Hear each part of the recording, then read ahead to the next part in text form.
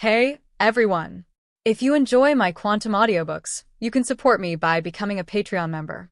Your support helps me keep creating, and you'll get exclusive perks. You can also access my audiobooks directly through Google Drive. Check out the link in the description. Now, let's get started. Whoosh! A sound of breaking through the air was heard, and a huge body fell from a great height like a meteor. It made a deafening sound when it hit the ice.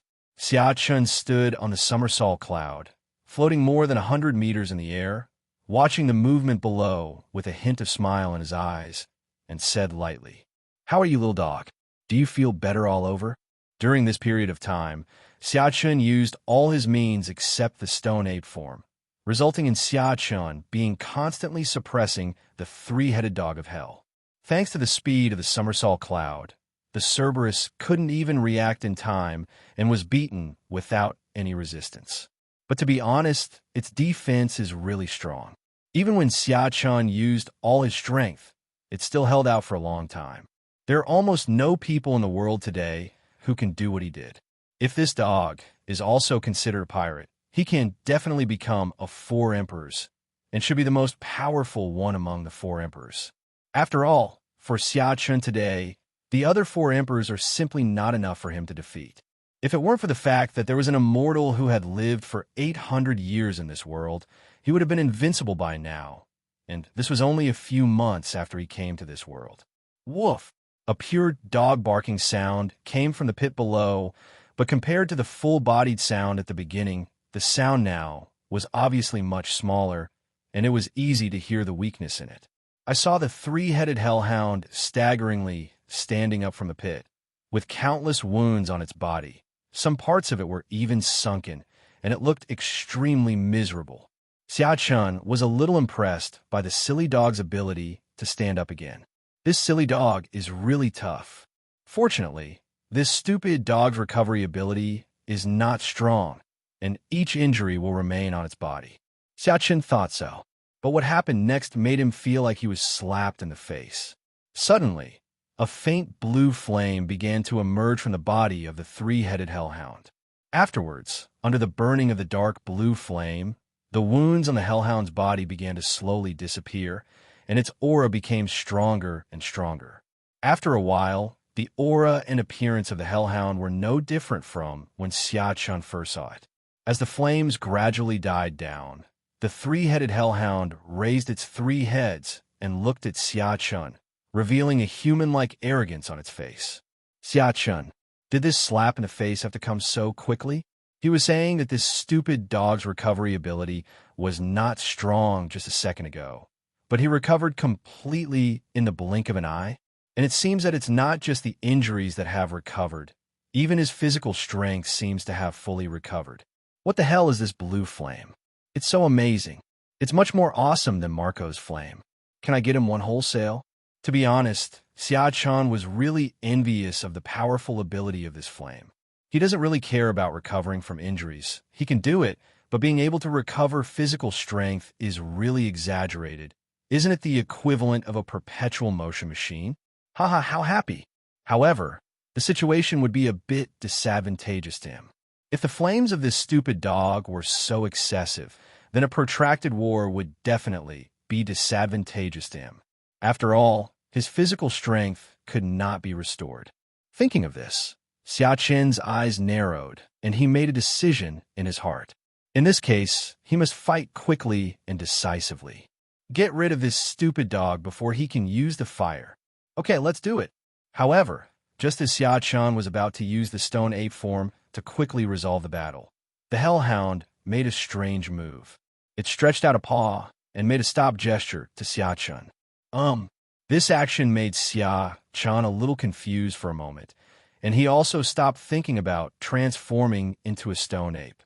He knew that this silly dog could understand human language, so Xia-Chun looked at it and asked tentatively, "You mean you don't want to fight anymore?" Woof!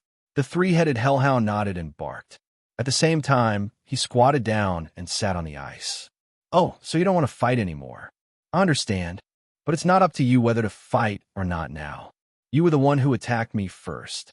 Now you want me to stop? You're dreaming. I'm telling you, I'm going to eat dog meat today." Xiachen narrowed his eyes and said lightly, "If he doesn't want to fight, then he doesn't have to fight? How is that possible? If this stupid dog is stronger than him, then Xiachen won't continue to cause trouble if the other party doesn't want to fight. But the problem now is that he is better than this stupid dog. Whether a man can bend and stretch or be resolute depends on the strength of the other party. Now the situation is very clear. The advantage is in his hands. He is not afraid of anything. Just go for it. Woof! Woof!" Seeing that Xiachen was still planning to attack, the three-headed hellhound barked twice. Then he opened his mouth and spit out something emitting golden light. After this thing appeared, it flew straight towards Xiachen. Xiachen subconsciously built a protective shield in front of him, then looked twice and found that the object emitting golden light did not seem to be an attack, because Xiachen didn't feel any energy fluctuations from above. But Xiachen did not take it lightly and did not remove the protective shield in front of him. However, what happened in the next second made Xiachen's eyes widen. He saw that the object actually passed through his defense shield directly without any obstruction in between. For a moment, a layer of cold sweat broke out on Xiachen's forehead. Is this thing so weird? But this thing was just like what he had felt before. It had no ability to attack at all. After passing through the protective shield, it slowly came in front of Xiachen, and then just floated quietly in the air. A hint of doubt flashed across Xiachen's eyes. After hesitating for a moment, he slowly stretched out his hand. The moment it touched the object, it suddenly released a golden light that shot up into the sky, illuminating the surrounding darkness. For a moment, the surroundings were as bright as day. Xiachen was dazzled by the light and could hardly open his eyes. The golden light lasted for more than 10 seconds before slowly dimming and finally turning into a black object. But there was no light. Xiachen looked at the thing in his hand with some doubts. After looking at it for a long time, he murmured, "What fragments of what are these?" Don't ask Xiachen why he came to such a conclusion. It's because this thing has a completely irregular flat shape and doesn't look like a complete thing. But what puzzled Xiachen was, why is this thing emitting such a strong golden light, even though it is obviously black? Is it just to show off? It looks good because it glitters? I don't know why this thought popped up in Xiachen's mind, and he feels that this is most likely the reason. After taking a few more glances at the thing in his hand, Xiachen put it into the system space. If this thing is really a fragment of something, then we will definitely be able to find other parts on this island, and then we will know what it is. After doing all this, Xiachen looked down again, but it was empty now, not to mention the three-headed dog of hell. Even the door disappeared, and the ice on the ground turned back into black fog, as if nothing had happened. If it weren't for the fragment lying in the system space, Xiachen would have thought that nothing had happened. But at this moment, he only wanted to say one thing. Today's plan to eat dog meat is ruined. Xiachen stood on the somersault cloud, took out the map he got from Morgan's, and looked at it carefully. If the door just now is the door to the underworld, then this is where I am now. Xiachen's eyes fell on a certain point on the map, and he murmured softly, "Looking at it this way, the next nearest place is..." Xiachen's eyes moved on the map and then stopped at a certain place. Blood Fault. The moment Xiachen saw this name, a scene emerged in his mind. There were 3 people coming to a blood-red waterfall, and during the climbing process, 2 of them were frozen in place, but the other protagonist didn't feel anything at all. What he was about to explore, Gold Saint. Just kidding, this was actually a scene described in another anime he watched in his previous life. It just suddenly occurred to me. I wonder if the blood waterfall here is any different from the one he saw in the anime. Of course, there definitely can't be any Gold Saints, otherwise Xiachen would report them for intrusion. With this in mind, Xiachen put the map into the system space, identified a direction, and rushed in that direction. Not long after, Xiachen saw his destination from afar. There's no way. This blood waterfall is too conspicuous. You're the only red thing in the black fog. It's hard to spot you. And the most striking thing is a giant tree of the blue sky. A second later, Xiachen arrived in front of the blood-red waterfall. The land is still made up of black fog, forming a shape similar to a mountain. Then, at the top of the mountain, a blood-red streak spread down from it, stretching across the black fog, looking particularly shocking. And Xiachen also discovered that this so-called waterfall was not water, but mist, only it was red and flowing. At the top of the blood-colored waterfall was the huge willow tree that had shocked Xiachen just now when he saw it from a distance. Now that he has come forward to see it, Xiachen is even more shocked. Looking up, you can't see the treetops at all, as if it is connected to the sky. Countless willow branches hang down, and even though there is no wind, they keep dancing, giving people an indescribable sense of shock. Xiachen couldn't help but sigh like this, and then he seemed to suddenly think of something, and the expression on his face froze. No wind, but it can move? The moment this thought appeared in Xiachen's mind, he felt a strong wind coming from behind him and subconsciously dodged to the side. The next moment after he dodged, an extremely huge willow branch swept past the place where he had just been.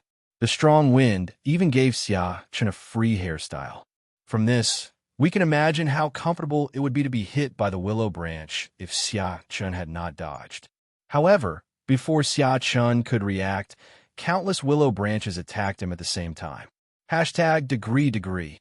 Xiachen only had time to make an expression before he was stuck in a situation of dodging continuously. These willow branches came towards Xiachen like a violent storm, with no intention of giving Xiachen any time to breathe. But it doesn't work. If Xiachen relied on his own speed to face these attacks, he would be exhausted because these attacks were too dense and extremely fast. But he is cheating. It's said that he is invincible with the somersault cloud at his feet. Xiachen's figure kept flashing in the air. Even though the attacks of these willow branches were extremely violent, they still couldn't touch even a hair of Xiachen. This continuous attack lasted for half a quarter of an hour. Xiachen stood on the somersault cloud, his face not red, and he was not out of breath, just like a normal person, without any consumption at all. On the other hand, the willow branches of the huge tree opposite were dancing up and down, as if tired. Watching the scene, Xiachen inexplicably felt as if there was a person standing in front of him, breathing. But it's not that far off, actually. From the attack, just now, Xiachen could see that this tree also had its own consciousness and could be called a tree demon, human and beast. A tree, a monster. After having its own consciousness, it doesn't make much difference whether it is a tree or a human, just like the tree zombies created by Moria's fruit ability or the trees created by Big Mom. In fact, in some aspects, they're no different from humans. Of course, only in some aspects related to racial reproduction, the difference is still very large. This racial boundary is still a bit difficult to cross. Okay, let's get back to business. Xiachen's eyes fell on the tree, and a playful smile appeared on the corner of his mouth. Not surprisingly, this tree is the boss of the Blood Waterfall. That's right, Xiachen felt that his current behavior was no different from running around and fighting bosses in the game. Every time he arrives at a place, there's a boss waiting for him to conquer. After conquering, he can get rewards. It's basically the same routine.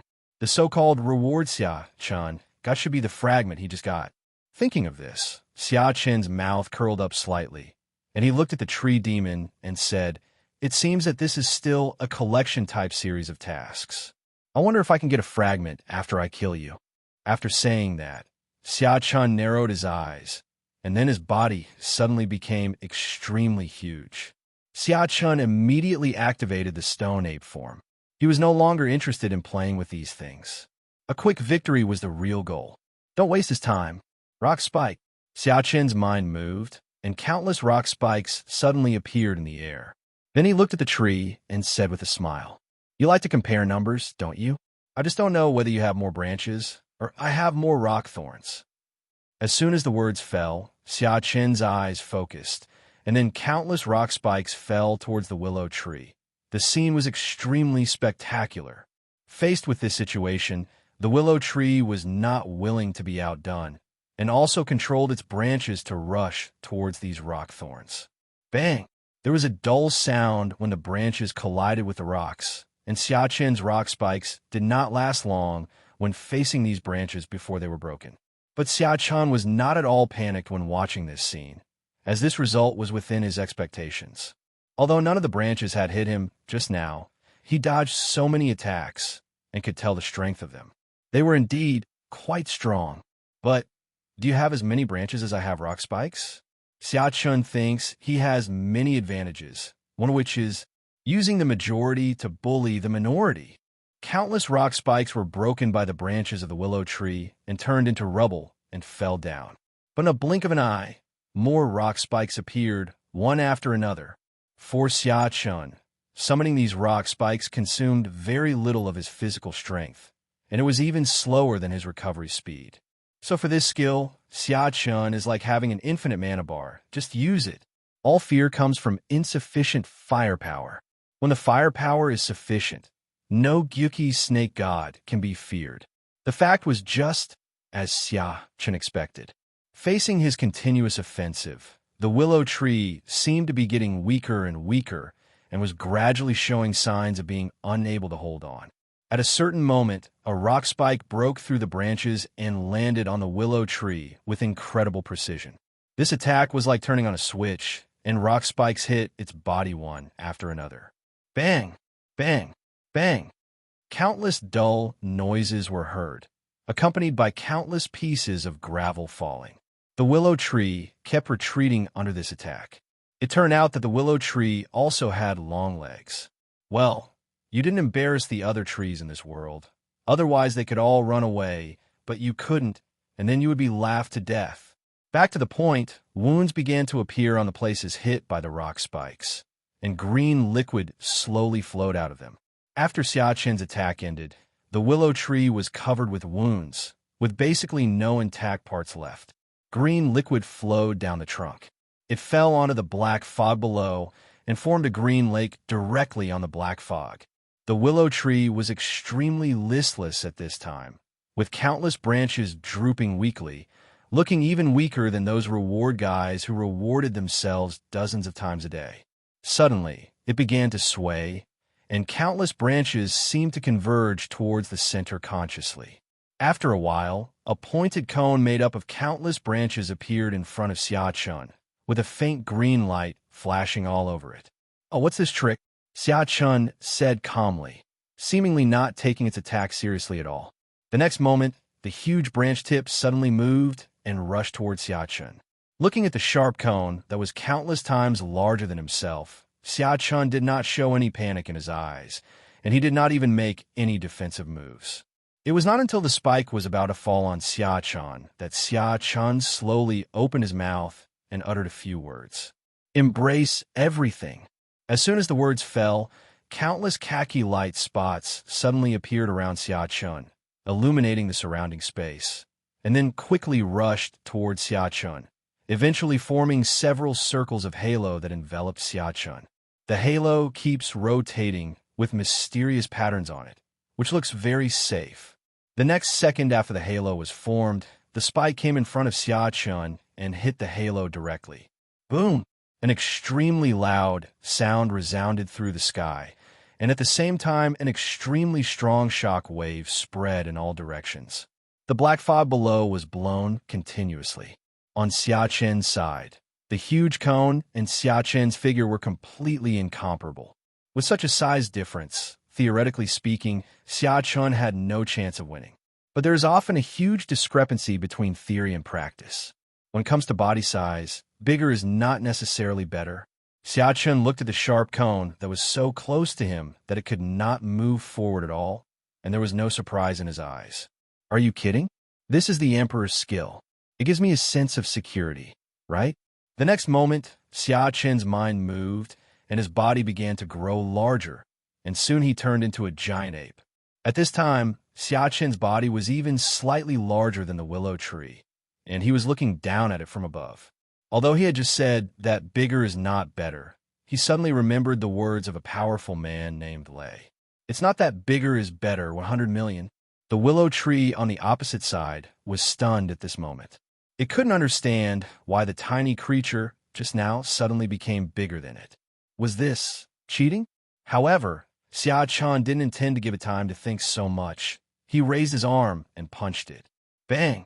A powerful punch hit its trunk directly, sending its huge body flying. Xia Chen didn't give it a chance to catch its breath and continued to rush towards it. Bang! Bang! One after another, dull sounds were heard, and countless fists fell on it. Xia Chen's violent attack lasted for a full minute. A minute later, the bark of the willow tree had been knocked off a lot, revealing the inside, and countless branches were broken in half, making it look very miserable. After Xia Chen knocked it to the ground with one punch again, he did not continue to attack. Instead, he took a step back, raised one hand, looked at the willow tree under him, and said lightly, "Everything moves in the sky." In an instant, a huge hole suddenly appeared in the sky behind Xia Chen, and then an extremely huge meteorite slowly emerged from it. Then Xia Chen waved his hand lightly, and the huge meteorite smashed towards the willow tree below. Before it got close to the willow tree, the strong wind carried by the meteorite had already caused the black fog below to surge continuously, forming a hollow in the middle. The next moment, boom! The meteorite landed on the willow tree with a huge roar and continued to smash it downwards. Layers of black fog were constantly being broken. When all the noise died down, the willow tree had disappeared, leaving only a huge circular pit below, which was pitch black and bottomless. Xia Chen glanced at him calmly, and then his body began to shrink, but did not return to its original appearance. He was planning to go to the Valley of Winds right away. If there was still a boss, he would just fight it quickly. As for this tree demon now, sorry, it can survive. Xia Chen has the same last name as it. As expected, there was silence for more than 10 breaths, and there was no movement at all, until, call out. A dazzling golden light burst out from the pit, and the light became brighter and brighter. Xia Chen, who had seen similar scenes before, was not curious about this one, but it just confirmed one of his guesses. It's really a collection task. After a while, the object emitting golden light floated in front of Xia Chen. The moment Xia Chen stretched out his hand to grasp it, another burst of extremely strong golden light emanated, but Xia Chen had already closed his eyes in advance. Are you kidding me? How could he fall in the same place twice? When the golden light faded, there appeared another fragmented object as expected. Seeing this, Xia Chen took out the fragment he had obtained before from the system space. The moment the fragment came out, there seemed to be some magnetic force between the two fragments. They actually flew directly towards each other and then merged together. As expected, there was another flash of golden light. When the light faded, the fused object appeared in front of Xia Chen. The moment he saw this object, although it was still incomplete, Xia Chen could tell at a glance what its complete form was. A sword, a mini black sword. Although there are still missing fragments, the hilt and part of the sword body have appeared. Only a part of the sword body and the tip of the sword are missing. According to Xia Chen's estimation, at most 1 or 2 more fragments would be needed to piece together a complete sword. By the way, this was the first time he saw a sword in the pirate world. Before that, he had only seen knives, but never a sword.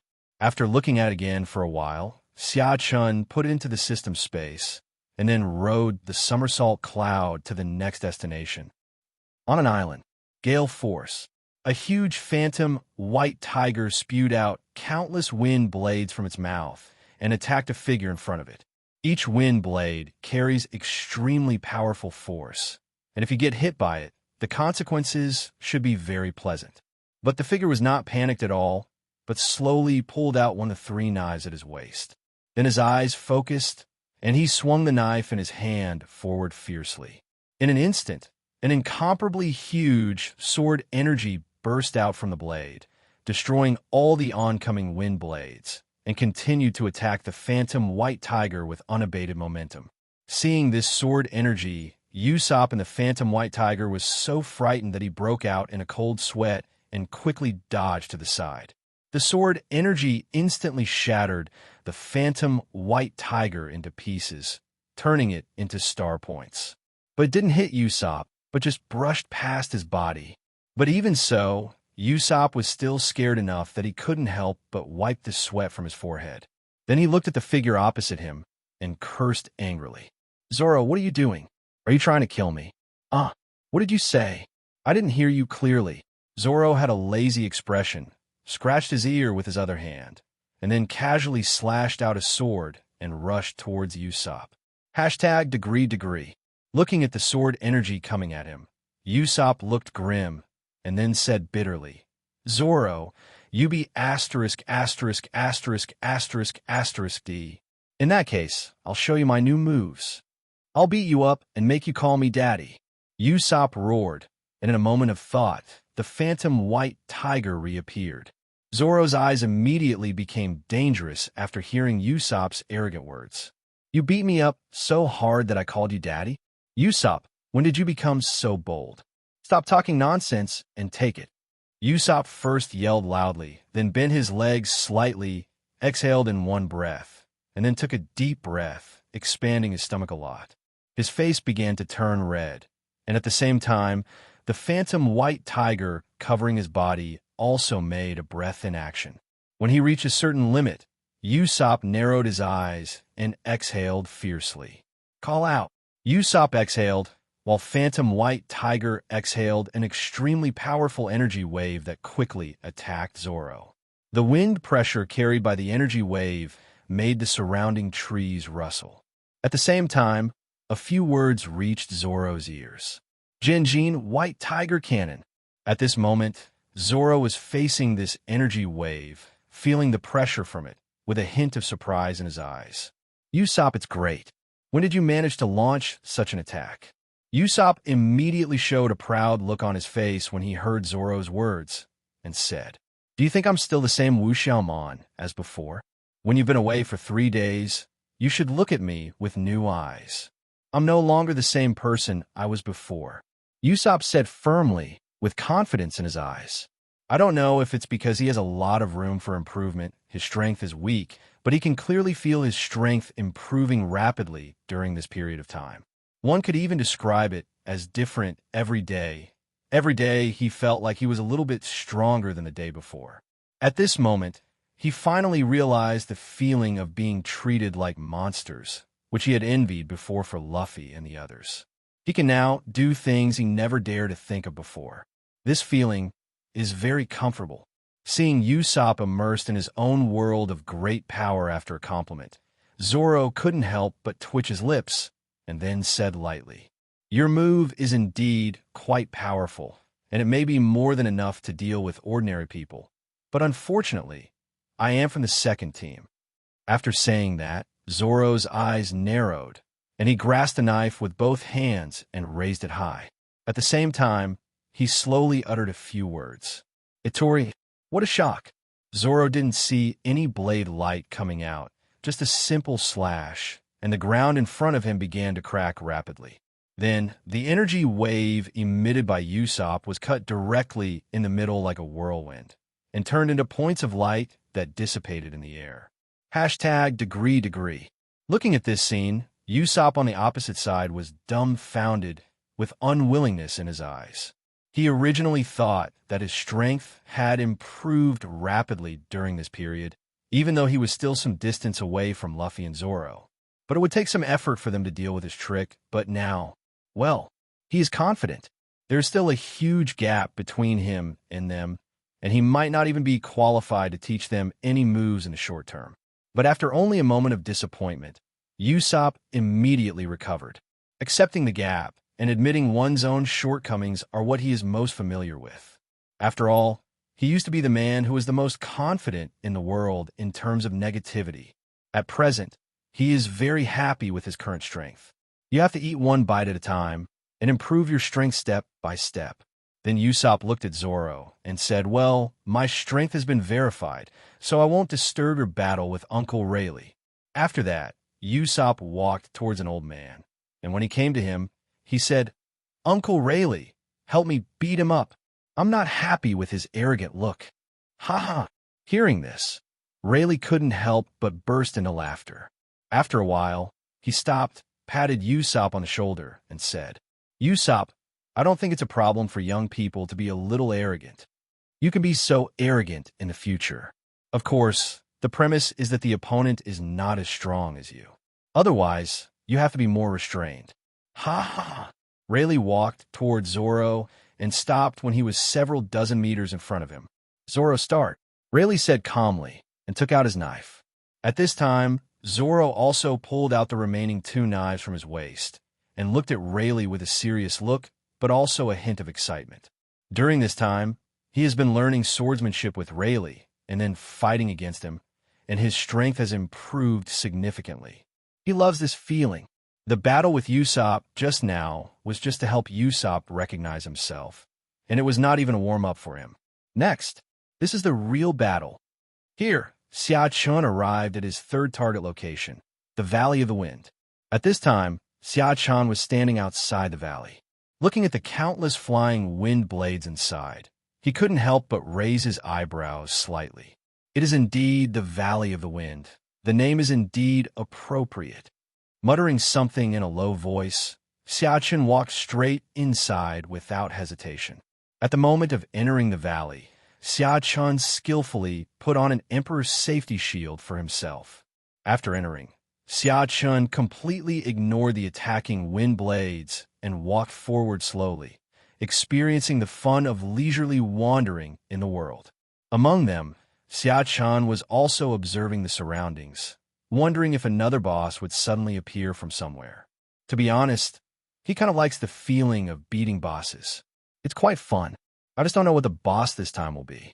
If nothing unexpected happens, it should be another weird thing. The first time it was a dog, the second time it was a tree. Neither of them were normal things. However, after Xia Chun walked for a few minutes, there were only wind blades around him, and he didn't see even a hair of the boss. That doesn't make sense. Xia Chun stroked his chin with some confusion. According to his past experience, whenever he arrived at these places, the bosses would rush over like they were reincarnated. Why is it so quiet this time? With such doubts, Xia Chun walked for another 10 minutes and walked out of the valley full of wind blades, but still saw nothing. Xia Chun looked back at this so-called Valley of the Wind, and several question marks appeared in his head. Where's my boss? Where's my fragments? Where do they go? Before Xia Chun could think too much, a fierce golden light suddenly erupted in the valley, and then a golden object slowly rose high into the sky above the valley. Then it turned into a stream of light and came in front of Xia Chun. Looking at this familiar scene, Xia Chun was a little confused and then subconsciously took out the fragments he had collected before from the system space. The moment the fragment was taken out, the familiar scene appeared again, and there seemed to be gravity between the two, rushing towards each other. There was another flash of golden light, and when all the noise disappeared, a complete black mini-sword appeared in front of Xia Chun. There is no gap anymore. The air was silent for a few seconds. Xia Chun looked at the scene in front of him in silence, somewhat speechless.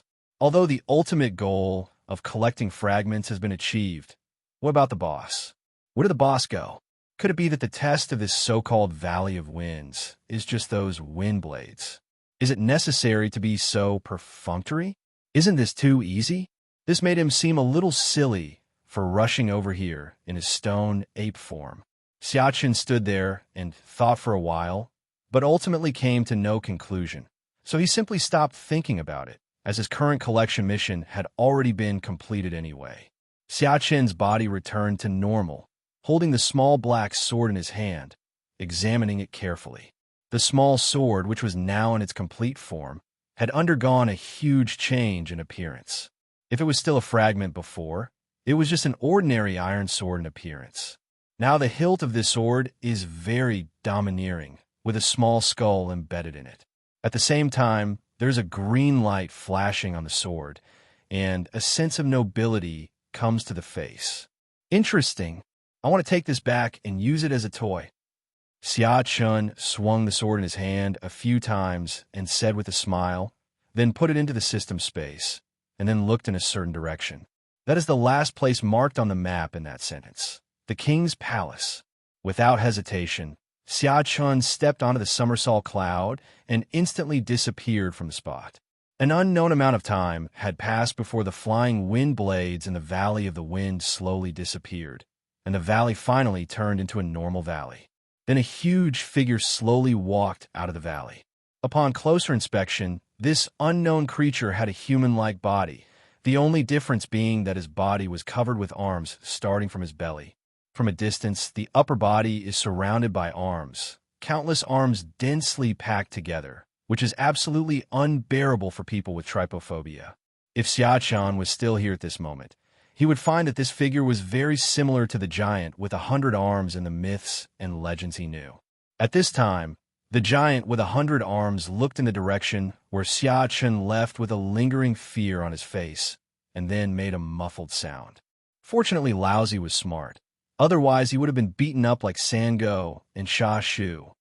And the next second after this voice was heard, two voices came from beside him one after another. Bye-bye. If you have the guts, call me Singo again and see if I can bite you to death. That's right. Bye-bye, you're really itching for a fight. Is it because you haven't been whipped by me for too long? A door and a vortex appeared on the left and right sides of the 100-armed giant, and then the three-headed dog of hell and the dryad emerged from them respectively. However, the tree demon at this time was not as huge as before, but was about the same size as the three-headed dog of hell. Sango, you're just barking here because you have so many heads, but have you forgotten that I have 100 arms? Do you want to touch them? The 100-armed giant looked at the three-headed dog of hell and said with disdain, What did you say? The Cerberus grinned at the Hecatonchus, and at the same time, the Hecatonchus turned to look at the Cerberus, and both of them made attacking gestures at the same time. What are you two doing? You have nothing to do, right? The willow tree next to them said bluntly. If Xiachan was here at this moment, he would definitely be extremely surprised. You know, when he was fighting with the Cerberus and Willow, neither of them spoke to each other. The three-headed hellhound was okay. At least it barked a few times, but Willow really didn't make any sound at all. And shouldn't Willow have been killed by him? It turns out that it's not that they can't talk. They just don't talk to him. If Xiachan knew about this, he would definitely kill these two bastards again. He looked down on him, didn't he? He didn't even say a word to him. After Willow spoke, the three-headed hellhound and the 100-armed giant stopped their actions at the same time and said at the same time, Since Silly Tree has spoken, I will give you a favor. The two said exactly the same thing. Even their tone and intonation were exactly the same. Both were contemptuous and a bit disdainful. When the willow tree nearby heard the two calling each other silly trees, an idea came to its mind. How about doing both of these here? After thinking about it, it gave up the idea. Forget it. They're all immortal here. Even if they fight, it will just be looking for trouble. That's right, the willow trees did die when Xiachen's last meteorite hit them. But they're all immortal here, so they came back to life soon. The flame that seemed to be healing the hellhound was actually the flame that killed it. It had already died once at that time, and its body slowly recovered afterwards, giving Xiachen the illusion that it could recover both its injuries and its strength. So in fact, the three-headed dog of hell and the 100-armed giant were just pretending to fight. Otherwise, they would not have backed down as soon as Willow said so. For them, fighting is just looking for something to do. Suddenly, the three-headed dog of hell looked at the remaining two and said, Do you think this human has a chance of getting the king's approval? Upon hearing this, Willow and the 100-armed giant fell silent. After a while, Willow said calmly, I can only say that there is a great chance. We have been in this world for such a long time, but there are only a few people who can show the true face of our island. Even if most people find this place, they will only see an ordinary island. They are not qualified to be tested by us. None of the people who took the trial before had the strength of this person. In fact, most of the time, we had to let him go or even let the sea go to give him the opportunity to meet the king. But this person is different. He has a kind of...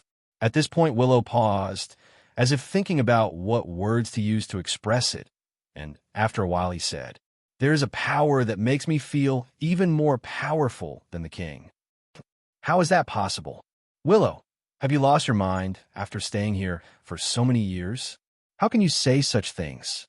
The 100-armed giant said bluntly. If you ask him to believe Xiachan, he does believe it. Otherwise, he would not have given a last piece to Xiachun without even fighting. But to make him believe that there is a power in this world that is more powerful than the king, that's impossible. In his eyes, the king is the most powerful, no doubt about it. The three-headed hellhound on the side also retorted, "Lu Shu, you can fool Bai, a rookie who has never fought with this human, with these words, but you can't fool me. It's not like I haven't fought him before. I've never felt any power from him that's stronger than that of a king." It would have been fine if the hellhound didn't speak, but once it spoke, Willow cursed at its face. "Was he hitting you at the same level as when he hit me? Have you ever been hit by a meteorite that big? If not, then stop complaining." It was at the moment when he used his last move that I felt a force that frightened me. It was a force that was indescribably powerful. Hearing Willow's firm words, the Cerberus and the 100-armed giant could not help but fall silent. In terms of perception, Willow was definitely the strongest among the three of them, and was much stronger than them. Since it says so, then, the three of them could not help but look in the direction of their king's palace. They were all silent, and no one knew what they were thinking. On the other side, Xiachun also arrived at his last destination on the island after a period of time. Xiachun stood quietly in front of the extremely magnificent palace, looking around curiously. I saw that this palace was not as magnificent as I had imagined, but was completely black. No one knew what material the palace was made of, but occasionally flashed a dark luster, but it did not give people a gloomy feeling. On the contrary, the moment people see it, they feel it is extremely magnificent and domineering. After looking around, Xiachun's eyes fell on a huge door in front of him. The door was also made of unknown material, and was carved with something familiar to Xiachun. That's right, it was the three-headed hellhound and the willow tree he had just fought, in addition to which there was also a giant with 100 arms. The three of them were standing on the left and right, jointly guarding a man sitting on the throne in the center. The man's face could not be seen clearly, but just from the shape of the sculpture, he exuded an indescribable dominance. For a moment, Xiachun thought of many things through this carving. For example, the boss he should have encountered in the Valley of Wind just now should be the giant with 100 arms mentioned above. But for some reason, he did not encounter it. The identity of the domineering man standing in the center is revealed, Pluton Hades. At the same time, Xiachun also saw a recessed pattern in the middle of the door, and that pattern corresponded to... Xiachun's mind moved, and a small black sword emitting a green glow appeared before his eyes. As soon as it appeared, it suddenly burst into a golden light, and then slowly floated towards the door. Finally, it fell on the pattern in the center of the door. The two fit together perfectly, as if they were originally one. Then the door suddenly burst out with a strong black light. Fortunately, Xiachun's eyesight was good. Otherwise, he would have had problems with his eyes if he had been flashed by the golden and black light from time to time. As the light gradually faded, the door also slowly dissipated like sand. Seeing this, Xiachun couldn't help but raise his eyebrows. It was the first time he saw such a gate of opening. There was no door at all. Xiachun stood there for a few seconds before stepping forward. As soon as you step into the palace, what comes into view is an endless sea of bones, with countless bones spread on the ground. It contains bones from many creatures and from all parts of the body. At this moment, a magical scene happened. The door that had just disappeared reappeared. Most people would be a little panicked if they were faced with a situation where their escape route was blocked, but Xiachun did not feel that way. Just because he had a backup plan, the reason why he paused outside just now was to create a clone. With the ability of his clone and original body to swap positions, he was not panicked at all. Xiachun looked forward, where there was the only other thing in this place besides bones. A high platform. There is a throne on the high platform, and on the throne there is a dark shadow, but there is no movement at all. With great skill and courage, Xiachun did not hesitate. He jumped onto the somersault cloud and appeared on the platform in an instant. Although there are steps to climb up this platform, the problem is, does he look like someone who would come up to him obediently? Wouldn't that make him a vassal of Pluton? What a mess!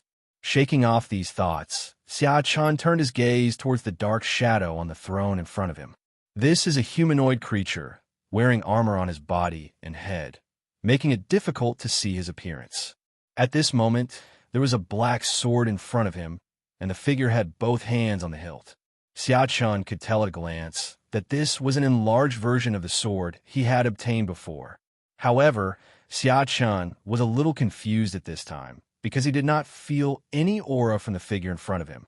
What Xia-Chan was talking about was not the breath of life, but the breath of this thing, this object. This ability is due to his piercing eyes. Even a stone or a tree has its own unique aura in his eyes. But now Xia-Chan didn't feel anything, really nothing at all. Just when Xia-Chan was still thinking about why this happened, the figure in front of him suddenly moved. Xia-Chan narrowed his eyes and looked at him without any movement, with an indifferent look. It's just the Emperor's safety shield on the outside of the body. It's harmless. After using this skill many times, Xia-Chan no longer needs to transform into a stone ape to use this skill, and can use it in normal state. At this point, Master, don't be afraid of the shield, and you will retire gloriously. After all, the skills he created himself were not as strong as this inherent ability. After feeling safe, Xia-Chan quietly watched what was happening in front of him. The figure's body began to tremble slightly, and then his head slowly rose up.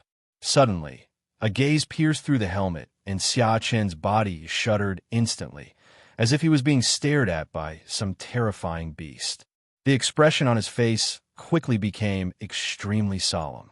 Then the figure began to stand up slowly again, during which time Xia-Chan's eyes never left him.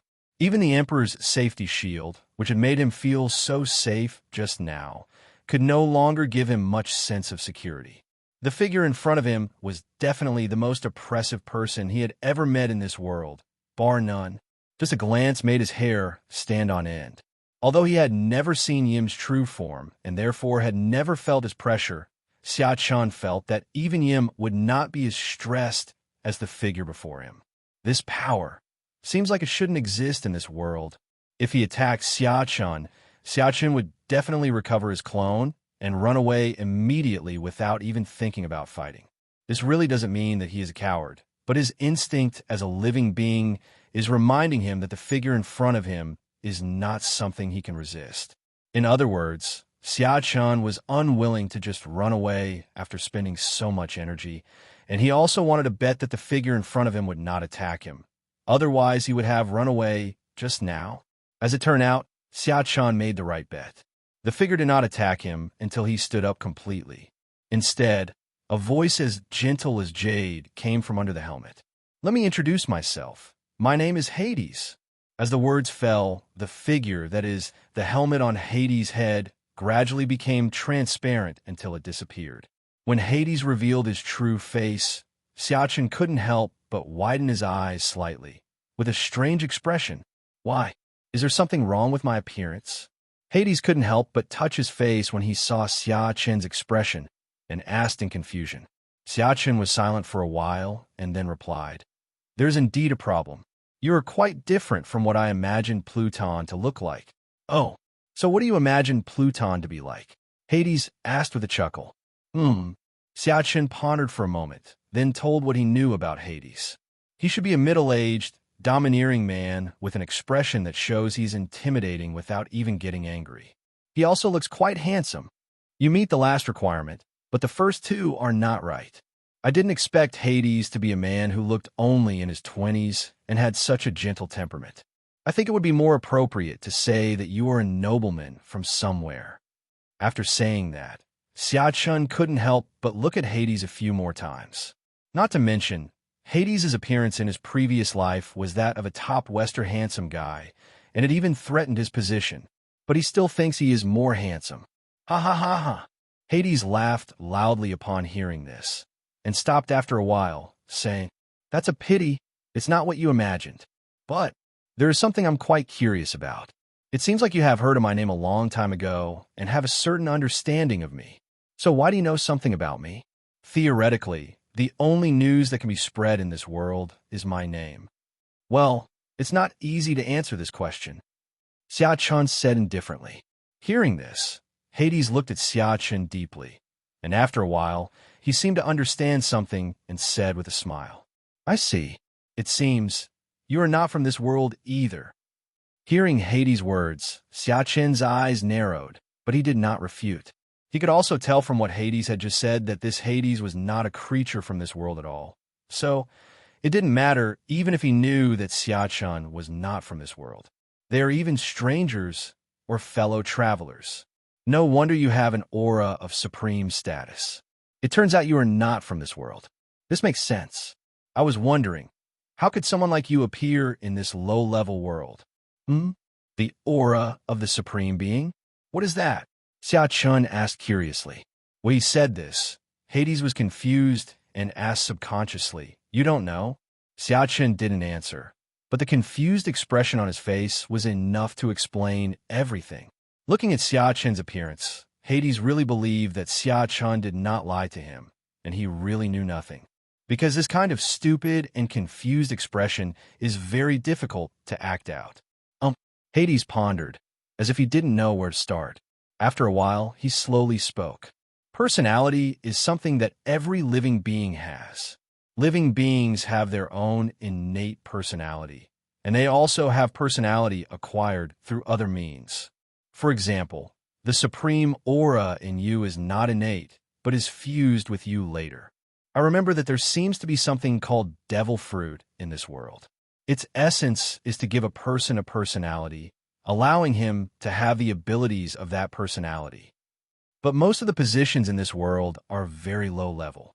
Only 2 positions give me a barely acceptable feeling. After saying that, Hades slowly spread out his hands, and then a devil fruit instantly appeared in his hand, and he said, "After my power fragment fell into this world, it became a unique character here due to the influence of the rules of this world. This is what this world calls a devil fruit. Once people in this world eat this devil fruit, they can gain a small part of my abilities, but they are not that strong. After all, this is just a fragment of my power. It's impossible to say how strong it is. But no matter how weak I am still a little stronger than the 2 strongest people born and raised in this world. I still have this confidence." At this point, Hades showed a proud expression on his face, but he immediately changed the subject. "But I didn't expect that one of the most powerful people in this world actually absorbed the fragments of Zeus and Athena's power. It seems that the will of this world is helping him. Otherwise, he would not be able to absorb the power of Zeus and the others with his strength." Hearing this, Xiaqin's pupils shrank. He seemed to know what Hades was talking about as the strongest personages of the 2 worlds, Luffy's Nika fruit and Im's unknown fruit. These 2 are the 2 most powerful fruits in the world of pirates. After all, when he watched anime in his previous life, he didn't see anything about the Hades fruit. All that matters is that I'm as wary of Luffy, Nika, and to be more precise, Joy Boy. Im even calls Luffy Joy Boy instead of anything else, and he is extremely fearful every time he mentions Joy Boy. But now the pirate world is very strange. There are even some strange Hades fruits and the like. However, after hearing what Hades said just now, Xiaqin roughly guessed what the situation was. Hades and his companions, like him, did not belong to the pirate world, but came here for some reasons. Thinking of this, Xiaqin couldn't help but ask Hades, "So how did you come to this world?" No, we didn't come to this world. What came to this world was just a piece of power that was shattered during our battle. Of course, it can also be said that it is a fragment of our origin. About 1,000 years ago, an unprecedented war broke out among us main gods, and countless weak gods fell. Even our 12 main gods were also seriously injured. A corner of my origin was broken at that time, and then I came to this world somehow. But I can't recover the fragments of the origin scattered in this world, and the same goes for Zeus and Athena. In fact, we don't attach much importance to this origin fragment. Otherwise, Zeus and his fragment would not have been absorbed by the natives here. After all, if you take it, you can't take it back. It's the same as not having it. I also didn't pay much attention to this origin fragment before. I just let it develop as it came. I just asked 3 idle guys under my command to give a little of their power fragments to test the people in this world. Just like the tree you just smashed to death, it is one of them, and it is not dead just now. Like I said, it is just a fragment of their power. Plus, under the influence of my power, they are immortal here, and all I did was just to make a good connection. Facts have proven that my choice was not wrong, and now I have met you. At this point, Hades showed a hint of excitement on his face and looked at Xia Chun with burning eyes, as if he was looking at some beautiful woman. Xia Chun felt uncomfortable with this look and said speechlessly, "I don't like men." Hades was stunned for a moment after hearing Xia Chun's words, but then he reacted immediately and said with a smile, "Haha, sorry. I just saw that you were too interested. Xia Chun, let's get back to business. I have never brought my consciousness to this world before. It was not until I felt the breath of a supreme being that I communicated with this fragment of origin that I had not taken care of for who knows how many years. Project my consciousness over here. Although the fragments cannot be taken back, it is still possible to project my consciousness over here. But the problem is that once consciousness descends upon us, this fragment of the origin will soon vanish into thin air." Xia Chun stroked his chin, thinking about what Hades had said to him, and after a while he said, I think I understand. But I have another question for you. You asked. Hades smiled faintly. "Why can't my eyes see the aura on you?" After that, Xia Chun told him about how he could see the aura of anything. Hades was silent for a while, and then he said after a few breaths, "I feel that it is probably because your personality is too incomplete that it cannot exert its true power." Incomplete character? What does that mean? Xia Chun asked curiously. That is to say, your personality is not complete, just like my fragment of origin. It is only a tiny part of my original body. The only difference is that my origin fragment is about 1/10,000th of my complete origin, but yours may only be 1 in a billion or less. Hades replied uncertainly. "Forgive my short-sightedness. I have never seen a person of this level in you before. Just a glimpse of it made me feel extremely terrified. I can't even imagine how powerful this owner of a complete personality is. It's really a miracle that it can appear in this world. But your character is so incomplete that you may not be able to detect my aura." "Oh, so that's how it is." Xia Chun nodded thoughtfully. If his guess was correct, the person he possessed was undoubtedly that of the Monkey King's son Goku. If it was the great sage, it would be normal for Hades to feel extremely frightened. Although Hades is a well-deserved top powerhouse in his world, the gap between him and the Monkey King is still too big. There is no comparison at all. After all, the prehistoric world is the top world even among all the heavens, and the Monkey King is the best among them even in this world. So does his current situation belong to the situation of high quality and low quantity? Xia Chun suddenly felt a little lost, but only for a moment, and then he got over it immediately. Even if it is only a small part, he is still the Monkey King, an invincible existence in this world. Moreover, he has not yet developed the ability of the fruit to its fullest extent. If it is developed to its fullest extent, there may be some other changes. Then there is his system. The ability of the Monkey King fruit was given to him by the system, and to this day, the system is still a mysterious character. The fact that the ability of the Monkey King could be given to him, even if it was only a tiny bit, was enough to prove that this system was not simple. When he is checked in on all the plot islands and stands at the top of this world, he should be able to know the secrets of the system. Thinking of this, Xia Chun suddenly felt a little excited. It was a desire for the unknown and a longing for powerful strength. Hades' words made him realize that this world was not simple. Maybe there really was such a thing as the heavens and myriad worlds. The pirate world is just a very inconspicuous one among them.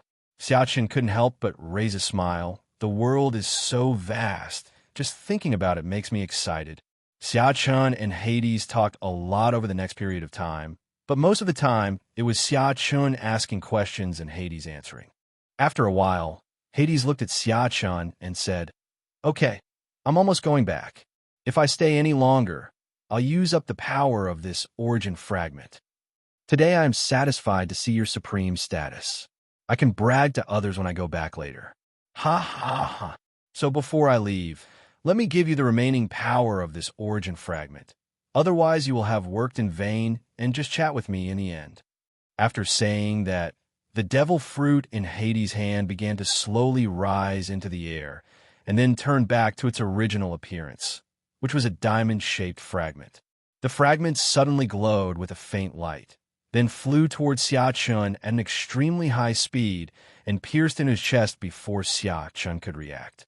Seeing this, Xia Chun couldn't help but be startled, but the system's prompt sound immediately calmed his slightly panicked heart. Ding! Low-level energy influx detected, improving fruit ability. Low-level energy? Xia Chun was a little confused when he saw the system prompts. It seemed that this system was indeed not simple. It actually called the energy contained in Hades' origin fragments low-level energy. It was a bit, I don't know how to describe it. Xia Chun could only look at Hades with a strange look. If Hades knew that the power he was so proud of was called low-level energy in the system, wouldn't his heart collapse? For Hades' sake, Xia Chun did not tell him about this.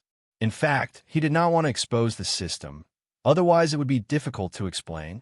Hades looked at Xia Chun's strange look and couldn't help asking, "What's wrong?" "No, nothing." Xia Chun smiled at Kaido. Although they had not spent much time together, he felt that Hades was an okay person. Of course, it might also be because of his personality. But no matter what, it is true that Hades is helping him now and is quite friendly to him, so there's no need to care so much. After all, no matter where you are, you have to have your own value before others will cater to you. This is a very normal thing. So, Xia Chun didn't think there was anything wrong with it. Okay, Hades didn't say much. At the same time, his body began to turn into dots of light and began to dissipate. Only one voice was left echoing in the place. If we have a chance to meet again in the future, we must reminisce about the past. Seeing the place where Hades disappeared, Xia Chun smiled faintly. Must. As soon as the words fell, the system prompt sounded in my mind again. Ding! The fruit ability has been upgraded. The Monkey King form has entered the second stage of evolution. Ice and Firestone Ape. Xia Chun was stunned when he saw this Ice Firestone Monkey. When did the Stone Monkey have the Ice Firestone Monkey? Xia Chun thought about it over and over again, but still couldn't figure out why there was this stage. Did he know that the Stone Ape was a fake one? Or did he simply not want him to become a great sage so quickly? Is it so abstract? After thinking for a while, Xia Chun still didn't understand what was going on, so he just ignored it and decided to take his time. He wasn't in a hurry anyway. Then Xia Chun focused his attention on his new form. After a while, Xia Chun roughly understood the capabilities of this form. In fact, it is very simple. Just like the name, it simply has two more abilities of ice and fire than the ordinary stone monkey form. The only difference is that the ice in this form is much more powerful than the ice in this world. It is the ultimate ice. Compared to his being, Akiji's being is no longer a younger brother, but a great-grandson. His fire was the same. It was not the fire that anyone could have, but the true fire of Samadhi. A replica version. Although it's not the real Samadhi fire, the imitation version is pretty awesome, isn't it? If the system said it was the real Samadhi true fire, Xia Chun would not believe it. Otherwise, it would be able to burn the whole world with just a little fire. Why is there a replica of Samadhi true fire? Did Monkey King borrow it from Red Boy? After thinking about it for a while, Xia Chun stopped thinking about it, because it was useless to think so much because his strength was not at that level yet. You will know it sooner or later. There is no need to rush. Now he just needs to understand that he has become stronger again. That's enough. Although he did not obtain the Hades fruit, his original goal, this time he improved the power of his existing fruits. Xia Chun felt that he had gained more. After all, he had no intention of eating another fruit. He was just simply interested in the Hades fruit. And now he met Hades again and learned the origin of this fruit, which broadened his horizons. For a moment, Xia Chun felt a little bit dizzy, and even felt as if he had transcended this world. After a few seconds, Xia Chun returned to reality. Okay, it definitely floated.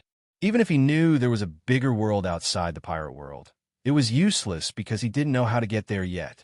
It is better for him to stay in this world for now. After all, he cannot even claim to be invincible here, let alone go to other worlds. If it was Emu in the original novel, then with Xia Chen's current strength, he would definitely dare to go straight to the door. Who is afraid of who? However, him in this world has now absorbed the origin fragments of Zeus and Athena, and his strength is definitely much stronger. Although Hades' origin fragments are low-level energy in the system, they're still very powerful for this world. So let him be patient for a while. And won't attack him now anyway.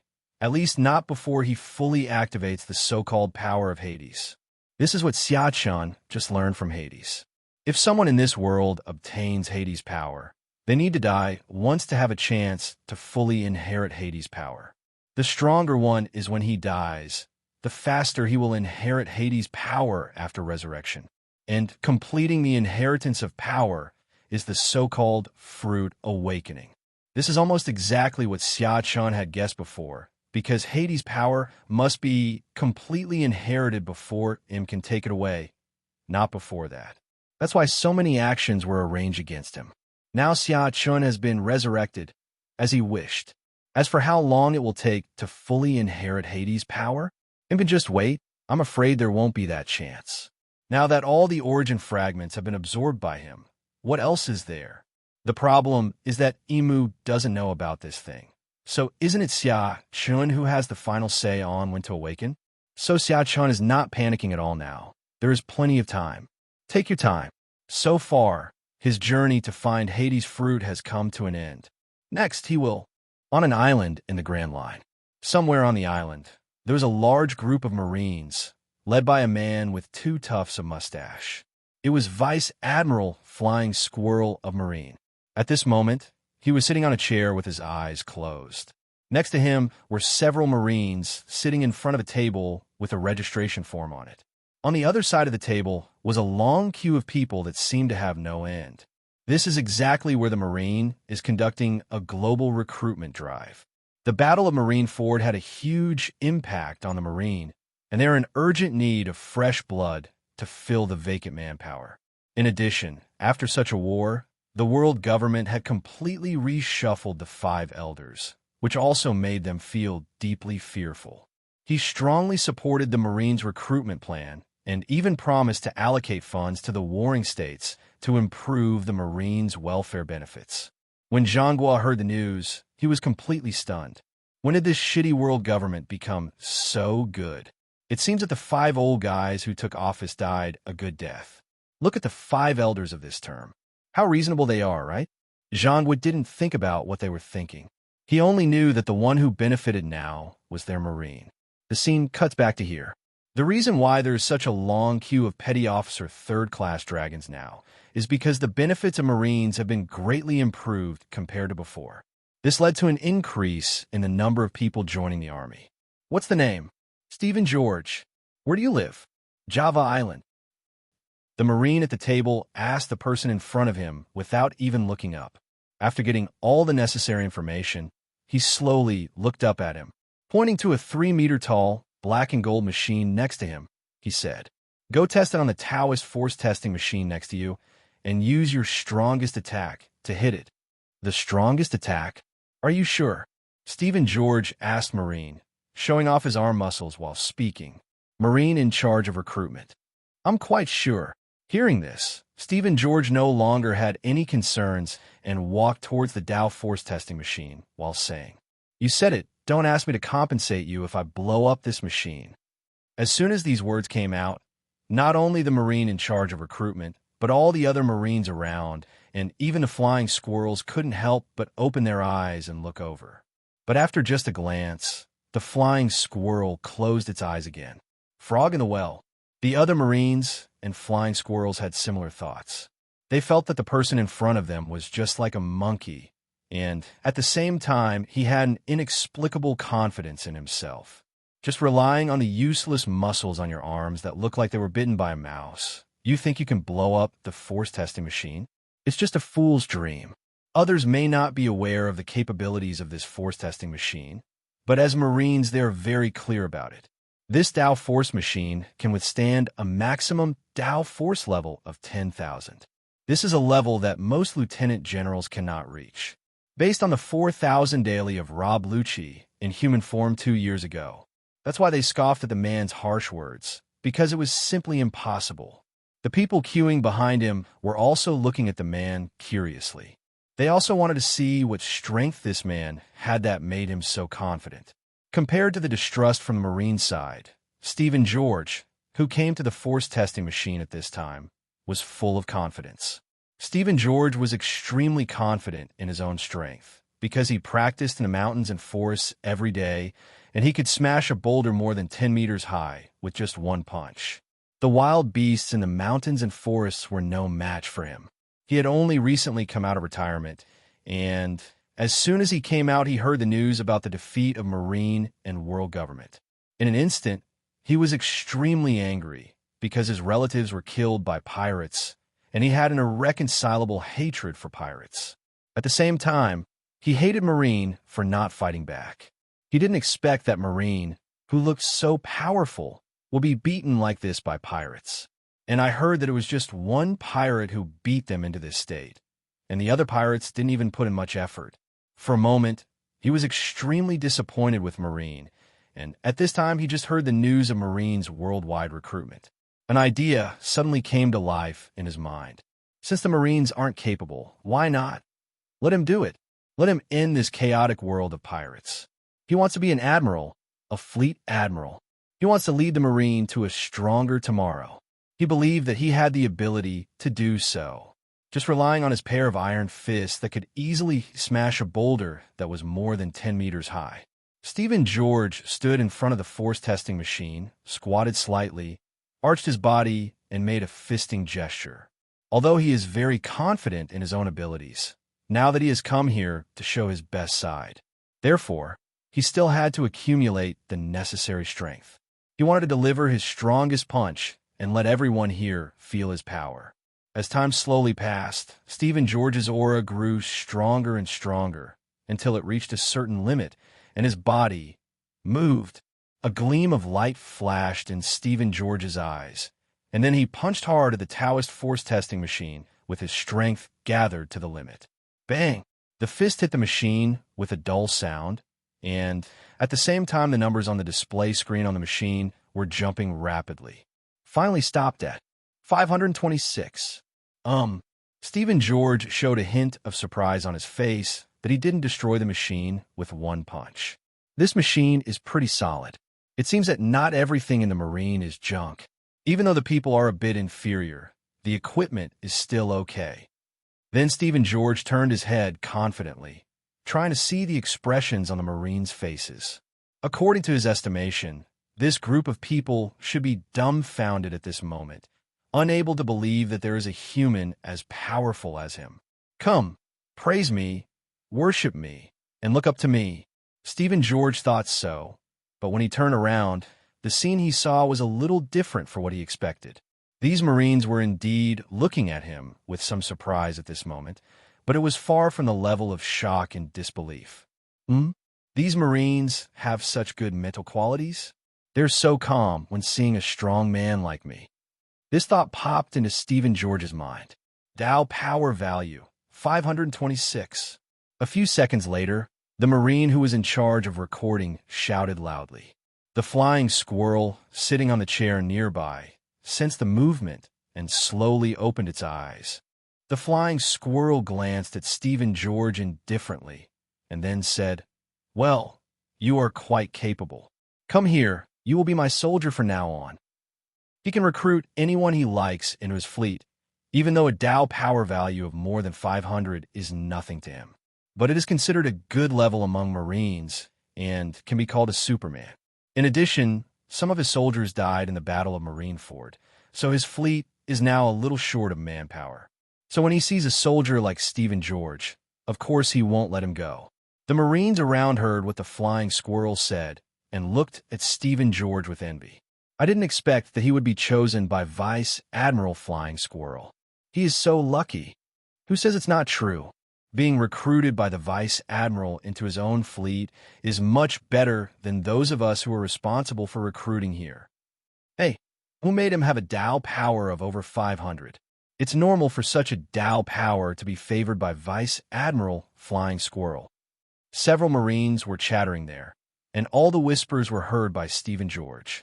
Although these were all compliments to him, he felt uncomfortable, especially when the Flying Squirrel closed its eyes again after saying a word. It made him even more unhappy. What do you mean? Lousy has a Tao power of over 500, and this is your reaction. Although he didn't know what level of Tao power of more than 500 was among Marines, he estimated that it would not be low. So theoretically speaking, these Marines should be praising him highly instead of being like this now. When he thought of this, he became even angrier. If a strong man like him could be treated unfairly, what other strong man would be willing to join the Marine? No wonder Marine was defeated by a pirate. It seems that Marine has long been a rotten thing on the inside. So he looked at the Flying Squirrel and said unhappily, "Hey, the guy sitting over there, they said you were a lieutenant general, right? What do you mean? Is this how you treat a strong man like me? No wonder you Marines are so desolate now." Stephen George didn't hesitate and spoke directly what was in his mind. In his opinion, these Marines were no match for him. So what if they were a little arrogant? The beasts in the forest would shrink back when they saw him and dare not fight him. What could these Marines do to him?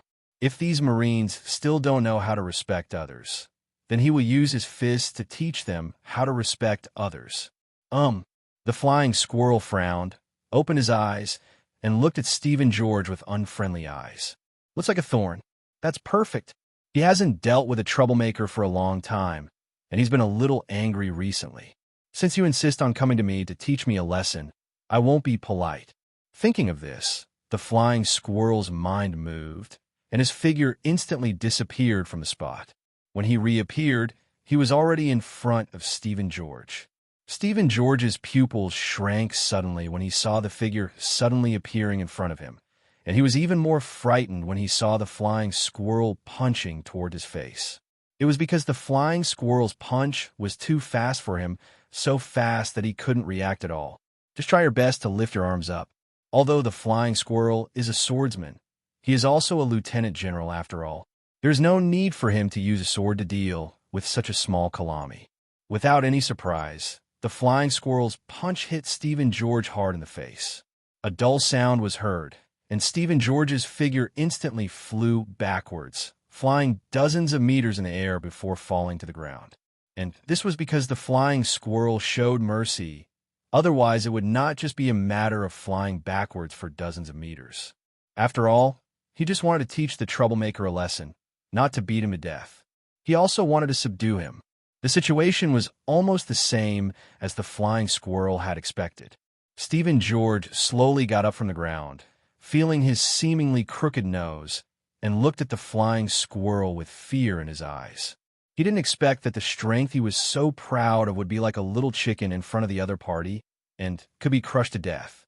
For a moment, Stephen George suddenly felt that his previous behavior was really like that of a clown. His face suddenly turned red, and he really wanted to find a hole to crawl into. After a while, Stephen George said nothing, but walked silently behind the Flying Squirrel. There was no longer the domineering and arrogant look he had before, and there was a hint of reverence in his eyes as he looked at the Flying Squirrel's back. Seeing this, the Flying Squirrel nodded with satisfaction, then walked over to the chair he had sat on before and sat down. After beating up Stephen George, he inexplicably felt much better. It seems that beating people is indeed one of the best ways to relieve emotions. He has been upset about losing to Zorro during the war, so he has been in a bad mood recently, but he is much better now. *******.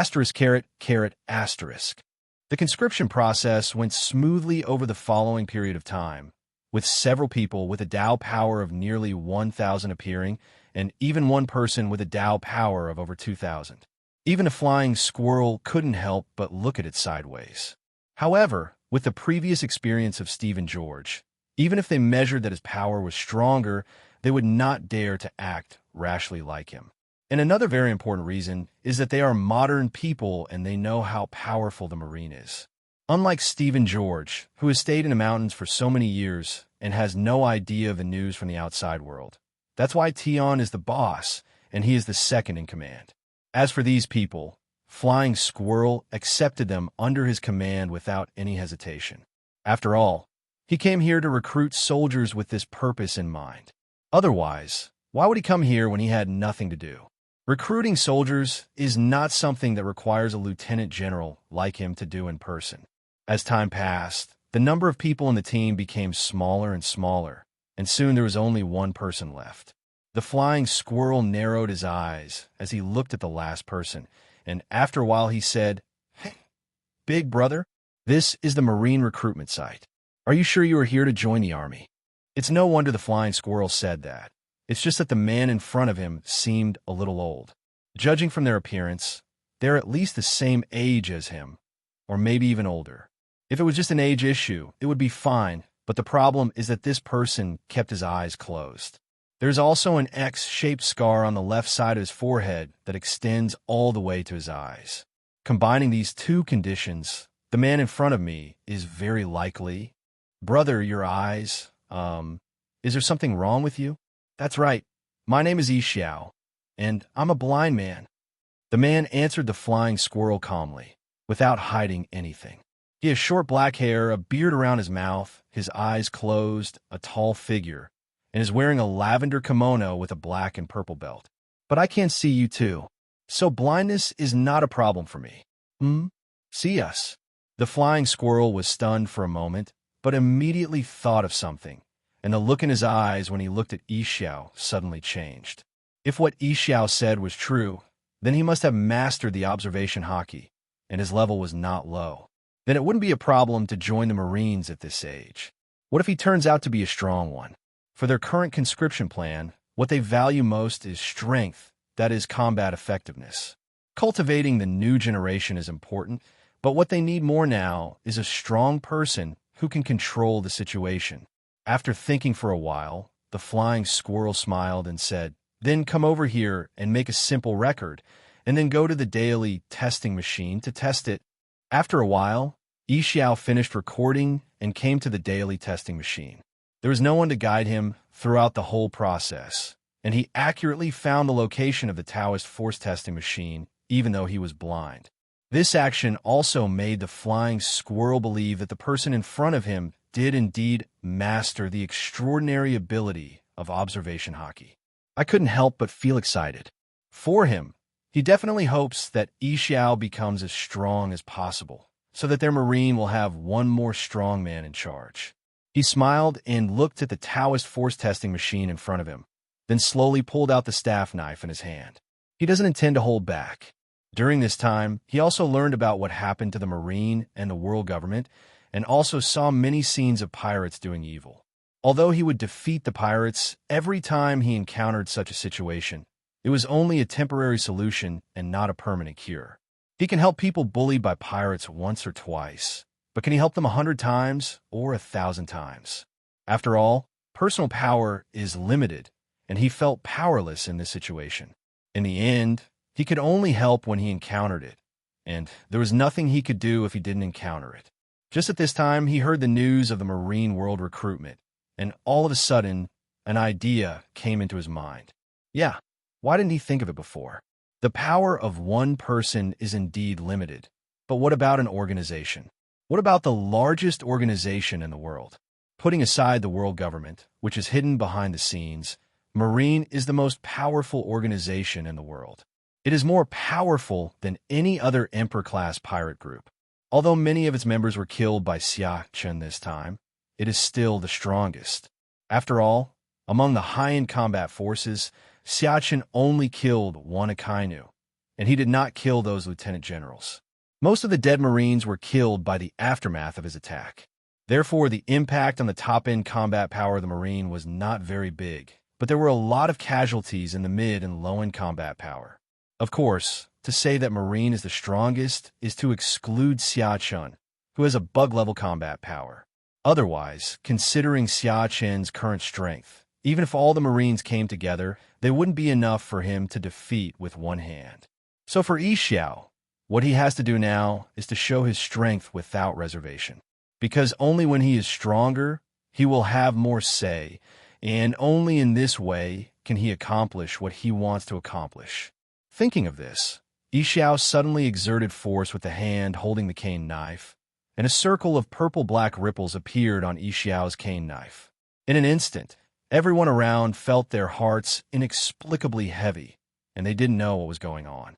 Only the flying squirrel was staring at Yi Xiao's cane knife with a flash of shock in his eyes.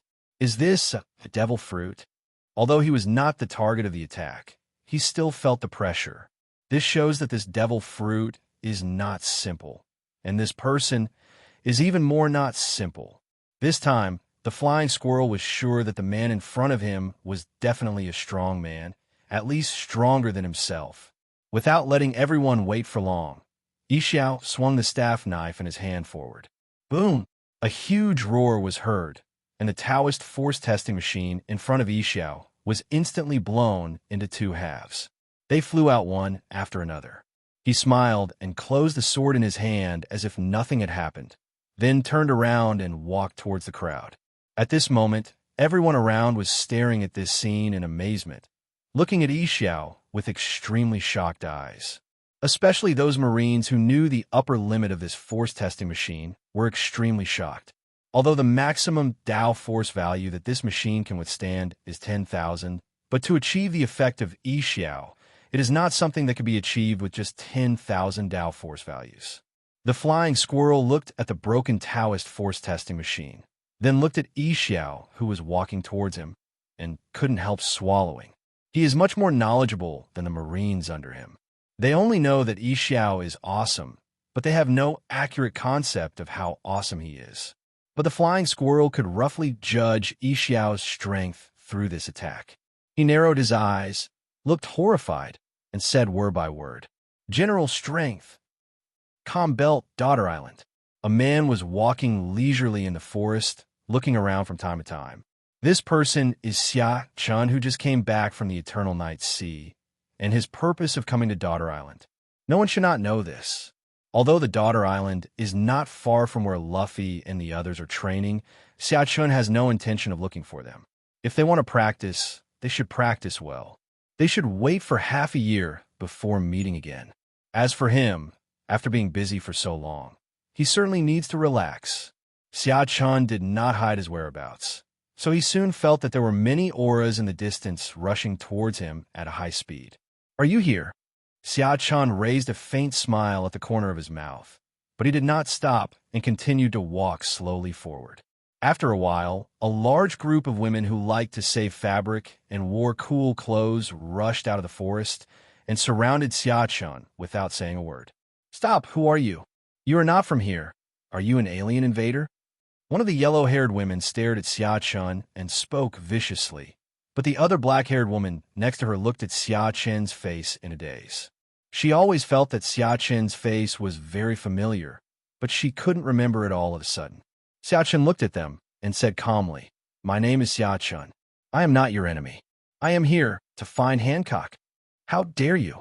I don't care if you're Xia Chun or Dong Chun. You actually dare to call our Lady Empress by her name? You want to die, don't you?" The yellow-haired woman who had questioned earlier cursed directly at Xia Chun. After she finished cursing, she wanted to say something else, but the black-haired woman next to her stopped her directly. "Shut up." After she finished speaking, she looked at Xia Chun and asked in an extremely respectful tone, "Are you Lord Xia Chun?" "That's right." Xia Chun nodded. Except for the black-haired woman, all the other women around were confused at this time. They didn't understand this move at all. Didn't this person already say his name was Xia Chun? Why did Captain Kikyo ask again? However, the black-haired woman, Kikyo, did not give them any chance to react. Instead, she half knelt on the ground and said with her head down, "Master Xia Chun, are you looking for the Empress? She's in her bedroom right now. Please follow me." After saying that, Kikyo stood up again and walked in a certain direction. Seeing this, Xia Chun also followed Kikyo and walked slowly, leaving everyone there looking at a loss. At this time, Jonin, who was walking in front of Xia Chun, couldn't help sweating on his forehead, and even his legs were shaking slightly when he walked. The main reason she knew Xia Chun was because one time when she went to see the Empress, she found that the Empress was staring at a bounty order the whole time. At the same time, he was saying things like, "Lord Xia Chun is so handsome. Lord Xia Chun is so elegant." He didn't even look at them the whole time. Therefore, from the situation at that time, Kikyo could infer that this person named Xia Chun must be very special to the Empress.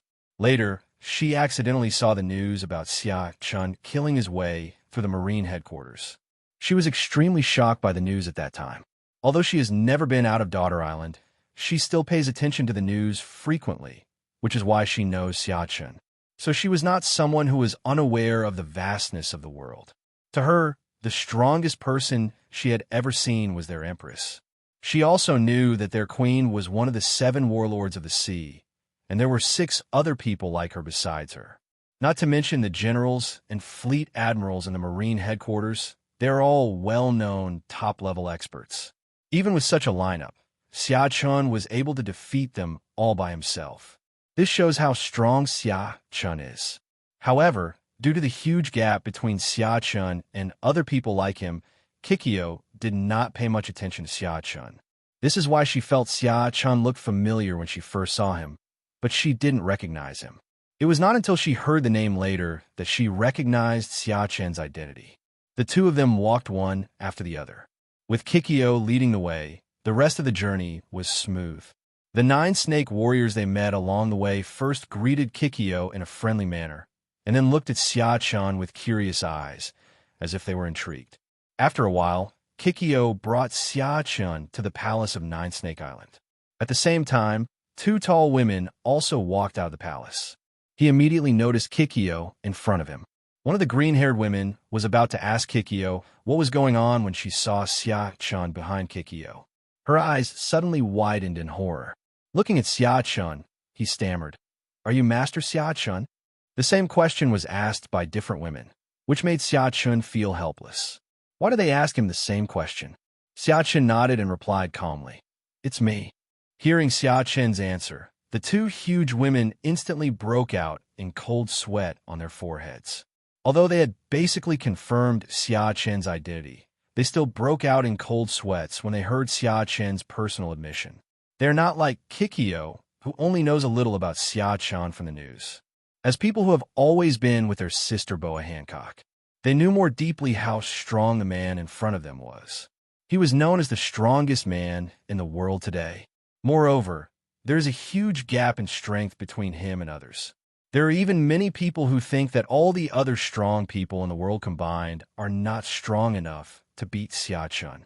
They didn't know whether their strength was so exaggerated, but what was certain was that if Xia Chun wanted to kill them, he only needed to move his fingers.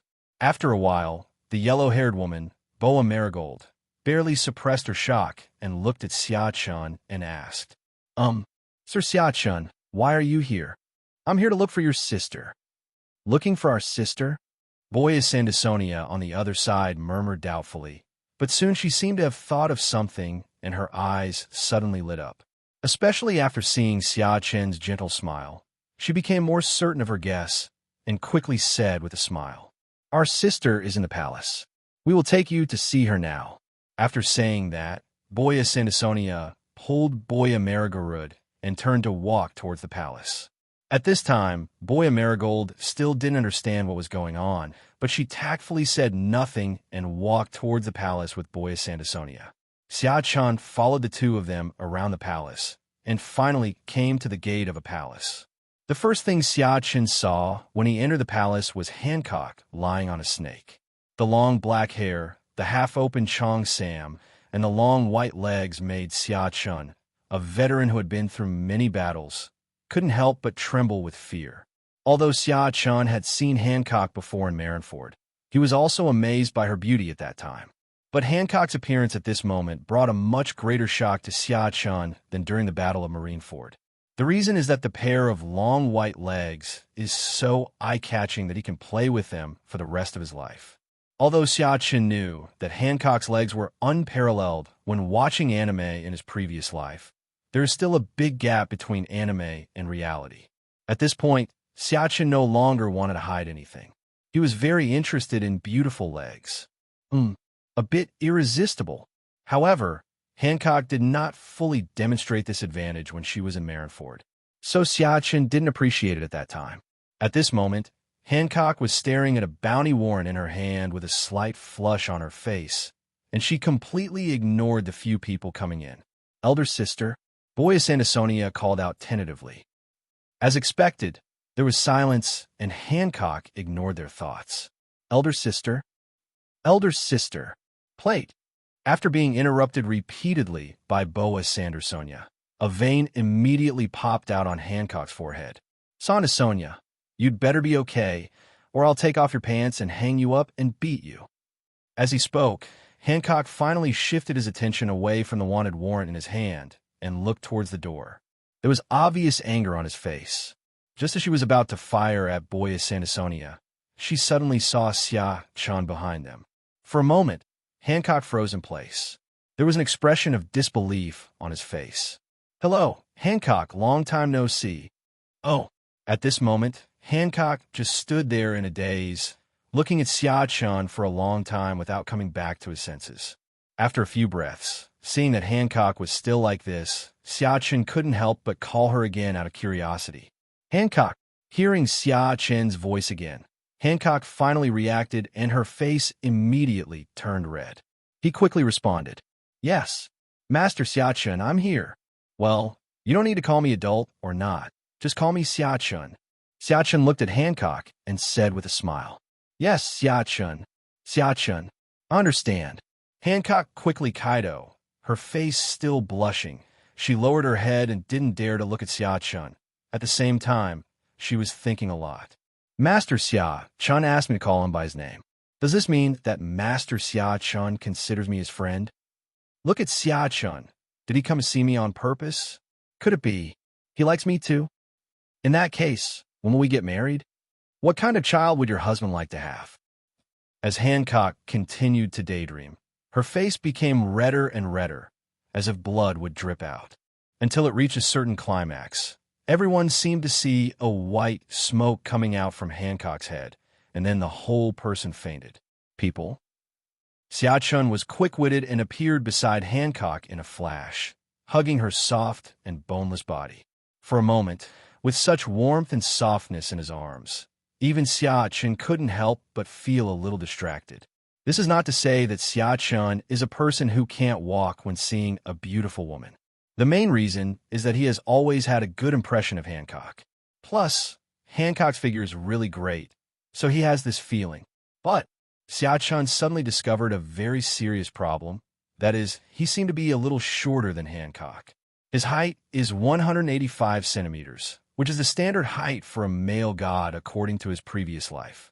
When he was in their pirate group, he was taller than Luffy and Zoro, and he often encountered those unreasonable creatures of large size. So he had never paid much attention to his height, but now, Xiachen silently used the Fation Xiangdi to raise his height to about 2 meters. Then he turned to look at Boa Marigold and the others behind him and asked, Your sister is in this condition now. Why don't you let her rest for a while? To be honest, Xiachen was a little surprised that Hancock suddenly fainted, but he could roughly guess the reason. I can't help but feel a little proud in my heart. It seems that his charm is still great. Boa Marigold was still confused at this time. She only reacted after hearing Xiachen's words and hurriedly ran to Xiachen to take over Hancock's body. I'm sorry, Master Xiachen. I don't know why my sister is like this. It never happened before. Boa Marigold was filled with anxiety at this moment. She didn't know why her sister suddenly fainted. Was there something wrong with her body? On the other side, Boya Sandersonia also hurried over to check on Hancock, worry written all over her face. She's fine. She just fainted normally. There's nothing wrong with her body. Looking at the two people's anxious looks, Xiachen couldn't help but touch his nose and said, although she knew that Hancock had probably fainted because she was too excited, but could she talk about such a thing? Wouldn't it make him look like a loser after saying that? If it were in his previous life, he would have been scolded by the fairies. Really? Master Xiachen, Yes. Xiachen nodded. Just send her back to her room and let her rest for a while. She shouldn't be able to wake up soon. Okay, then we'll send my sister back to her room first. After that, Boya Sandersonia and Boya Marigold took Hancock to her boudoir. Looking at their backs as they left, Xiachan was about to turn around and go outside when he saw a pink snake with red cloud-like Madara blocks on its body also slithering towards Hancock. Suddenly, an idea came to Xiachen's mind. This snake looks very soft. Let him also enjoy the touch of Hancock's exclusive chair. Hey, Salome, come and sit down with me. Salome? I don't know how long it has been. Hancock on the bed made a sound and then slowly opened her eyes. When the two sisters Boyas saw their sister wake up, they all came over immediately, along with an old woman. Sister, you're awake. Boya Marigold shouted excitedly. What's wrong with me? Hancock touched his forehead and said in a low voice, Sister, you fainted just now. We were really scared, so we sent you back to rest. Fainted. Hancock murmured something, then rubbed her forehead, feeling a little dizzy. The next moment, Hancock jumped up from the bed. The stupidity in his eyes instantly turned into excitement. He looked at the people around him and said excitedly, I just dreamed about Master Xiachun. He even said hello to me. Crowd. Boa Marigold looked at Hancock and hesitated to speak. What's wrong? What's with that look on your face?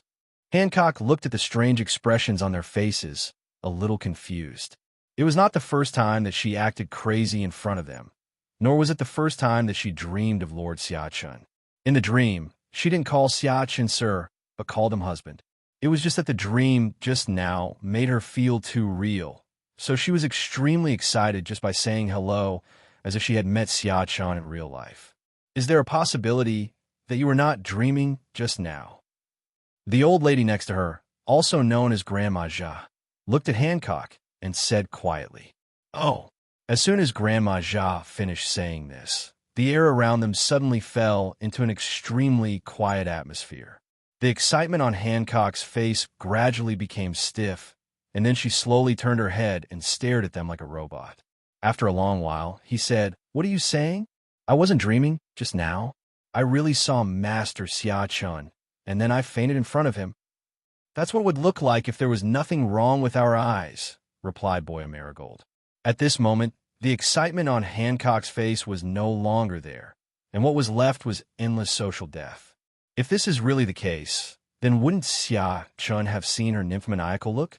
Thinking of this, Hancock felt that he could dig out a 3-bedroom apartment with his toes. It was really... Suddenly, Hancock, who was in a state of social death, seemed to think of something. She remembered that Sandersonia had been calling her, and then she seemed to say something like take off her pants, hang her up, and beat her. For a moment, the expression on Hancock's face changed from embarrassment to indifference. Finally, he turned to look at Sandersonia and said in an extremely calm tone, Sister suddenly remembered that I haven't loved you for a long time. Let me let you feel my love today. Sigma, degree, winky face. As soon as Hancock said this, Marigold and Grandma Jia immediately moved several meters away from Sandersonia, acting as if they were not familiar with her. They were very familiar with Hancock and naturally knew that Hancock was angry and wanted to find someone to beat her up. It was naturally impossible for them to offend Hancock at this time. After all, they always adhered to the principle of sharing happiness and not sharing difficulties. Sandersonia looked at Hancock walking towards her step by step and couldn't help swallowing, while a layer of cold sweat seeped out of her forehead. Every time Hancock took a step forward, she took a step back, spread her hands in front of her chest, looked at Hancock, and asked tremblingly, Sister, did I do something wrong? What are you doing? No, I just want to love you, you know that, right? To love means that if it hurts, it means I love you. So the more it hurts you when I hit you, the more I love you. Hancock said with a wry smile, Well, actually, I don't really need so much love from my sister. I feel like Marigold might need it more. Marigold, who was watching a show nearby, was completely confused. Could watching a show bring disaster upon herself? This guy Sandersonia is determined to kill her. So she hurriedly said, Sandersonia, If you make your sister angry, you should accept the punishment and stop thinking about throwing dirty water on me. I really look down on you. Pooh. Upon hearing this, Sandasonia was stunned for a moment, then became extremely furious. Marigrad, before Sandasonia could finish her words, a snow-white thigh appeared in front of her and slapped towards her. Bang! A dull sound was heard, and Sandasonia's figure flew out instantly and landed on the ground not far away. After suffering this blow, Sandasonia was very tactful and just lay on the ground pretending to be dead. Their sister used to do this occasionally, so now it's better to just pretend to be dead. And although Hancock's kick seemed very powerful, it was actually not very powerful. At most, it just made her feel a little bit of pain. It will be fine in a few minutes. Sandasonia, who was lying on the ground, now understood why Hancock suddenly became angry. You just feel that it would damage your image in front of your Lord Xia-chun. Really, the problem is that you said it yourself. I didn't force you to say it, and you still want to take it out on me. Sandasonia was complaining in her heart. Of course, she only dared to think about this idea in her heart. If she said it out loud, she would be afraid that even if she had 9 lives, she would not be able to do it. Hancock on this side no longer had any intention of teaching her a lesson after seeing Sandasonia lying on the ground pretending to be dead. Instead, she turned back into a shy little girl, holding her blushing cheeks with both hands, and said in a coquettish voice, "Master Xia-chun is here. What should I do?" Hancock was happily worrying about how to meet Xia-chun when a voice next to her made her frown instantly. "Snake Princess, Xia-chun is a dangerous guy. Are you sure you want to put your heart on him? Be careful not to bring our country to an irreparable end. If you do that, are you worthy of all the people who love you?" Grandma Jia looked at Hancock and spoke carefully.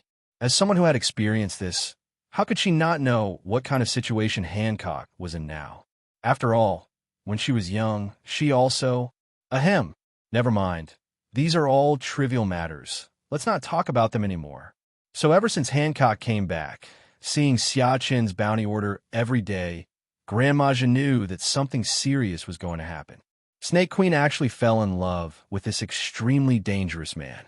But she was not very worried at that time, because the gap between them and Xia-chun was too big.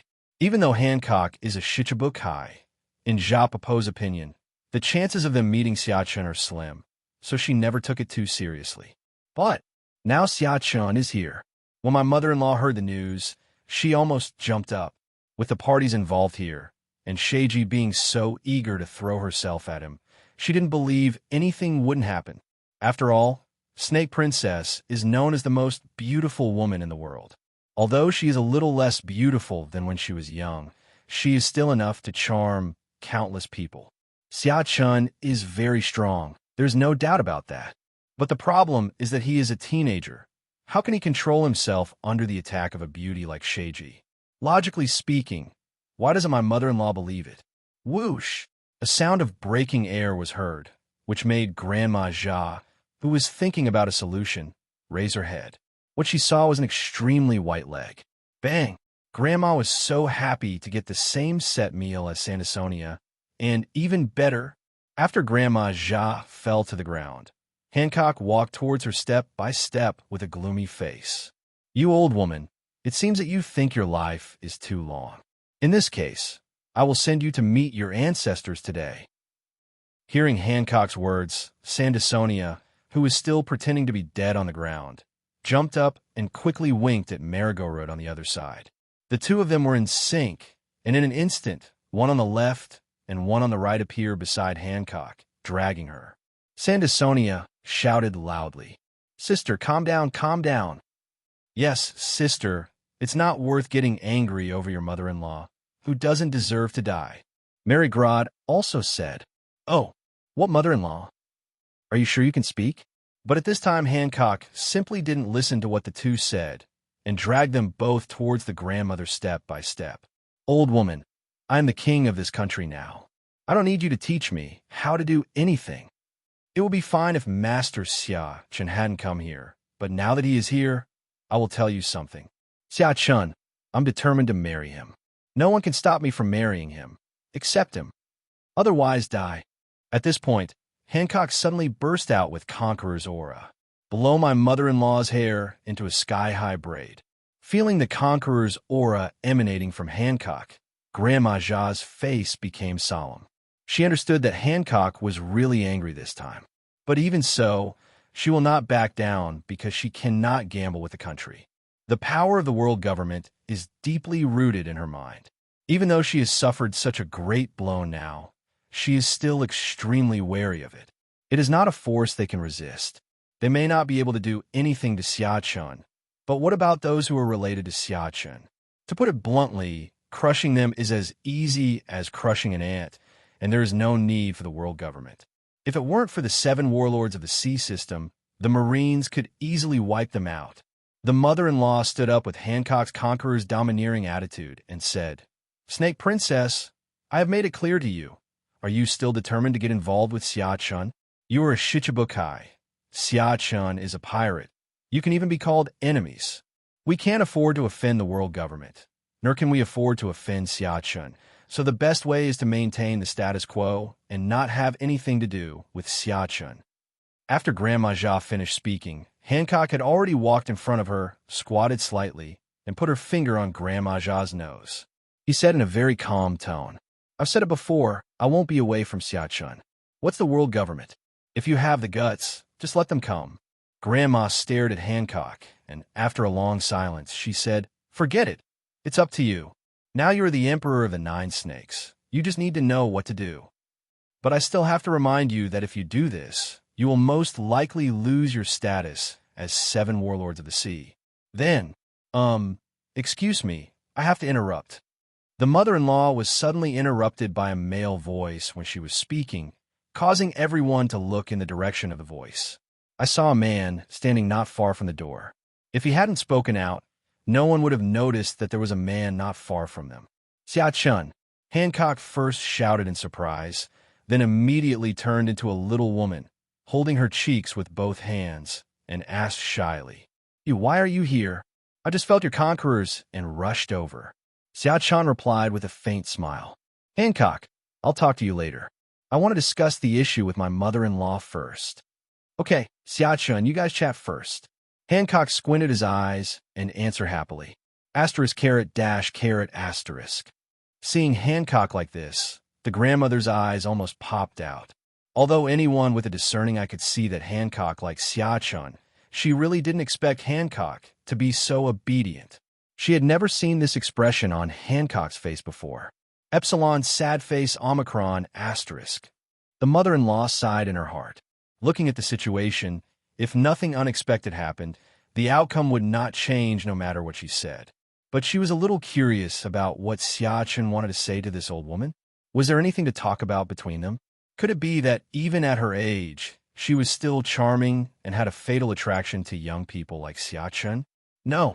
But before she could think more, Xia's voice came over. "Grandma, I think what you were worried about just now is completely nonsense." "Why do you think so?" asked the mother-in-law, narrowing her eyes. "Do you think, after this war at the top, will the government still set up the Shichibukai system? I remember that the Shichibukai at that time seemed to be doing nothing." "Oh, damn it, forget about it." After Xia's reminder, Zha's mother-in-law finally remembered that during the war at the top, Shichibukai seemed to be really there and was even a nuisance. Not only did they not contribute much, some of them even defected to the enemy team. And this person who turned against us. Grandma couldn't help but glance at Hancock. "Forget it. I won't say anything more. From this point of view, they are lucky that they have not been liquidated by Marine yet.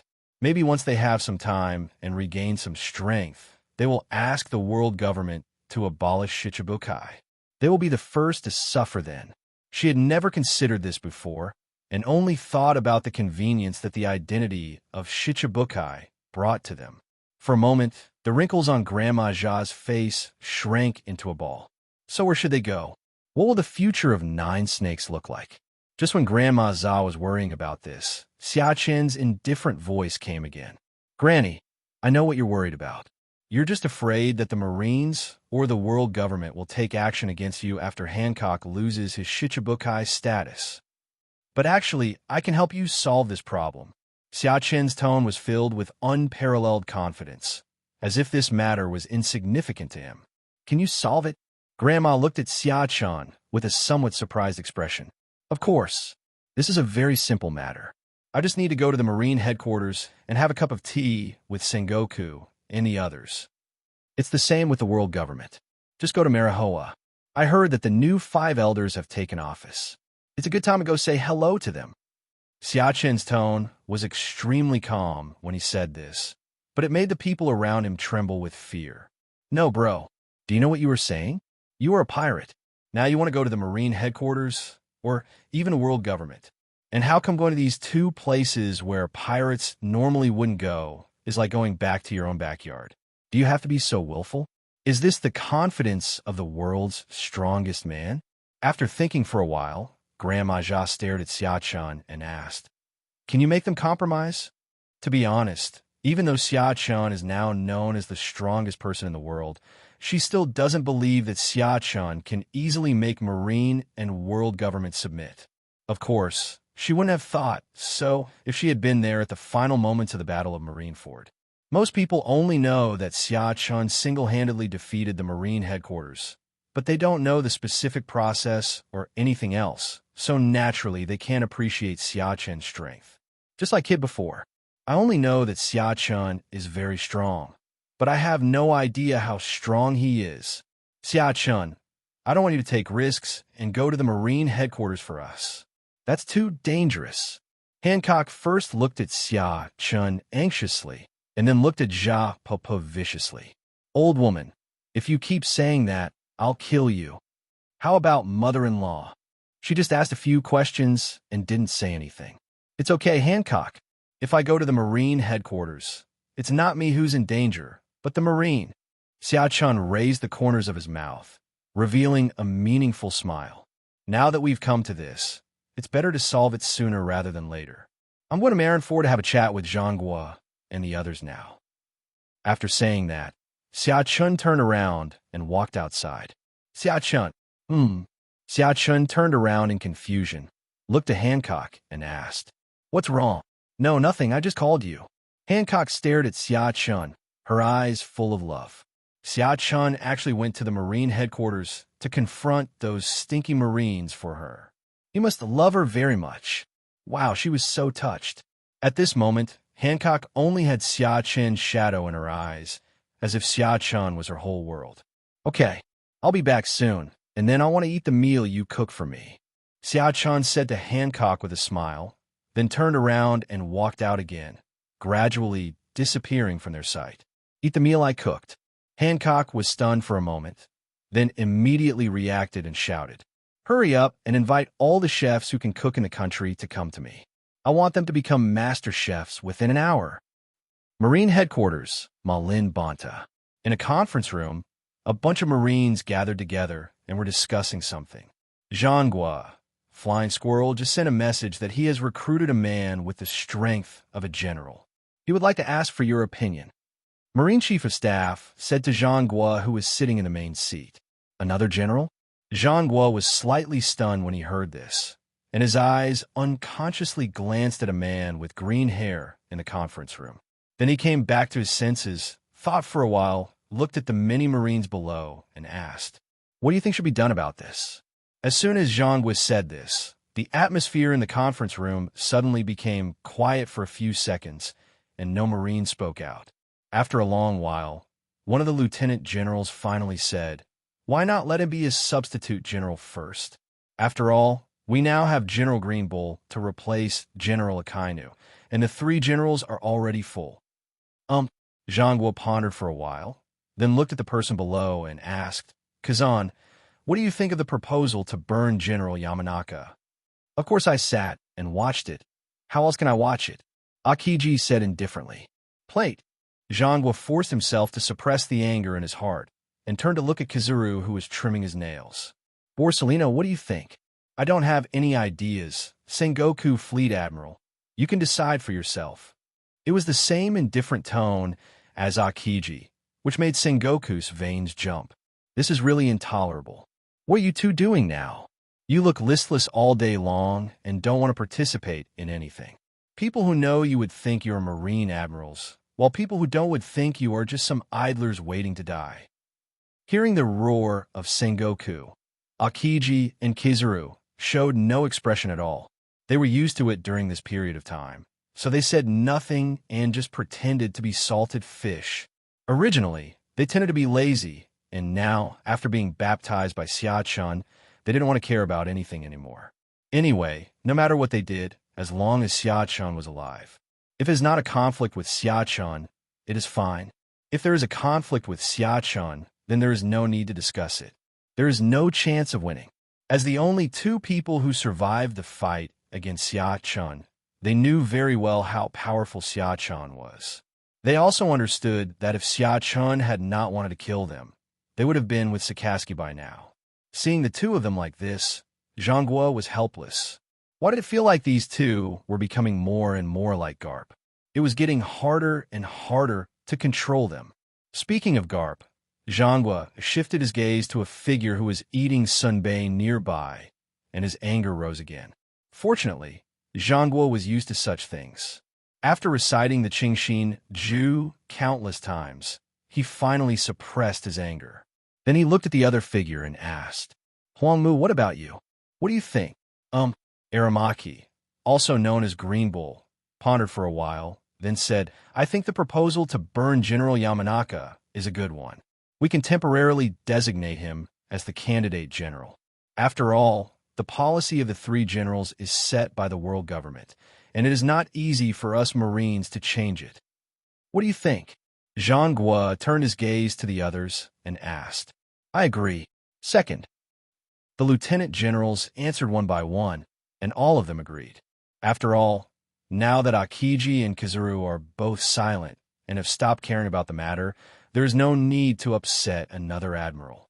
Zhangguo was silent for a while, and finally said, Your proposal is indeed in line with the norms, but, having said this, Zhangguo paused, and a gleam of light flashed in his eyes. Special times call for special treatment. Our Marine is in a precarious situation right now. Too many soldiers died in the last war, so there is no need for us to follow the old rules now. I plan to establish a fourth admiral. I will apply to the world government when the time comes. The era of the three admirals is over. From now on, there will only be the four admirals of the Marines. Zhangguo was full of energy when he said this, as if he had already seen the glorious future of Marine. However, at this moment, a voice made the excited Zhangguo break out in a cold sweat. Oh, Sengoku Fleet Admiral? So happy? Marine, four admirals? Sounds like a great team. Instantly, everyone on the field couldn't help but tremble in their hearts, and then looked in the direction of the source of the sound. I saw a figure sitting with legs crossed in a corner of the conference room. At this moment, he was looking at them with a calm look.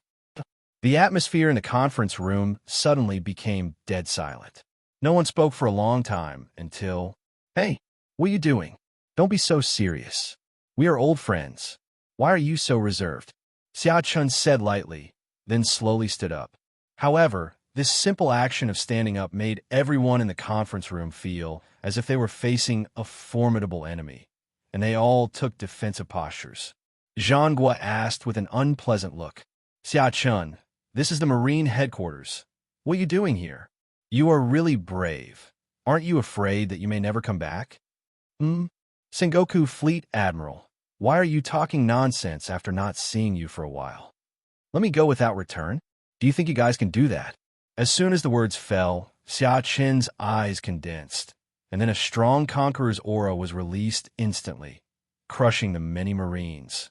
Feeling this extremely powerful conqueror's domineering aura, the faces of everyone present changed again and again, especially those who had fought with Xia-chun before, all of whom couldn't help but have an idea in their minds. Xia-chun has become stronger again. They don't understand, they really don't understand, why their strength is as slow as a snail when they reach the later stages, while your strength increases faster and faster as you advance. Akiji must be the one who feels this the most. From the time of Alabasta, when he was able to hold Xia-chun back, to the time of Water 7, when he was beaten at will by Xia-chun, to the time of the war at the top, when he was beaten by Xia Chun in various ways. It's only been less than 2 months since this happened. Anyone would have a mental breakdown if faced with such a situation, right? This is why Akiji is becoming more and more Buddhist now. As Xia Chun conquerors continued to be released, the walls of the entire conference room continued to crack, and even the entire building began to shake. If Xia Chun continues to release conquerors like this, it won't be long before the entire building collapses. But Xia Chun didn't plan to do that. The next moment, Xia Chun put away his powerful conqueror's aura. The moment conquerors disappeared, everyone present felt as if a burden had been lifted from their shoulders. That is to say, the Marines who can appear in this conference room are at least at the rank of Vice Admiral. So there will be no scene of being knocked unconscious by conquerors. Otherwise, it would be too embarrassing. Xia Chun's purpose of releasing conquerors was simply to shock these people, and he didn't mean to destroy his own foothold, which would have been troublesome for him. However, this conference room is not much better after Xia Chun conqueror's baptism. There are cracks everywhere, and dust falls from time to time. Zhanghua felt heartbroken when he saw this. All the previous buildings were destroyed in the Battle of Marineford, and this building had just been built not long ago, and now he had to build another one as expected. Oh, so sad. Fortunately, there is funding from the world government, otherwise he would really have a headache. Shaking off the thoughts in his mind, Zhanghua turned his gaze to Xia Chun and asked, "So, what are you doing here? You can't just say you have nothing to do and come here to have a cup of tea, right? What if I say yes? What will you do, Sengoku Fleet Admiral?" Xia Chun asked calmly. If so, Zhanghua narrowed his eyes, and within a second, he took out a teacup and poured tea. Finally, he threw a cup of tea towards Xia Chun and said, "Then I'll give you a cup of tea." Crowd. The Marines around were stunned when they saw this scene. "Weren't you so tough just now? I thought you were going to do something, but you ended up pooping a big pile." Of course, they definitely couldn't say this out loud. They could just complain about it in their hearts, because the old guy Zhanghua was not a big-hearted person. It would be troublesome if they told it out, and he would make things difficult for them. And there was another very important thing. There was a killer sitting over there. So these lieutenant generals dared not say anything. Xia Chun steadily caught the tea that Zhanghua threw to him, brought it to his lips, and took a sip. The next second, a hint of surprise flashed in his eyes. "This tea tastes good. Bring me some later," Xia Chun said calmly, as if he and Zhanghua were old acquaintances. Zhanghua didn't answer, but his eyes were fixed on him. Xia Chun ignored him, picked up the tea, and took another sip, then said, "Okay, actually, drinking tea is just a courtesy. I came to you this time because I want to inform you of something. Of course, there are still some people missing who should be here. I will tell you all about it after they are all here. So, Sengoku, call the current 5 elders." Warring States. That's right. Xia Chun was planning to call the 5 elders over. He only came up with this idea after he came here. He always had to go find them. What a mess. Now that he is the powerful party, theoretically, they should come to see him, not him to see them. Seeing Zhanghua not moving for a long time, Xia Chun couldn't help but frown. "Call now, why are you just standing there? Do you still need me to teach you how to use a den mushi?" Zhanghua's face turned red with anger. How long has it been since he was told that? If he couldn't win, he would have been, "Hello, Lord Jupiter? Ra King Xia Chun wants to talk to you." After saying that, Zhanghua threw the den mushi to Xia Chun. On the other side, Jupiter in Marihoa was a little confused at this time and looked at the den mushi in his hand uncertainly. Source: Marineford, Dialer, Sengoku content. Did he hear it wrong? Zhanghua said Xia Chun wanted to talk to them about something. Before he could figure out what was going on, a voice came from the den mushi again. But it was not the duck voice of the Warring States period, but the voice of a young man as gentle as jade. 5 elders? I'm Xia Chun. I'm in Marineford right now. I have something to talk to you about. Please come here as quickly as possible. Otherwise, if I wait until I go to Marihoa to find you, you won't be so easy to talk to." After saying that, Xia Chun hung up the phone and threw the den mushi in his hand back to Zhanghua. Zhanghua stupidly caught the den mushi that Xia Chun threw to him. No one would believe him if he said he wasn't confused. As for the other lieutenant generals below, they all opened their mouths wide, and their jaws were about to drop to the ground. Kizaru wiped the sweat from his forehead and said obscenely, "It has to be Xia-chun." The tone of his speech is so domineering. If it were me, I wouldn't dare to talk to 5 elders like this. When Kizaru said this, Akiji beside him couldn't help but roll his eyes at him. I couldn't help but say, "If you dare, you're not Kizaru." Kizaru. In addition, Green Bull, who was sitting on the other side, was also trembling at this time. He never thought that Xia-chun, the killer, would come to him not long after he came to Marine. If he had known earlier, he would have taken office later. He watched the entire Battle of Marineford, although the final scene stopped after Xia-chun's huge stick. But the scene was already scary enough at the time. Not to mention that after he joined the Marine and learned about the subsequent situation, he became even more terrified of Xia-chun. He didn't think his behavior was shameful. He wasn't like Sakaski, a fool who knew he couldn't win, but still rushed forward to die. He really valued his life. And after he came here, he also fought with Akiji and finally came to the conclusion that he is currently the weakest among the admirals. So even Kizaru and Akiji are afraid of Xia-chun. So isn't it normal for him to be afraid of Xia-chun? At this moment, he just wanted to reduce his presence as much as possible and not be discovered by Xia-chun. But many times what people fear will come true. "Hey, the one with green hair. Are you the new Marine Admiral? I've heard a lot about you." The moment he heard the voice, Green Bull felt his body tremble, and only one thought remained in his mind. Completion. On the other side, Mary Joa. Jupiter was still holding the din mushy in his hand in a daze, and the other 5 elders looked at each other in confusion. Each of them heard clearly what Xia-chun said just now, and precisely because they heard it so clearly, they were a little confused now. After a long while, the new Mars stood up with a red face and a thick neck and shouted loudly, "What does Xia-chun mean? He wants us 5 elders to go meet him? Since when did a pirate dare to be so arrogant? I suggest that you order the Marines to capture him immediately and let him know how high the sky is and how thick the earth is." But his speech was not echoed by anyone else. On the contrary, the others even looked at him as if he was mentally retarded. After a while, Saturn looked at Mars and cursed him rudely. "Is there something wrong with your brain? Let's not talk about whether those Marines have the guts to do this. Even if they do you think they have the ability to do it? It's only been a short time since the Battle of Marineford, and you've already forgotten the fierce Xia-chun brought to us celestial dragons? You have to know that the last person who sat in your position was killed by Xia-chun, and that includes me. So, I don't know whether you guys are going or not, but I will definitely go. I don't want to wait for him to come to Marihoa to find us. The most important thing is, you have seen Lord Imu's attitude. Who do you think is more important to Lord Imu? Us or Xia-chun?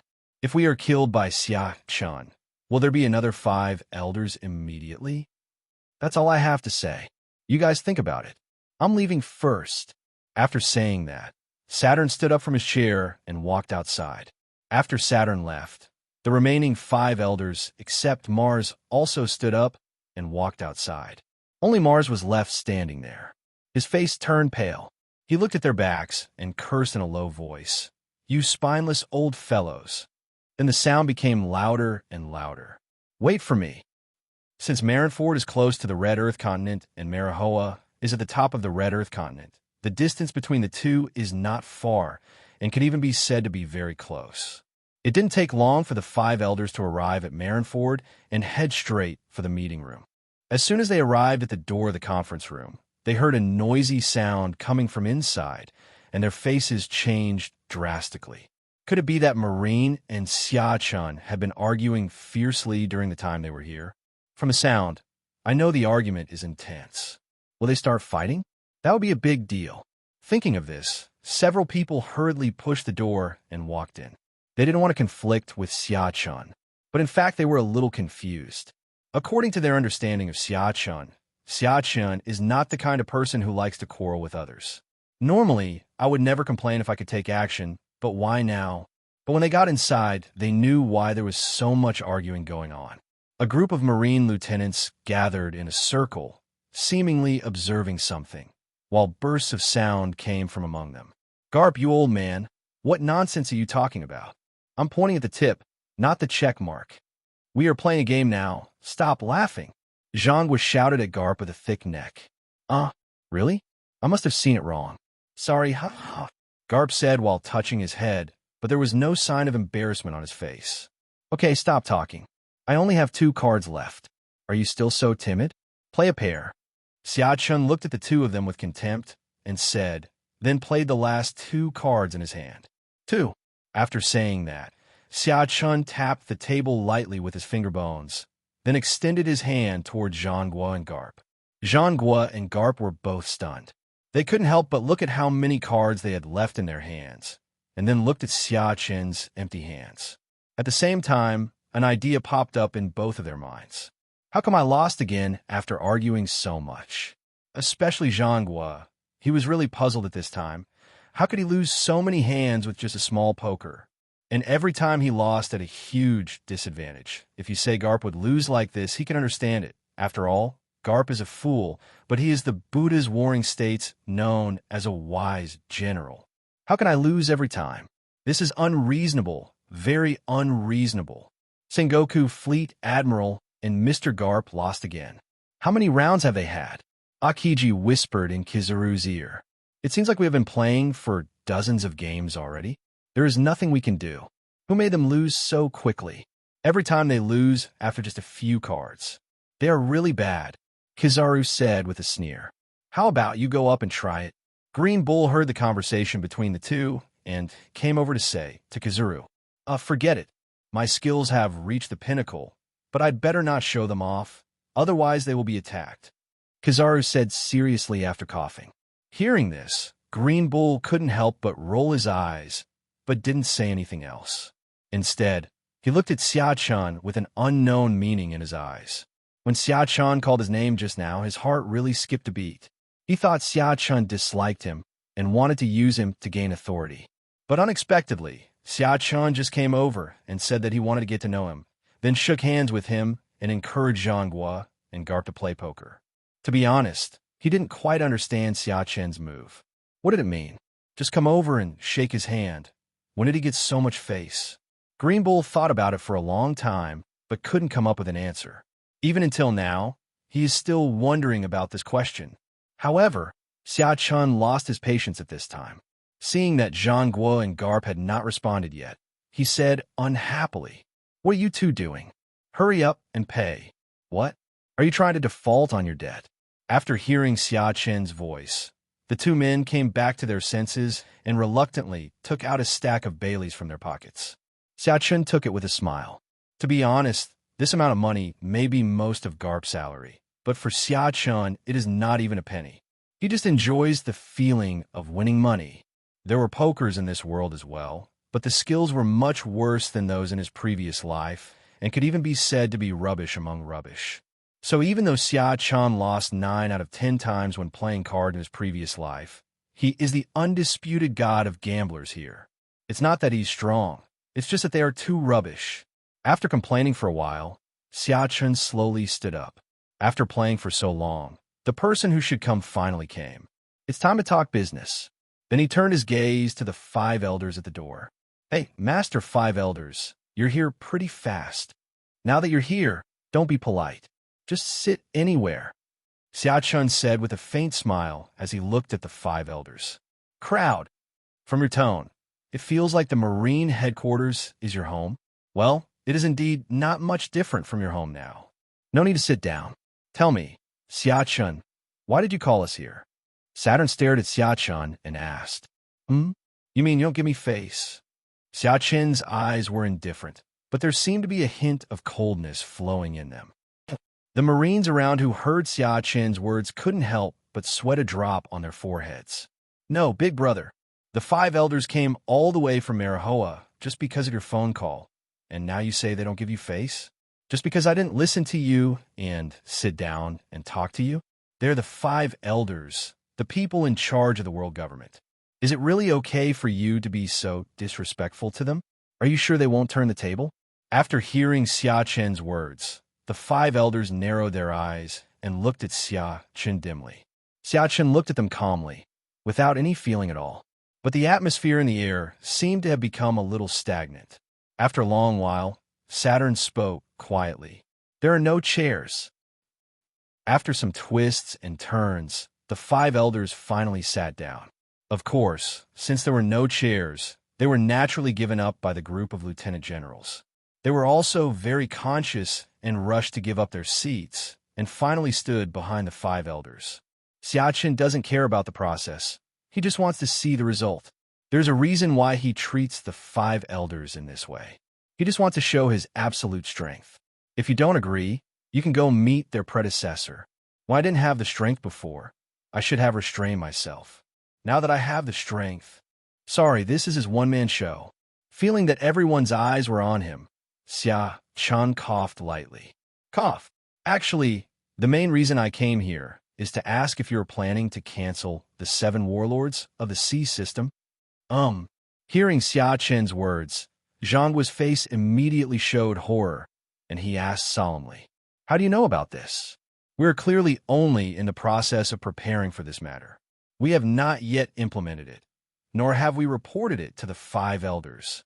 Hearing this, Jupiter also came out and said, "That's right, we haven't received any news. If Zhangguo hadn't told us now, we would still know nothing." "So how do you know this?" "I remember that even among our Marines, there are only a handful of people who know this." "Could it be that?" Zhangguo stared at Xia Chen, as if trying to see something from his face. "No need to guess. There is no traitor in your Marine. This is just my guess," Xia Chen said lightly after taking a sip of tea. "After all, those Shichibukai basically didn't contribute anything during the Battle of Marine Ford. And Hancock even attacked your side, right? So I guess it's not a common thing to abolish the Shichibukai system. After all, no one wants to give privileges to a group of useless people who may even backstab you." "Is that so? I understand." Zhangguo nodded, but whether he really understood, it was only he himself knew, and whether he would doubt their Marine was also his own business. At least it has nothing to do with Xia Chen. "Okay, I'm going to tell you my attitude now. Whether you abolish the Shichibukai system is none of my business, but you can't touch Hancock. The Nine Snakes Island will be under my protection from now on. If I find people from the Marine or world government appearing in the waters around the Nine Snakes, I wouldn't mind coming to Marineford or Marihoa to play. Do you understand or not?" After saying this, Xia Chen looked at them calmly, waiting for their answer. Soon, Saturn from the five elders took the lead and said, "No problem. Our world government promises that we will not attack the Nine Snake Island, and we will never enter the waters near the Nine Snake Island. It's the same for our Marine." Zhangguo also said. Xia Chen is also very satisfied with the attitudes of both parties. It seems that these people are willing to listen to his reasoning. Okay. CC Material Wei Junjia. He had originally planned to show off his slightly more skilled boxing skills if reasoning didn't work, but it seemed like they were of no use in the end. Having achieved his goal, Xia Chen decided not to stay here any longer. It would be more practical to go back and improve his relationship with Hancock. Xia Chen slowly stood up, looked at everyone, and said slowly, "Since you are all so sensible, I won't bother you anymore. Goodbye." After saying that, Xia Chen slowly walked towards the door. Seeing Xia Chen leaving, everyone couldn't help but breathe a sigh of relief. But Xia Chen suddenly stopped at the door, which made them feel nervous again.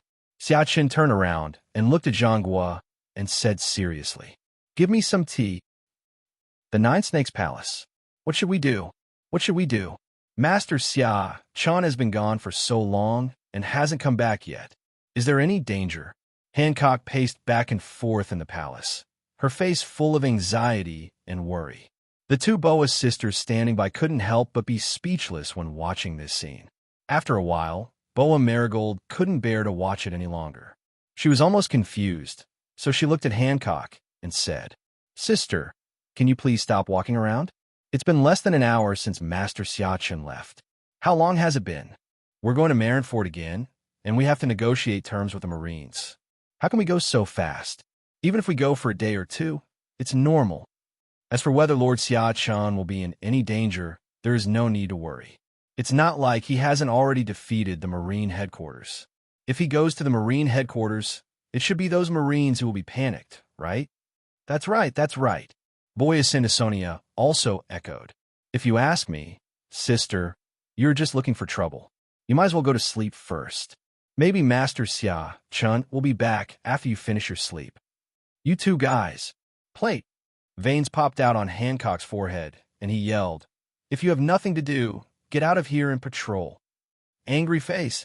Go now. Seeing Hancock getting angry, the two men trembled and ran out in a hurry. Outside the palace, Xia-Chun came back and saw the two sisters Boya running out in a hurry, without even noticing him nearby, which made him a little confused.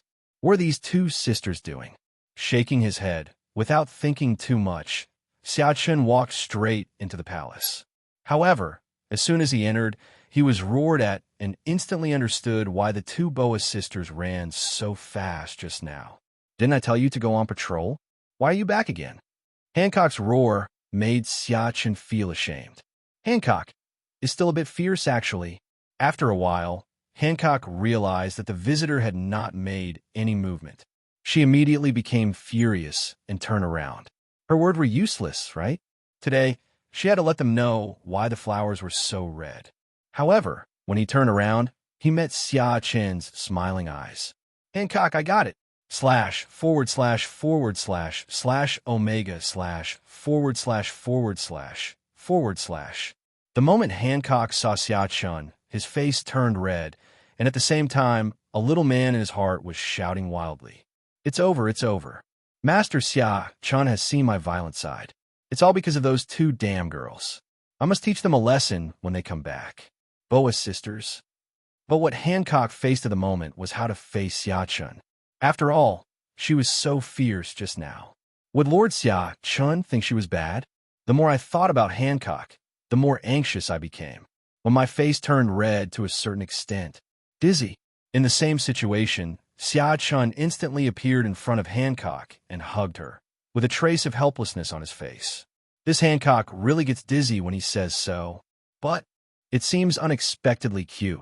On the edge of a cliff on a sunny day, a young man was sitting on it, holding a fishing rod made of gold in his hand. At this moment, he was staring lazily at the calm sea. At a certain moment, the laziness in his eyes disappeared instantly, his eyes fixed, and he murmured in a low voice, Here we go. The next second after he finished speaking, he immediately stood up, then lifted the fishing rod up hard. The next moment, a fish several dozen meters long was pulled out of the water, its reddish-brown scales sparkling in the sun. Then it fell to the ground, not far behind the boy. The young man sighed and said, Hey, why are the fish so small this time? Is it because all the big ones were caught? Forget it. It doesn't matter if it's small. It's still better than the Air Force. If other people heard what the boy said, they would definitely think he was being too hypocritical, because the fish was already several dozen meters long, and he still said it was small. Is he really being so pretentious? But in fact, what the boy said was right. This fish was indeed small among the fish he had ever caught, because this was not an ordinary fish, and this was not an ordinary sea area. This is the calm belt, a place known as the lair of Poseidons. This fish is certainly large compared to normal fish, but if it is considered a Poseidon, it is very small. The man walked towards the fish and said, Although it's a little small, it's still enough for everyone on the island. After all, their appetites are not big. But if Luffy and the others are here, that won't work. Luffy alone can eat so much. Speaking of Luffy and the others, it's been a long time since I last saw them. I wonder how they're doing now. Just as the young man was still mumbling, a pleasant female voice came from not far away, interrupting his thoughts. Xia-Chun, did you catch any fish today? Xia-Chun's face darkened upon hearing this, and he looked at the woman walking towards him and said, Hancock, how many times have I told you not to ask me if I caught any fish? You should ask how big the fish was today. That's right. The man fishing is Xia-Chun, and the woman is naturally Hancock. Now, nearly half a year has passed since the Battle of Marineford. During this half year, Xia-Chun has been staying on Nine Snake Island, and he and Hancock have long been husband and wife. It was a dark and windy night. 10 million words omitted here. In short, although the two have not held their wedding yet, the entire Nine Snakes knows that he is Hancock's husband, and he has naturally become the male master of this country. Hancock, on the other side, looked at Xia Chun in confusion after hearing his words and said in confusion, "The problem is that you don't catch fish very often. The last time you caught a 1,000-meter-long Poseidon, you thought I didn't know that you secretly went into the sea to catch it for your own face. It wasn't you who caught it at all. You thought I didn't see the fist mark on its head, right?" Oh, Xia Chen's expression froze when he heard this. He had never expected that Hancock would find out about this. His fame, well, it wasn't much. Xia Chun shook his head helplessly, looked at Hancock with eyes full of doting, and asked, "Why are you here? You're not here just to ask me if I caught any fish." "No, it's because someone was looking for you. He said he was Fire Fist Ace, and he wanted to see you for something. So I said you were fishing. Then he said he had something important to tell you, and asked you to call him back when you came back. Well, I thought I didn't have anything to do, so I sent you a din mushy and took the opportunity to see what you were doing." Hancock had a happy expression on his face. "Ace, why does this guy want to see me?" Xia Chun was a little confused. "I haven't contacted him for half a year, so I can't say I'm looking for him to catch up." Xia Chun took the din mushy and dialed the number directly. The call was connected after a while. As soon as the call was connected, a man's voice came from the other end. Xia Chun immediately recognized it as Ace's voice. "Is it Xia Chun?" "Yes, it's me. What's wrong?" "Ace, what a rare visitor. You actually called me. I thought you forgot about me." Xia Chun teased Ace. "How dare you talk about me? You've never looked for me before. So can I also say that you've forgotten me?" Ace's voice came from the din mushy. "That's right. I just forgot about you." Xia Chun answered frankly. "You are a man who picks his feet. Why should I remember you and call you? Are you mentally ill?" "Ace." After hearing Xia Chen's words, Ace's voice on the din mushy suddenly fell silent, as if he didn't know what to say. After a long while, he finally uttered a sentence. "As expected, it's you again, Xia Chun. You're still as sharp-tongued as ever. Thank you for the compliment. Of course, don't praise me too much, or I'll be proud." Xia Chun smiled Kaido. "Ace." Ace was once again speechless. "Okay, I won't argue with you anymore. I'm calling you this time because I have something serious to tell you." "You talk, I listen." Ace was silent for a long time. Xia Chun. "You be asterisk asterisk asterisk asterisk asterisk D. Are you playing dumb with me here?" Xia Chun started scolding him directly. He called him and said there was something important, but he didn't say anything for a long time. Dad can't hold on any longer. Just when Xia Chun wanted to scold him, Ace's low voice came, making Xia Chun swallow the words in his mouth. After a while he said, "You mean, Whitebeard's going to die?" "Right. How long can you hold on?" Xia Chun continued to ask. "About a day." "Understand." Xia Chun nodded. "Dad said he wanted to see you before he died." Ace continued. To see me?" Xia Chun was a little confused but didn't ask any more questions. Instead, he said calmly, "Okay, I'll be there soon." After saying that, Xia Chun hung up the din mushy and looked at Hancock. Before Xia Chun could speak, Hancock asked, "Are you going to see Whitebeard?" "Yes. I don't know why this old dang wants to see me before he dies, but it doesn't matter. So let's go and see him. I've been staying here for the past 6 months and haven't been out. It's nice to go out and meet old friends now." Hancock pondered for a while, then smiled and said, "Then go ahead. I'll take the fish back and cook it for you myself." "What?" Xia Chun was shocked when he heard this. His face looked a little ugly, and he looked at Hancock and suggested, "Well, how about letting the chefs on the island cook? How can an emperor like you cook for him personally?" "No, I will cook for you." "What? You don't want to eat the food I cook?" Hancock's eyes suddenly became dangerous. "Of course not. If you made it, I'll be in for a treat. Then I'll go to Whitebeard first." After saying that, Xia Chun turned around and jumped off the cliff. As he approached, the somersault cloud appeared instantly and disappeared into the sky carrying Xia Chun. He has decided to have dinner at Whitebeard's place today, and no one could stop him. He said so. Ace had given Xia Chun his life card. Following the instructions of the life card and the unparalleled speed of the somersault cloud, it didn't take long for Xia Chun to see the conspicuous white whale on board the Moby D***K. Dad, are you really going to do this? Once you do this, you will definitely die immediately. Marco asked Whitebeard with a heavy face. Death? I have to die sooner or later. I should have died in the war at the top. Now I am satisfied that I can linger for another 6 months to accompany you. Just let me do what I want to do for the last time. Ahem. As he was talking, Whitebeard couldn't help coughing. Now, countless tubes were inserted into Whitebeard's body, and flames were burning on some of the wounds. That was Marco's flame, trying its best to reduce the loss of Whitebeard's vitality. Without Marco's flame, Whitebeard would never have lived this long. But even with Marco's flame, it was a miracle that Whitebeard had been able to hold on until now. Whitebeard also felt that his body had indeed reached the point of exhaustion. No matter what means he used, it was difficult to prolong his life. So he asked Ace to call Xia Chun over. He wanted to fulfill his last wish in life. Suddenly, Whitebeard seemed to sense something. He raised his head slightly and looked towards the sky. Then a dark shadow appeared in his sight, and the corners of his mouth rose slightly. Are you here? The next second after Whitebeard finished speaking, a figure fell from the sky and landed on the deck of the Moby D***K. The powerful impact caused the Moby D***K to sink, creating countless ripples. The impact created a large hole in the deck of the white whale, with countless wood chips flying everywhere. At the same time, a lazy voice came out from the hole. Oh, sorry, I can't stop the car. It's normal for young people to lose control of their own strength. I'm sure you can understand that, Uncle Whitebeard.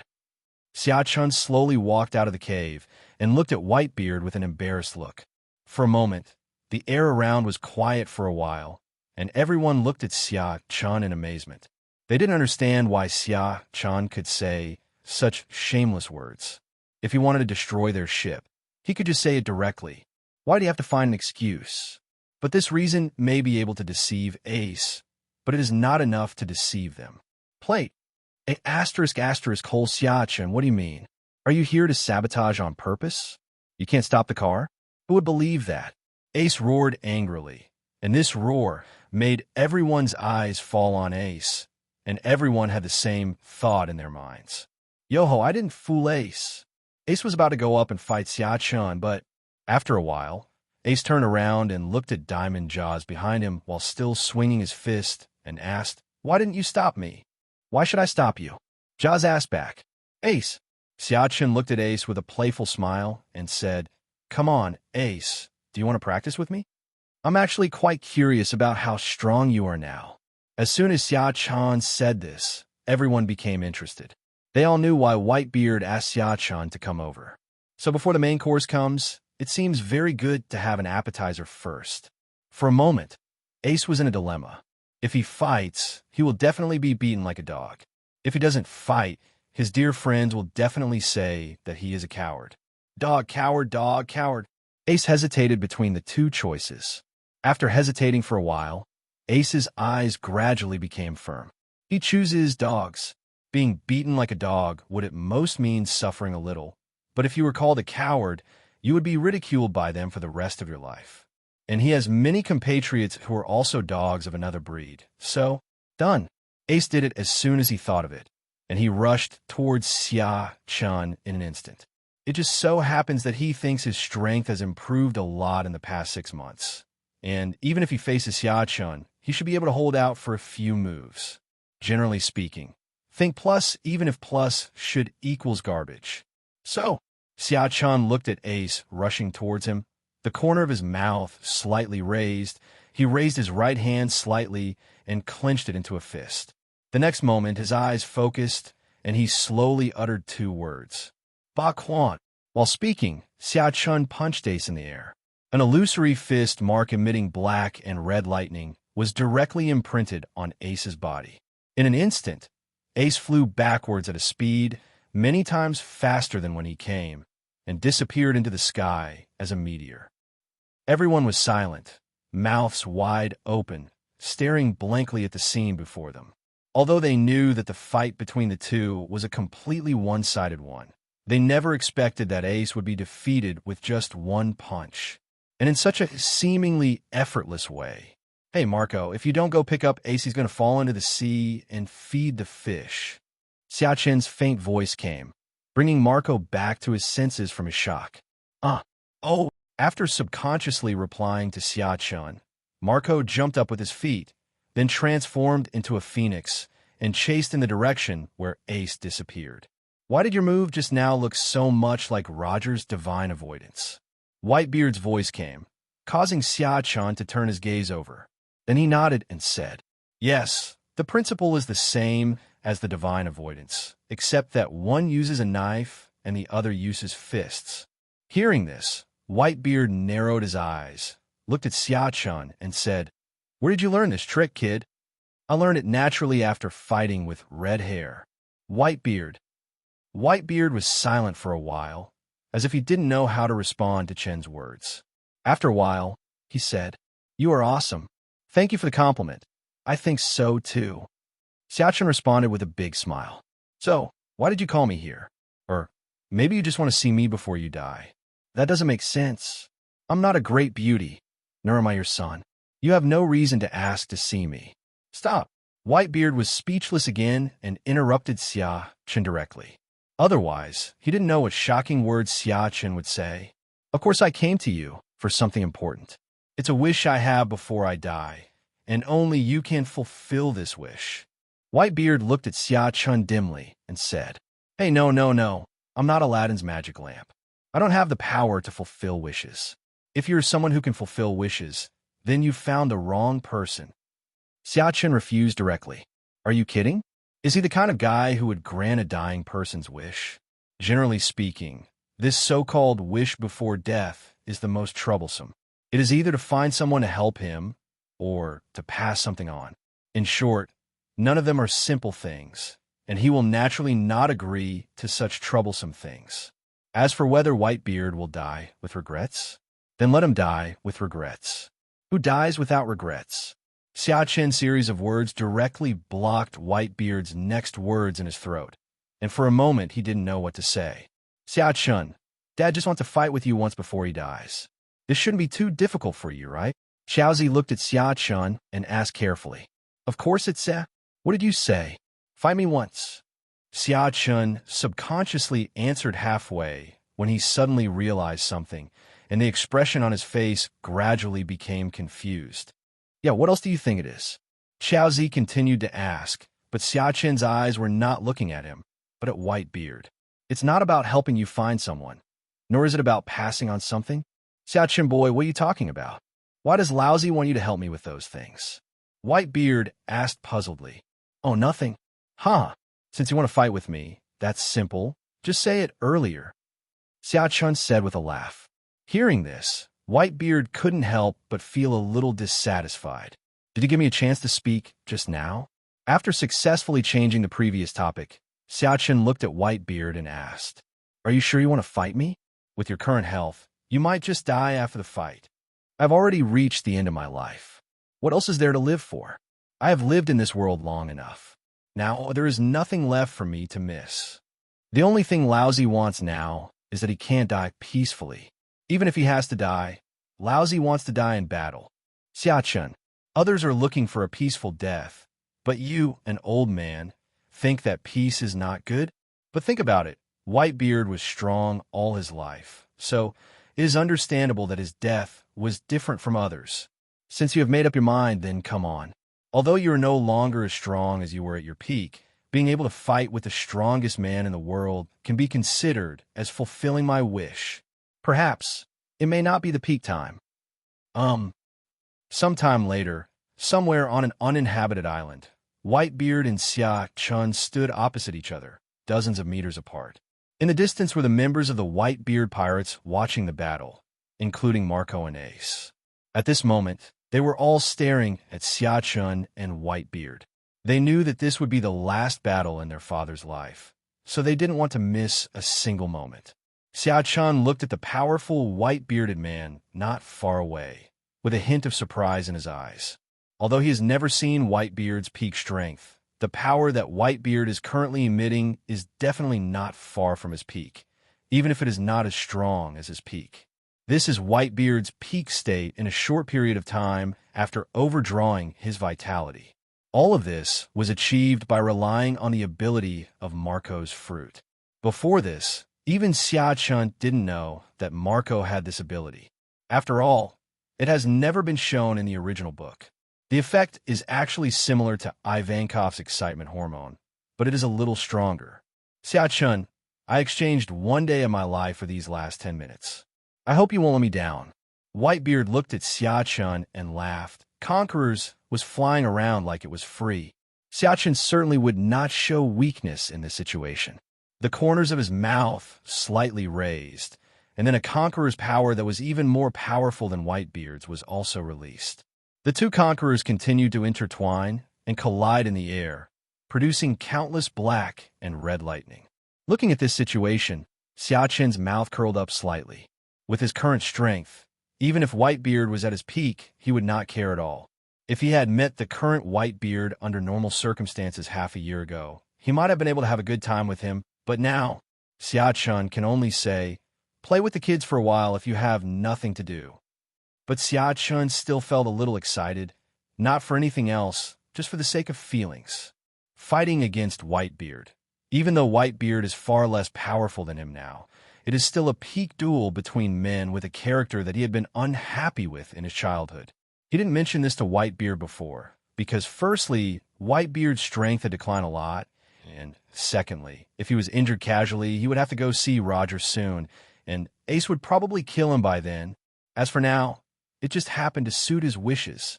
Thinking of this, Xia Chun's mind moved, and the familiar iron rod appeared in his hand again, and then he swung it fiercely in the direction of Whitebeard. Launched the first attack. A huge black and red air blade rushed towards Whitebeard. Good job. Looking at the speeding air blade, Whitebeard roared, picked up the Kusanokiri, and rushed forward to meet it. Boom! At the moment when Kusanokiri and the air blade came into contact, an extremely powerful shock wave burst out from between the two, spreading outward in circles like a halo. Ace and others who were far away couldn't help but look solemn when they felt the shock wave. The aftermath alone was so powerful. If they were in the center of the battlefield, they would be killed in one blow. While Ace and the others were still in shock, Whitebeard on the other side suddenly exerted force, shattering the black and red air blade in front of them and dissipating it into the air. Then he propped Song Yunqi up on the ground, his chest rising and falling slightly. Looking at the dozens of meters of traces plowed by his feet in front of him, Whitebeard's eyes were extremely solemn. His eyes were fixed on Xia Chun, who was slowly walking towards him not far away. Your attack is much more powerful than Roger's. That's natural. My hardware configuration is better than his. Isn't it normal that my attack is stronger than his? Xia Chun said indifferently. Xia Chun continued walking forward and stopped about 10 meters away from Whitebeard. He slowly raised the stick in his hand and said to Whitebeard, "You were once called the strongest man, so you can't be only this strong, right? If that's all you have, then I'm a little disappointed. Gulala, Lousy is really underestimated." Whitebeard laughed loudly and stopped after a long while. Then, without saying a word, he picked up Song Yunqi and rushed towards Xia Chun. "Xia Chun, I'm a Whitebeard. Show me some respect." Clang! The sound of metal clashing was heard, and a look of horror appeared on Whitebeard's face. At this moment, Song Yunqi was chopping an ochre-colored halo filled with mysterious runes.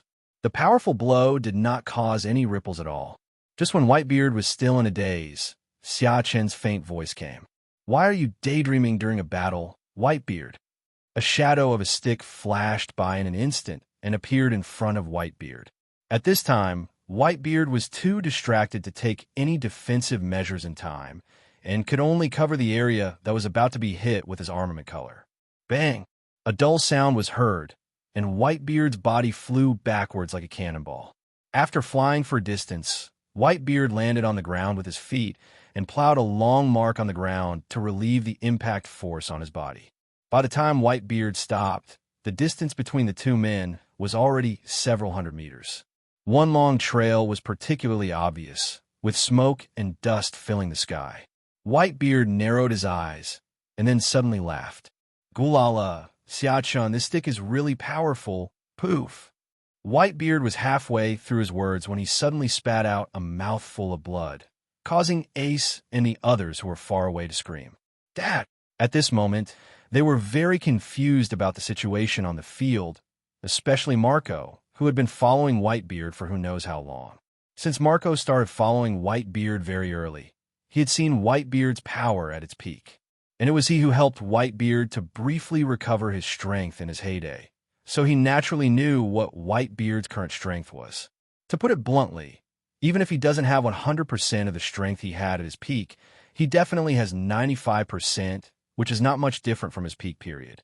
He originally thought that even if Xiachun was very strong, the 10 minutes of near-peak power that his father had gained at the cost of his last life would allow him to fight Xiachun on equal terms in a short period of time. But the result now is that they're completely no match for each other. Anyone with a discerning eye can now see that Xiachun has been strolling leisurely in this battle. He can easily take on all kinds of attacks from Whitebeard. Oh, he doesn't even use his hands. However, Xiachun's attacks always caused Whitebeard considerable trouble. "Is Xiachun so strong?" Marco murmured in a low voice, looking at Xiachun, who was slowly walking towards Whitebeard in the distance, with an unknown meaning flashing in his eyes. "Whitebeard, I will not show mercy to you just because you are dying. Otherwise, it would be disrespectful to you, don't you think?" Xiachun said calmly as he walked towards Whitebeard. "That's right, Xiachun. If you really show mercy to my men, that would be an insult to me. Since you have such strength, I will not hold back. Don't blame me if you die." Whitebeard roared, and then ran towards Xiachun quickly. When he was still dozens of meters away from Xiachun, he jumped high, holding Song Yunqi in his hand, with Conqueror's domineering aura wrapped around it, and attacked Xiachun with tremendous force. As Song Yunqi got closer and closer to Xiachun, even before he touched Xiachun, the pressure emanating from him shattered the ground around the area where Xiachun was standing, which shows how powerful this knife was. Xiachun also became interested as he felt the power of the knife, with excitement flashing in his eyes. As expected of the former world's strongest man, this sword is really powerful. The power of Whitebeard's sword now is even stronger than Red Hair's divine avoidance during the Battle of Marineford. Such power is enough to make him, under normal circumstances, take it a little seriously. Xiachun did not use the Emperor's safety shield again, but held the stick with both hands, with Conqueror's domineering aura wrapped around it, and rushed towards Song Yunqi. In the instant before the two were about to collide, the world around them seemed to turn black and white. All sounds disappeared, and everything stopped at this moment. But the next second, boom! A devastating noise suddenly erupted, and the deafening sound, mixed with an extremely powerful shock wave, continued to spread in all directions. The ground not far from where Xiachun was located began to crack, and even the entire island was shaking slightly due to this wave of fighting. The problem is that this collision has not ended yet, and wave after wave of shock waves continue to spread. At this time, in the center of the battlefield, Gulala. It's so enjoyable. I haven't had such a satisfying fight in a long time. I miss it so much. Whitebeard laughed. The feeling of fighting with all his strength and being evenly matched made his blood boil. "It's really enjoyable," Xiachun said with a faint smile. Looking at the hole formed between Kurogyri and his stick, and feeling the power coming from Whitebeard's sword, Xiachun felt that they had perfectly recreated a famous scene from the original novel. Not to mention, Xiachun didn't expect that the dying Whitebeard could give him this surprise, which made him feel a little excited after a long time. It's a pity that he didn't experience Whitebeard's peak period. Otherwise, it might be really interesting to fight with Whitebeard in his prime. Just as Xiachun sighed inwardly, Whitebeard's voice came from in front of him. "Xiachun, you just said that we can't be distracted during the battle. How come you made the same mistake again now?" As soon as Xiachun came back to his senses, he saw Whitebeard's leg kicking towards him. There was a layer of white light on his leg. That was the power of the Tremor fruit. Seeing that Whitebeard's kick was about to hit Xia Chen's eyes were indifferent and his expression did not change at all. The next second, Xia Chen's figure disappeared from the spot like a ghost. Seeing Xia Chen's figure disappear from his sight, Whitebeard's pupils suddenly shrank, and he hurriedly activated his observation haki to try to find Xia Chen's figure. But while he was still searching, he felt a sharp pain in his stomach, and then he felt a sense of weightlessness, as if he was flying. Well, it's not a feeling, it really is flying. Whitebeard's body flew backwards at an extremely fast speed, leaving a trail in the air. It flew for an unknown amount of time before falling to the ground. This time, Whitebeard did not land on his feet, but on his back, leaving a long trail on the ground. Xia Chen stood there calmly, surrounded by countless ruins and ravines. In the distance, Ace and others were staring at what was happening with eyes wide open in disbelief. Dad lost, Ace asked stutteringly, looking at the fallen Whitebeard in the distance with disbelief on his face. Impossible. There is no way Dad can be defeated so easily, Marco said in a serious voice. This is Dad's last battle. He will never allow himself to die in this way. He is Whitebeard. And the situation was just as Marco said. The next second after he finished speaking, Whitebeard in the distance slowly climbed up from the ground. Whitebeard used Kusanokiri to support his body, and couldn't help spitting out a large mouthful of blood. But Xia Chen felt no emotion at all when watching this scene. This was Whitebeard's own choice, and he was already prepared for death. So at this moment, all Xia Chen could do is to have a good fight with Whitebeard, so that he won't die with regrets. Gulala, it feels so good, Xia Chen boy. Puff. Whitebeard was spitting out blood while laughing, and basically every time he laughed he would spit out blood, which made Xia Chen's eyelids twitch wildly. Wouldn't he die from excessive blood loss while laughing? But Whitebeard seemed not to want to give Xia Chen the chance to see this scene.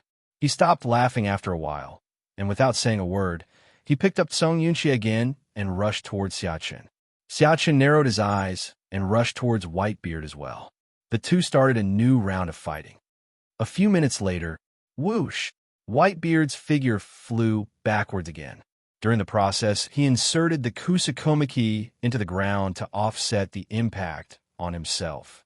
Song Yunqi slid on the ground for hundreds of meters before stopping, and as soon as he stopped, Whitebeard spat out a large mouthful of blood again, and his aura was extremely weak. Boom! Xia Chen landed more than 10 meters away from Whitebeard. Looking at the almost exhausted Whitebeard in front of him, he couldn't help but sigh slightly. Whitebeard, it looks like your story ends here. Yeah, ahem. Whitebeard just answered with 2 words and couldn't help spitting out a mouthful of blood. Then his eyes started to blur, and he said to himself, I've been through a lot in my life. When I was young, I was full of energy and went out to sea to become a pirate without a second thought. And then so many years passed by unknowingly, and there were countless thrilling adventures during that time. The most important thing is that I have a lot of family members. They have been with me for most of my life and let me experience the beauty of family love. Whitebeard closed his eyes, as if he was thinking of something happy, and a smile appeared on his face. Unfortunately, no matter what kind of journey it is, there will always be a day when you reach the end. For example, you have reached the end of your life now. Xia Chen said calmly while looking at the Whitebeard. Yes, no matter how brilliant and wonderful my life has been, it has now come to the end of my life, and it is time to end it, but... At this point, Whitebeard paused, opened his eyes, and suddenly 2 rays of light shot out, and he slowly stood up from his half-kneeling body. The momentum that was extremely weak just now is now getting stronger and stronger, even stronger than when it first started. Standing there, he looked like a prehistoric beast. Huh, you still have the power. Feeling the pressure from Whitebeard's aura, Xia Chen's eyes flashed with surprise. He really didn't expect that Whitebeard could still have a last burst of vitality. Xia Chen had just felt that his life force was extremely weak. It would not be an exaggeration to say that one is holding on with one breath. But the power that erupted now was stronger than at any time in the previous battle. For a moment, Xia Chun seemed to feel like he was in a passionate anime series, where a key character could always burst out with unimaginable power when he was about to die, to put a perfect end to his death. Now, if nothing unexpected happens, this should be the case. Interesting. Xia Chen's lips curled up into a smile. Would it be more appropriate for him to make a he noise at this time? As time passed, Whitebeard's aura became stronger and stronger. Xia Chen knew that Whitebeard was gathering strength. Launch the last attack of your life with the brilliance of life. After a few more breaths, Whitebeard's momentum finally reached a peak and stopped getting stronger. At this time, the Kusuno Kiri in his hand had completely turned black and red. That is Conqueror's domineering aura that is so strong that it is almost tangible. At a certain moment, Whitebeard moved and swung the Kusukamoki sword in his hand from top to bottom. At the same time he yelled, "With this blow, I write the final elegy of my life." Boom! An extremely large air blade emitting extremely powerful force rushed towards Xia Chen. The aftermath of the waves along the way shattered the surrounding land into pieces, turning it into fine powdery sand. This attack, Xia Chen narrowed his eyes slightly, feeling the pressure from the attack in front of him, and for the first time, an expression of surprise appeared on his face. Is this the value of being #1 in the world? It seems you don't get this title for nothing, Whitebeard. Xia Chen also growled, and the stick in his hand also turned black and red, looking exactly the same as Song Yinqia's. Then he raised the stick with both hands and hit the incoming air blade hard. Boom! A shocking sound resounded through the sky, and with Xia Chen as the center, one after another extremely powerful shock waves spread out in all directions like a halo. Every tree was uprooted wherever it passed, the ground was shattered, and the entire island was shaken violently.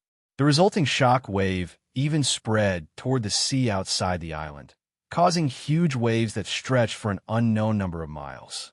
This impact lasted for more than 10 seconds.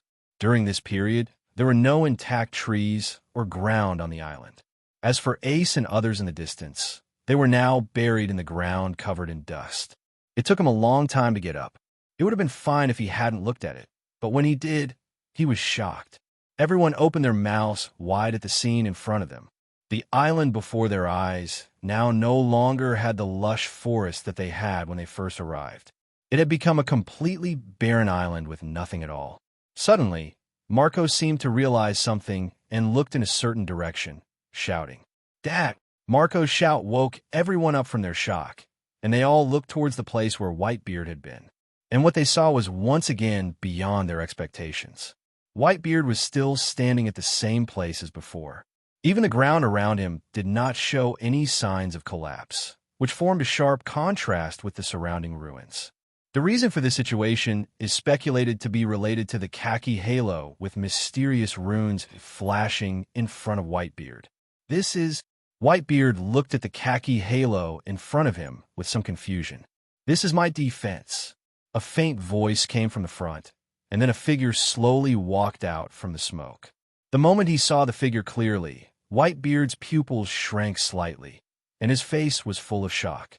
It was just that Xia Chen didn't have any injuries on his body at that time. At most, the corners of his clothes were a little messy. The rest didn't even show that he had experienced a high-intensity battle. Xia Chen looked at Whitebeard and said, "The attack just now has exhausted the last bit of your strength. If I don't help you block the aftermath of the impact." At this point, Xia Chen showed a playful smile on his face and said, "Maybe you'll be the first 4 emperors to be killed by the aftermath of the fight. That would be hilarious." Whitebeard. What Xia Chen said was indeed correct.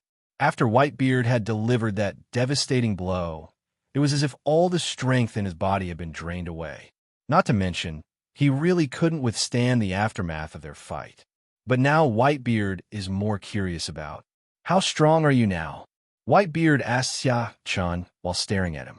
The attack just now was definitely the strongest attack in his life, even stronger than in his heyday. But Xia Chen blocked this attack with great ease, which made Whitebeard feel a little frustrated. But when I think about how Xia Chen was able to kill Marine headquarters half a year ago, let alone him half a year later, With Xia Chen's abnormal speed of becoming stronger, he must be much stronger than he was half a year ago. Xia Chen is the strongest person Whitebeard has ever seen, no doubt about it. So the only thing Whitebeard wants to know now is how strong Xia Chen is now. Xia Chen was silent for a while after hearing this, and then he said, I don't know exactly how strong I am now, but one thing I can be sure of is, even if you 4 emperors are all in your prime, I can beat you 4 as easily as beating my great-grandsons. Do you have any idea of this?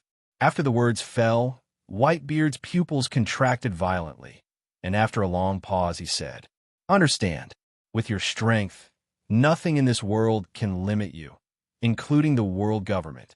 That's not necessarily true. There's an old guy who has lived for 800 years hidden in the world government. That guy's strength should not be underestimated. Xia Chen replied calmly, Huh? There are such people in the world government? I've never even heard of them. Whitebeard showed a surprised expression on his face. It's normal that you haven't heard of it. He usually doesn't care about what happens in the world. To him, everything you do is just a small matter in his eyes. He has no interest in caring about you at all. Is that so?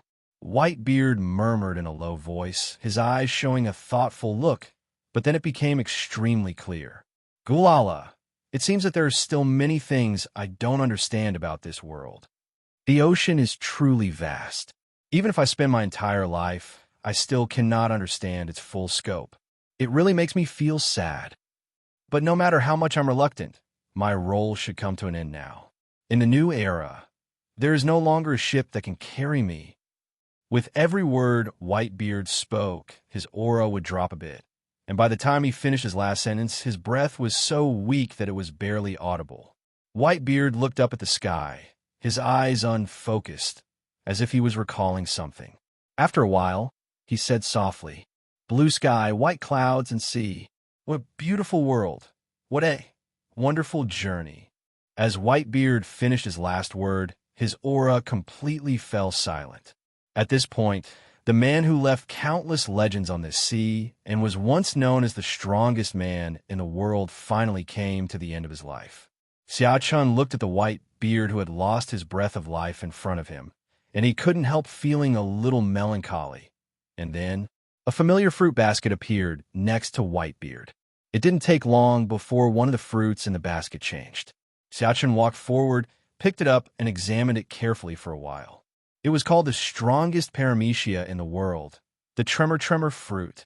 Although he respected Whitebeard, Xia Chen would not allow such a powerful fruit to be reborn somewhere in the world.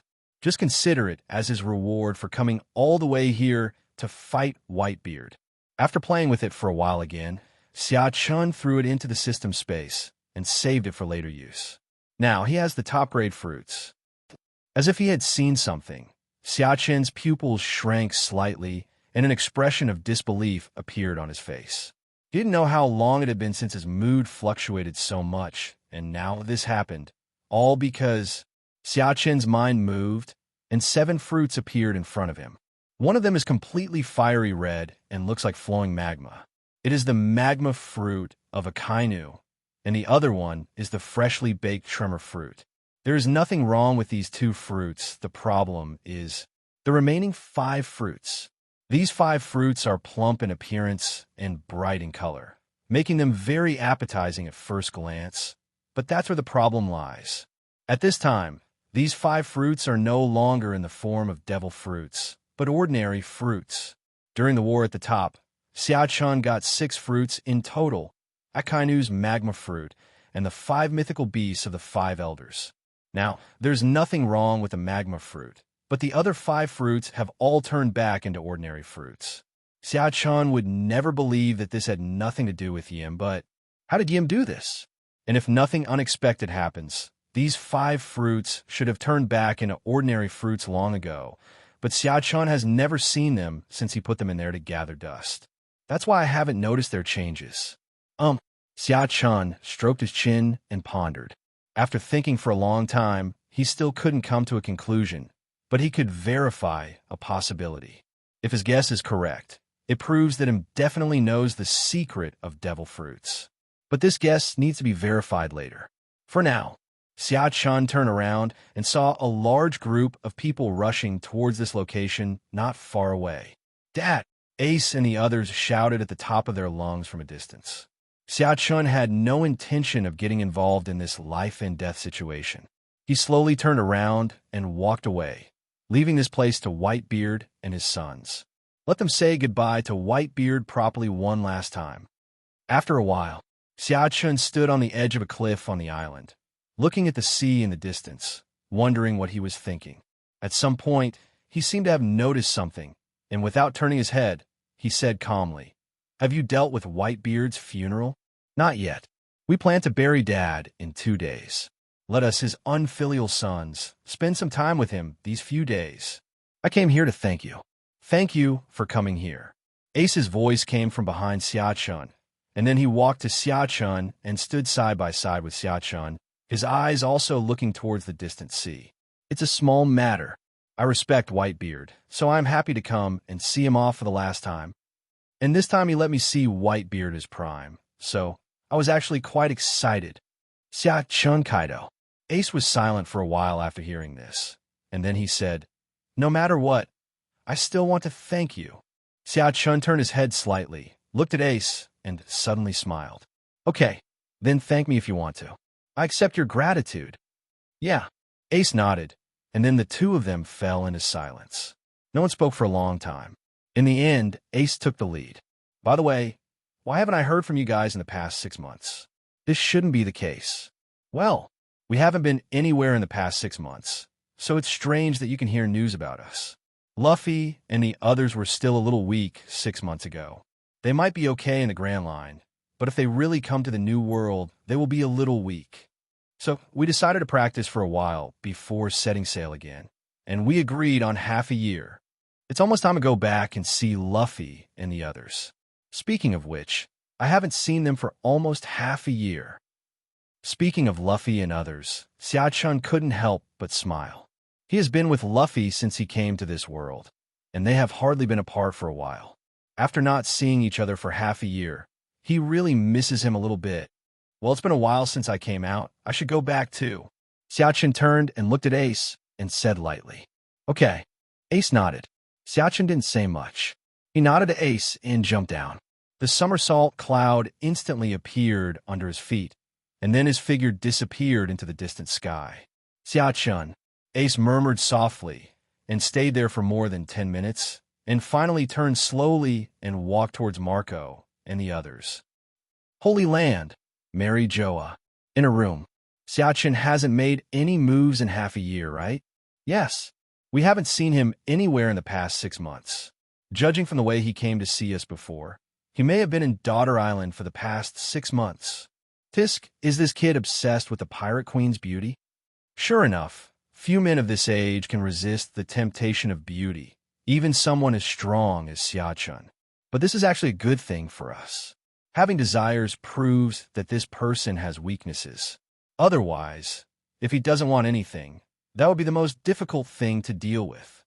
The 5 elders and others expressed their opinions one after another.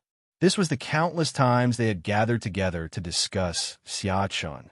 Normally, the 5 of them rarely get together, and most situations only require one of them to take the lead and resolve the issue. But because of Xia Chun, the 5 elders' meetings, which used to be rare, became at least once a week, and the topic of each meeting revolved around whether Xia Chun had made any recent moves. After talking about a lot of solutions to Xia Chun, they occasionally solved some small issues. But even though Xia Chun did not take any action every time, they were still very interested in discussing Xia Chun. The name that has appeared most frequently on their lips in the past 6 months is probably Xia Chun. "Well, since Xia Chun hasn't made any moves recently, let's just ignore him and end today's meeting here," Saturn said lightly, and then slowly stood up, prepare to leave. But at this moment, a voice made him pause, and a layer of cold sweat immediately seeped out of his forehead. "Hey, Lord Saturn, don't be impatient. I still want to continue listening to you discuss something about me. Why are you in such a hurry to leave?" As soon as these words came out, the 5 elders all looked in a certain direction, and then an expression of extreme horror appeared on their faces. Xia Chun, when did you come in? Why was there no movement at all? Jupiter looked at Xia Chun with a hint of fear in his eyes and asked tremblingly. Since Xia Chun could appear here silently without being discovered by any of them, did that also mean that if Xia Chun wanted to kill them, they wouldn't even know how they died? Whenever I think of Jupiter, I feel as if my life is not my own, and Xia Chun can take it away at any time if he wants. You don't need to know when I came in. You just need to know that I heard most of your conversations about me. I have indeed been on Daughter Island for the past 6 months. There's no need to hide this. So guess why I warned you 6 months ago not to approach Daughter Island? At this point, Xia Chun showed a playful smile and then continued. As for why there was no movement at all, I can only say that you are too weak to find me. 5 elders. It was the first time that they were told that they were weak.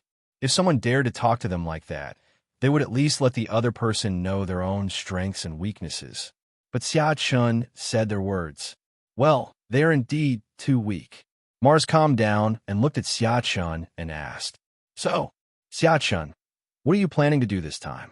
Mars has now realized that Xia Chun has no intention of taking their lives for the time being, otherwise they would not have been able to survive for so long. Since there is no threat to life, other conditions can be discussed. It's nothing, actually. I just want to prove something, Xia Chun said calmly, and then stared at the 5 elders. He asked word by word, Is the power of the fruit of the previous 5 elders in you? As if they had not expected Xia Chun to ask this question, the 5 elders showed a hint of surprise on their faces. After a moment of silence, Venus nodded and said, Yes, our current fruit abilities are inherited from the previous 5 elders. You know, our world government has mastered the method of extracting the power of devil fruits from the dead, and all this is thanks to the greatest scientist in the world, Vegapunk. Jin Xing spoke with great confidence and logic, giving people a very convincing feeling, but he didn't know that Xia Chun was looking at him with a strange look at this moment. To be honest, if he didn't have a god's perspective, and if he hadn't extracted the fruit abilities of the previous 5 elders and then disappeared, Xia Chun might have really believed his lies. Vegapunk is indeed great, claiming to possess wisdom that surpasses the world's by 500 years. Not only did he create the pacifist, but he also created the most powerful human weapon, the seraph. The most exaggerated thing is that it can even crack the mystery of devil fruits and give devil fruit abilities to Seraphim. Although we can only extract the power of Paramecia's devil fruit for the time being, and Logia's power is not yet available, it is still powerful enough. Oh, that's not right.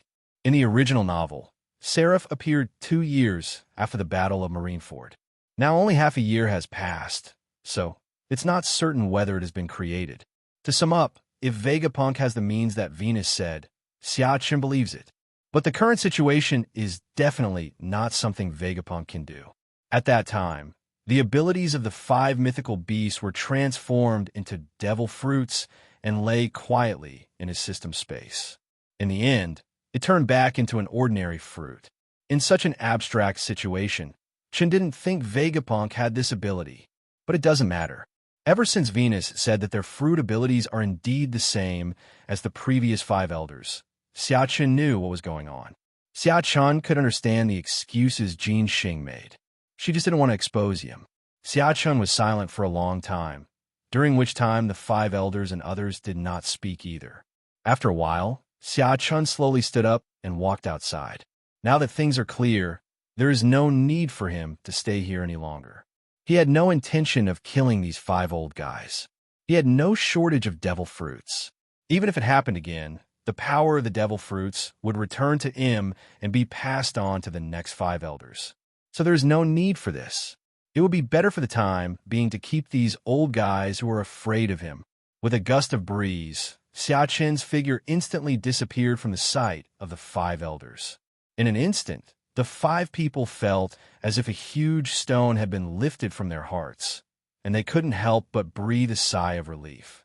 Only then did they realize that their backs had been soaked without them noticing. The pressure Xia Chun had put on them just now was really a bit too much. Xia Chun has become stronger again. Mercury looked solemn and said with lingering fear, "Yeah, after not seeing him for half a year, the feeling of oppression has become even stronger. I feel my heart pounding just when he's standing there." Saturn also echoed, "I don't know how he can maintain such a high rate of improvement. It's really too outrageous. We have no way to deal with him now. We even have to do whatever he tells us to do. We are going to lose face for the world government." Mars said with a helpless tone, "What can we do? Those who don't want to lose face are dead now, and those who are willing to lose face are alive now. Besides, Lord Yim hasn't decided to take action against him yet. During this period, we will be constrained by him. Oh, I just hope this time won't be dragged on too long, otherwise by then." Jupiter stopped talking halfway through his sentence, but everyone present knew what he wanted to say next. For a moment, the five people fell silent again. That's right, they were all afraid that if Xia Chen was given more time, Lord Yim might not be able to defeat Xia Chen. Although they were full of confidence in Lord Yim, Xia Chen's speed of becoming stronger was too fast, which made them afraid. They now just hope that their worries are unnecessary, otherwise. After leaving Mary Joa, Xia Chen sped all the way and soon arrived at an island in the doldrums. As soon as he entered the range of several hundred meters of the island, Xia Chen felt waves coming from the island, and the corners of his mouth couldn't help but rise slightly. "It looks quite lively." After muttering something in a low voice, Xia Chen flew directly towards the island without hesitation. He was very curious about how much those guys had improved in strength over the past 6 months. At this time, somewhere in the center of the island, clang, clang, the sound of metal clashing continued to be heard. "It's sword style," a green-haired man murmured softly, then raised his hand and slashed out an extremely sharp blade. He rushed toward the figure in front of him. "Yo-ho-ho, that's an incredibly powerful slash, Zoro." The skeleton with the afro first laughed a few times, then also pulled out the knife in his hand. "Itori Unogi Yuta Sando." Brooke swung the knife in his hand violently at such a speed that one could not even see any trace of the knife being scabbarded, as if the knife had never been unsheathed. And the situation was indeed as if nothing had happened. The flying slash launched by Zoro was still rushing towards Brooke with great ferocity. But Brooke was not in a hurry, and he continued to slowly insert the knife into the sheath.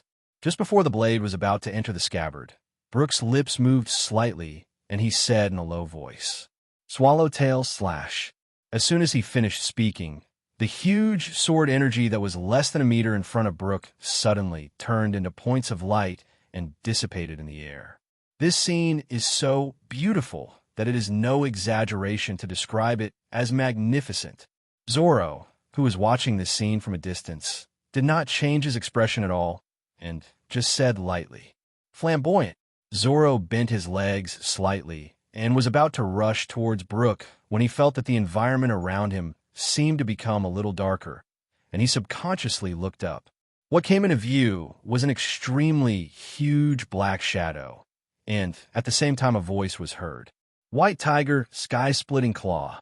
Seeing this, Zoro narrowed his eyes, and the knife in his hand instantly appeared above his head.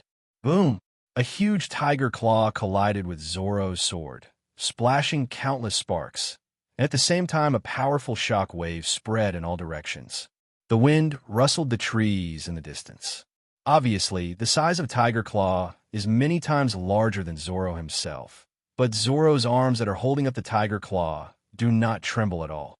Instead, he said calmly, "Usopp, let's not talk about anything else. Your sneak attack skills have improved." "What do you mean by sneak attack? Can you talk? Since we have already agreed that Brooke and I will beat you together, does my behavior count as a sneak attack? You green-haired B asterisk asterisk asterisk asterisk asterisk D. Your strength hasn't improved much in the past 6 months, but your ability to confuse right and wrong has improved." A muffled voice came from above Zoro's head, making his face darken. It said in a bad tone, "It seems that you haven't been scared by my beatings in the past 6 months. In that case, today I will teach you how to respect a person whose bounty is several times higher than yours." As soon as he finished speaking, Zoro suddenly exerted force with his arms, and the powerful force easily bounced away Usopp's huge tiger claw. Then he struck a pose and said word by word, "The secret of the 3 sword styles, the 6 paths strategy." I saw a few flashes of knife light, and the next second, several huge wounds suddenly appeared on Usopp's huge tiger leg, and blood splattered. The white tiger that Usopp transformed into was also blown away by this attack. It fell on the ground in the distance, splashing up clouds of dust. "Usopp!" Brook yelled, and then hurriedly ran in the direction of Usopp. "Ahem! Brook, I'm fine." Usopp's voice came from the smoke and dust, and then he slowly walked out of it. At this time, Usopp has turned back into human form, but the scars on his arms are very conspicuous. Blood continued to seep out of it. Hiss! Due to the large amplitude of the movement, Usopp accidentally pulled the wound, which hurt him so much that he couldn't help but gasp. "Oh, Usopp, you don't look like nothing's wrong," Brook said a little embarrassedly. "Although he is a skeleton, he doesn't sweat. Is this the legendary king of mouth?" Even though my arm was bleeding and I was in as much pain as a dog, I would still say, "It's okay. I'm really fine. Even though it's bleeding, it's just a superficial wound. It won't cause any harm." Usopp said this with a pursed mouth, looking very calm, but immediately started to curse. "Zoro, does he want to kill me? He's so ruthless. Didn't you say that my strength hasn't improved much? Then I must let you see how strong I am, and then let you give me some pointers," Zoro said calmly as he slowly walked towards them from not far away. Seeing Zoro's figure, both of them couldn't help but stare at each other, and then made attacking gestures at the same time. The look he gave Zoro was extremely serious. They have fought against Zoro countless times in the past 6 months, so they are very clear about Zoro's strength. Saying that there has been no improvement in strength in the past 6 months is pure bullshit and is simply used for mockery. The truth is that Zoro is extremely powerful. Even though they fight 2 against 1 every time, they still end up losing in the end. In the past 6 months, without exception, they have never won against Zoro once. But whether you can win is one thing, whether to fight or not is another. The 2 idioms "fight again and again despite repeated failures" and "fight again and again despite repeated failures" have very different meanings. Without hesitation, the 2 of them rushed towards Zoro at the same time, as if they had telepathy. The other side of the island. Here, too, 2 people are fighting back and forth. You punch, I kick, and every collision will cause an impact. The surrounding ground becomes shattered because of the fight between the 2. Not far from where the 2 men were fighting, there was an old man with white hair and glasses who was drinking wine and glancing in their direction from time to time. Gamagomo, Devil's Wind Leg. Bang! Fists and feet collided, and a dull sound was heard. Immediately afterwards, an extremely powerful air wave spread out in all directions like a halo.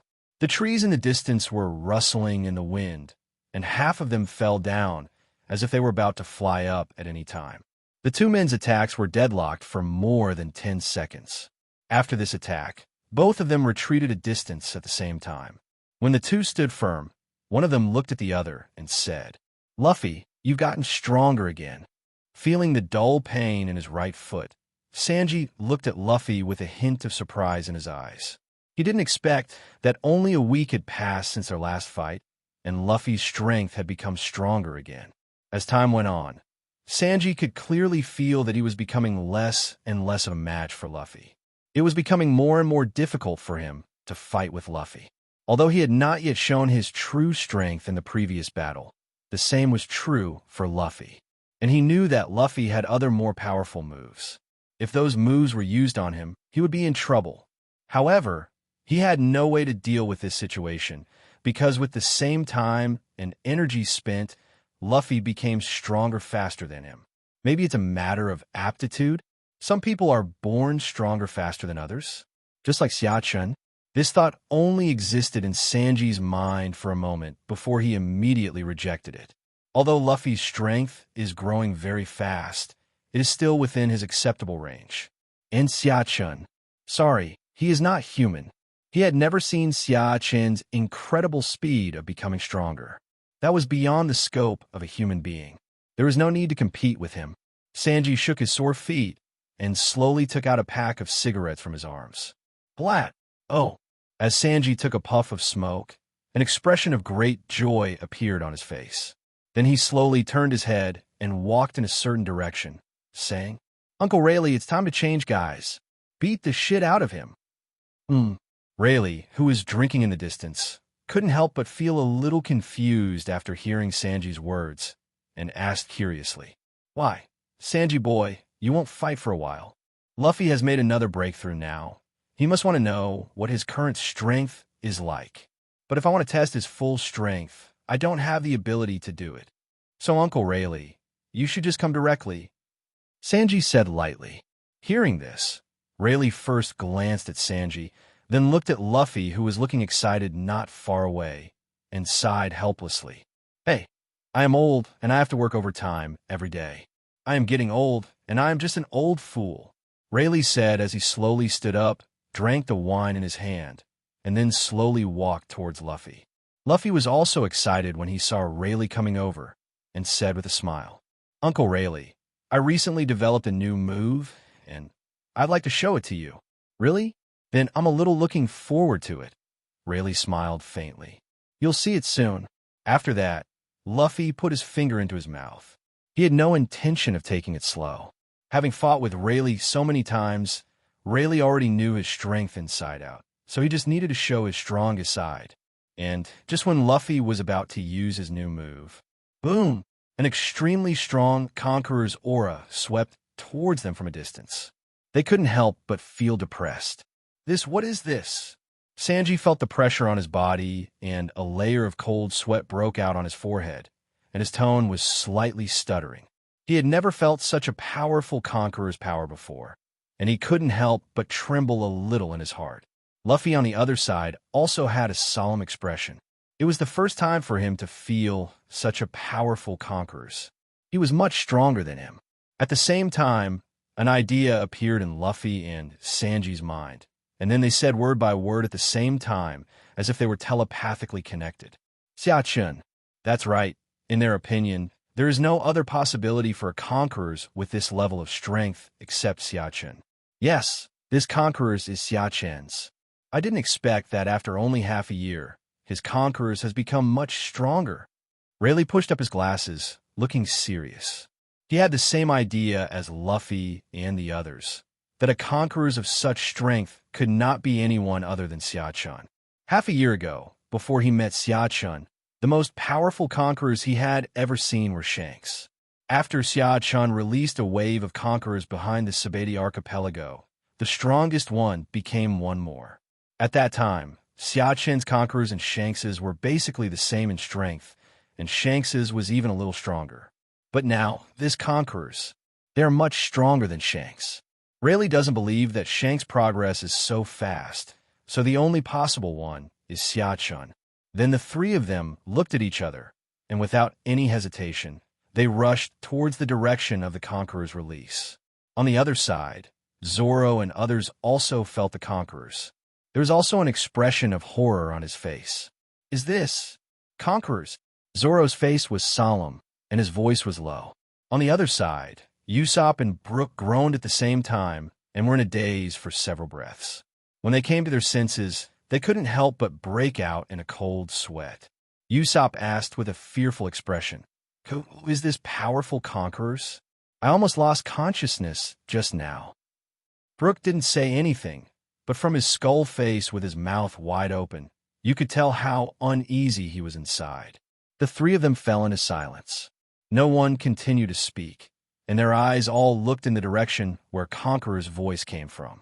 After a while, Zoro seemed to have figured something out, the corners of his mouth slightly raised, and he said with a faint smile, I think I know who released this Conquerors. This guy, it seems like he wants to lure us over this way. Interesting. Then let me see what progress this kid has made in the past 6 months. After saying that, Zoro rushed off in that direction without saying anything else, leaving the two people standing there still a little confused. At this moment, Brook and Usopp first looked at Zoro's back, and then looked at each other at the same time. Then, they turned to look at Zoro at the same time. The next moment, wait for us. At this time, on an open space somewhere on the island, Xia-Chan was lying on a leather sofa that looked extremely comfortable, with a stone table in front of him. There is a complete set of tea sets on the stone table. Xia-Chan took a sip of the tea in his hand, then placed it on the stone table, closed his eyes, and felt the breeze blowing. It was so comfortable. He is waiting for Luffy and the others to come find him. When he first arrived on the island, he had intended to go directly to them, but then he discovered a problem. That is, they are not together, but one is here and the other is there. So here comes a question. Xia-Chan wants to find both groups of people at the same time. Why? The answer he finally came up with was to just let them come to him. Wouldn't it be possible for him to meet them at the same time? So Xia-Chan chose a position around the middle of them, released a wave of conquerors, and then drank tea here comfortably. Thinking of this, Xia-Chan picked up the tea on the table and took a sip. However, just as he raised his hand, he seemed to feel something. His eyes narrowed slightly, and a smile appeared at the corner of his mouth. It's coming pretty fast. The moment Xia-Chan finished speaking, an extremely huge blade light suddenly shot out from the forest on his left. Wherever it passed, large tracts of trees were cut down in an instant like dead trees and rotten wood. Wow, your strength has improved a lot. Looking at the sword light carrying a strong oppressive force, and then looking at the floating green in the distance, Xia-Chan said with a faint smile. Then Xia-Chan gently waved his right hand. Although it seemed that nothing happened, the sword light that was rushing towards Xia-Chan suddenly dissipated into starlight. It's impolite not to reciprocate. Since you gave me such a big gift right after we met, it would be wrong for me not to give something back. As Xia-Chan spoke, he crossed his index finger and thumb together and flicked it lightly. A colorless energy instantly burst out from Xia-Chan's fingertips and rushed towards the direction where the sword light had just come from. Moreover, this energy gradually became larger and larger as it moved, and soon it turned into a colorless energy wave with a diameter of nearly 3 meters. The secret of the three swords style. As a faint voice came from a distance, Xia-Chen's energy was cut in half from the middle and fell on the ground on both sides. Boom! Violent explosions occurred on the ground on both sides, and smoke filled the sky. Then a figure slowly walked out from the smoke and dust, and said in a light tone, "What, Xia-Chen, do you look down on me? You want to deal with me with such an attack? Don't you think I'm too serious? I'm not the same person I was half a year ago. Show me some real skills, Xia-Chen." Hearing this, Xia-Chen's mouth curled up slightly, and he slowly stood up. At the same time, the sofa under him and the stone table next to him disappeared. "Zoro, I haven't seen you for half a year. You seem to be much braver now. You even dare to talk to me so arrogantly," Xia-Chen said with a faint smile while looking at Zoro. "Huh, I haven't been playing around in the past 6 months. My improved strength has given me the confidence to talk to you like this." Zoro looked at Xia-Chen and smiled, but the smile seemed provocative no matter how you looked at it. Xia-Chen also raised his eyebrows slightly after seeing this scene. Just as he was about to say something, a group of people rushed out from another direction of the forest. "Xia-Chen, I miss you so much." Luffy's voice came from a long distance away, with excitement in his tone. Xia-Chen also smiled when he heard Luffy's words. Just as he was about to turn around and say hello, he saw Zoro rushing towards him not far away. At the same time, he assumed the starting posture of a move. 3 sword styles. At the same time, 2 different voices were heard from behind. Gamagomo, Devil's Wind Leg. Xia-Chen. Looking at the same friendly greetings from several people, Xia-Chen couldn't help but feel a little upset.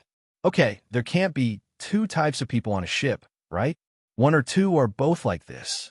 But Xia-Chen's mouth corners slightly raised. Lousy knew you would come this way. Otherwise, why would he use conquerors to attract you here directly? All I can say is that he had indeed stayed on a ship for too long, and Xia-Chen had often trained Luffy and the others before. So I already knew what kind of characters Luffy and the others would have. Then when Luffy and the others attacked him, he could legitimately take care of them. Xia-Chen felt the attack of the 3 people calmly, and did not even turn his head to look at Sanji and Luffy behind him. Luffy and Sanji were instantly furious when they saw this scene. Do you think you look down on them? You don't even bother to act? Xiao-chun, we are no longer the same as we were half a year ago. How dare you still look down on us? If you get hurt later, don't say that we three are outnumbered and won unfairly. Sanji said with a hateful tone. That's right, Xiao-chun. We have become much stronger in the past 6 months. If you still think that our strength remains the same as before, then you can expect me to beat you up. Luffy also echoed the same. Zoro didn't say anything, because he had nothing to say. Xiao-chun didn't look at Luffy like Sanji, but Xiao-chun was always looking at him. So he has no reason to say that Xiao-chun doesn't respect him, right? Thinking of this, Zoro couldn't help but taunt Luffy and Sanji. You two should save your breath. You should have figured out from Xiao-chun's attitude who he values more. And there's only one reason why he values me so much. That is, I am better than you. Luffy, Sanji, you green algae head, be asterisk, asterisk, asterisk, asterisk, asterisk D. What are you talking about? Are we weaker than you? It seems like you haven't been kicked by me for too long, right? After I deal with Xiao-chun, you'll be the next one. Luffy, that's right, 3-sword style. After I beat Xiao-chun away, you'll be the next one to be beaten away. Zoro, yay. Xiao-chun. Xiao-chun couldn't help but feel speechless when he saw the 3 people quarreling inexplicably. Of course, what was even more speechless was, that's enough, you 3. You keep asking me to do it. It seems like you guys have been listening to a certain singer named Leon recently. Otherwise, I really don't understand who gave you the courage to say these things in front of me. Xiao-chun said calmly, looking at the 3 people with a teasing look in his eyes. Since these 3 people are so arrogant, you will have to be more aggressive next time. It's better to be beaten by your own people than by others. He did this for their sake. Otherwise, it would be too embarrassing to be beaten like a dog by others. Especially Luffy. It would be a bit embarrassing if Mr. Kai asked him to stop being a king again. As Xiao-chun's thoughts were churning, the attacks of several people finally arrived in front of Xiao-chun. But Xiao-chun never made any move. The 3 were also shocked when they saw Xiao-chun didn't move, and then, the attack power has been increased even more. Just kidding. Even though they say things like deal with Xiao-chun and beat Xiao-chun away, they're the ones who understand Xiao-chun's strength the most. They remember the days on the ship very clearly. So they certainly wouldn't say that they withdrew their attacking strength because they saw Xiao-chun didn't move. They didn't believe that Xiao-chun didn't have the strength to fight back. Since he dares to do this, he must be very confident in himself. This is what they know about Xiao-chun. And the next moment, they verified that their guess was correct. And then, bang! Several dull noises were heard, and the 3 figures flew backwards in an instant. Their speed was much faster than when they attacked. They flew for a long time before falling to the ground one after another, splashing up clouds of dust. On this side, Usopp and Brook just rushed over and saw a figure falling not far in front of them. After landing, the body slid on the ground for a distance, and then slid in front of them so smoothly. Hiss! Feeling the burning pain in his chest and back, Zoro couldn't help but hiss, then slowly open his eyes that he had just closed subconsciously. Oh! For a moment, the 3 people's eyes were clearly intertwined. They all looked at each other in confusion, and after a while, Usopp spoke first. Zoro, are running so fast just to show us a ground slide? Zoro. The next second, Zoro jumped up from the ground, looked at Usopp, and said in a bad tone, You think I'm that boring? It was Xiao-chun who called me. Oh, it was Xiao-chun who beat him. Usopp answered subconsciously, but he realized something the next second and jumped up instantly. Xiao-chun? You mean Xiao-chun? Is he here? Usopp said in an extremely excited tone. Don't you have eyes to see? Zoro was a little speechless. Xiao-chun is such a big person over there, but you didn't even look at him, right? You only paid attention to my performance on the ground? Usopp ignored what Zoro said next, but turned around and looked around, then saw Xiao-chun looking at them with a smile in his eyes. Hello, Usopp, long time no see. Xiao-chun looked at Usopp and waved. Xiao-chun, it's really you're here. Usopp's eyes were filled with tears. Seeing Usopp in this state, Xiao-chun was a little confused. When did Usopp become so sentimental? He cried right after not seeing him for half a year? Just when Xiao-chun was still wondering what was going on with Usopp. He saw Usopp running towards him immediately, and from a distance he could see that his expression was extremely excited. What a touching scene of close friends meeting each other. But sometimes tears do not necessarily represent missing someone. They can also mean something else, such as tears of joy. As Usopp ran, his body began to grow larger, and white hair began to grow on his body. When he ran for a distance, the humanoid Usopp had disappeared, and what appeared in front of Xiao-chun was an extremely huge white tiger.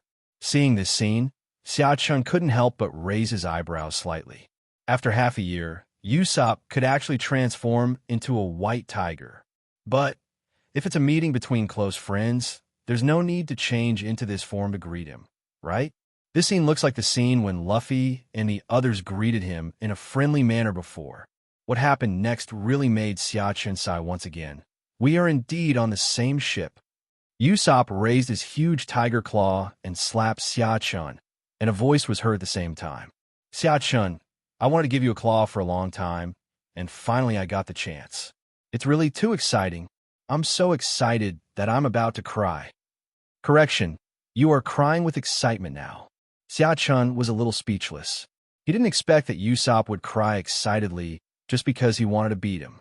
Although he was a little confused as to why Usopp burst into tears as soon as he saw him, he really didn't expect it to be for this reason. Is this necessary? We haven't seen each other for only half a year, and yet everyone is so upset with him? Seeing this, Xiao-chun also revealed a cold smile. Since all of you want me to help you loosen up your muscles, then I will satisfy you. Looking at the huge tiger claws coming towards him mercilessly, Xiao-chun raised his right hand slightly. The next second, an incomparably powerful armed colored domineering aura surged out and rushed towards the tiger claw. Boom! The moment the two came into contact, a deafening sound erupted, and the resulting shock wave spread in all directions. There was no suspense at all. Even though Usopp's tiger claws were huge and oppressive, he was defeated in less than a second when facing Xiao-chun's armed color domineering. Usopp's entire body was blown away. Fly back in the direction you came from. Seeing Usopp's huge body flying towards them, Zoro and Brook didn't hesitate for a second and ran towards both sides. Boom! Usopp's white tiger body hit the ground with a loud noise, and countless trees were broken. Usopp was just beaten away, and Luffy and Sanji rushed towards Xiao-chun again. It was obvious that they had been too lenient before and had not learned their lesson. Gamagomo, Gunpowder Command. The fist wrapped in flames rushed straight towards Xiao-chun's face, looking very powerful, but unfortunately, it was useless. Xiao-chun grabbed Luffy's fist with his hand and held it tightly, then smiled. Strength and speed are not good enough. Luffy, you still need to practice. After saying that, Xiao-chun grabbed Luffy's hand and swung it hard, throwing Luffy up with his arm and body. Ah, poof! The first one was shouted by Luffy, and the second one was a subconscious sound made by Sanji after being hit by Luffy's body. The two bodies overlapped and flew away into the distance. The secret of the three-sword style. White Tiger Gungjin Cannon. Yellow Spring Sword. 3 attacks came towards Xiao-chun from a distance, with no intention of giving Xiao-chun any time to breathe. Xiao-chun shook his neck, making a crackling sound. Then the figures suddenly shot out. Half a quarter of an hour later, looking at the 5 figures lying on the ground like dead dogs, Xiao-chun clapped his hands lightly. Ahem. Pa, what level do you have to dare to fight me? Plate. As soon as these words came out, the 5 people lying on the ground glared at Xiao-chun. How dare he insult them like this? This is too much. In a rage, several people got angry directly. Well, let's just be ridiculed. Being ridiculed won't hurt you, it's no big deal.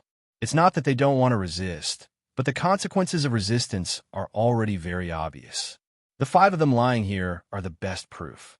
Furthermore, the pain coming from their bodies was constantly telling them that it was not suitable to go up and seek abuse.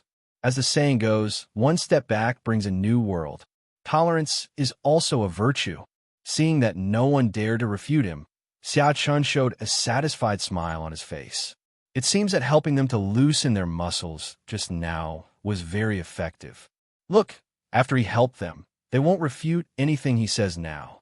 After taking another look at the people, Xia Chun walked towards Rayleigh, leaving them to soak up the sun on the ground. Seeing Xia Chun walk away a little, the few people gradually started to talk to each other. The first words he spoke were, "Green algae head, why are you so useless? Didn't you just say you were very powerful? How come you were beaten down in just 2 moves? You wretched, curly eyebrow.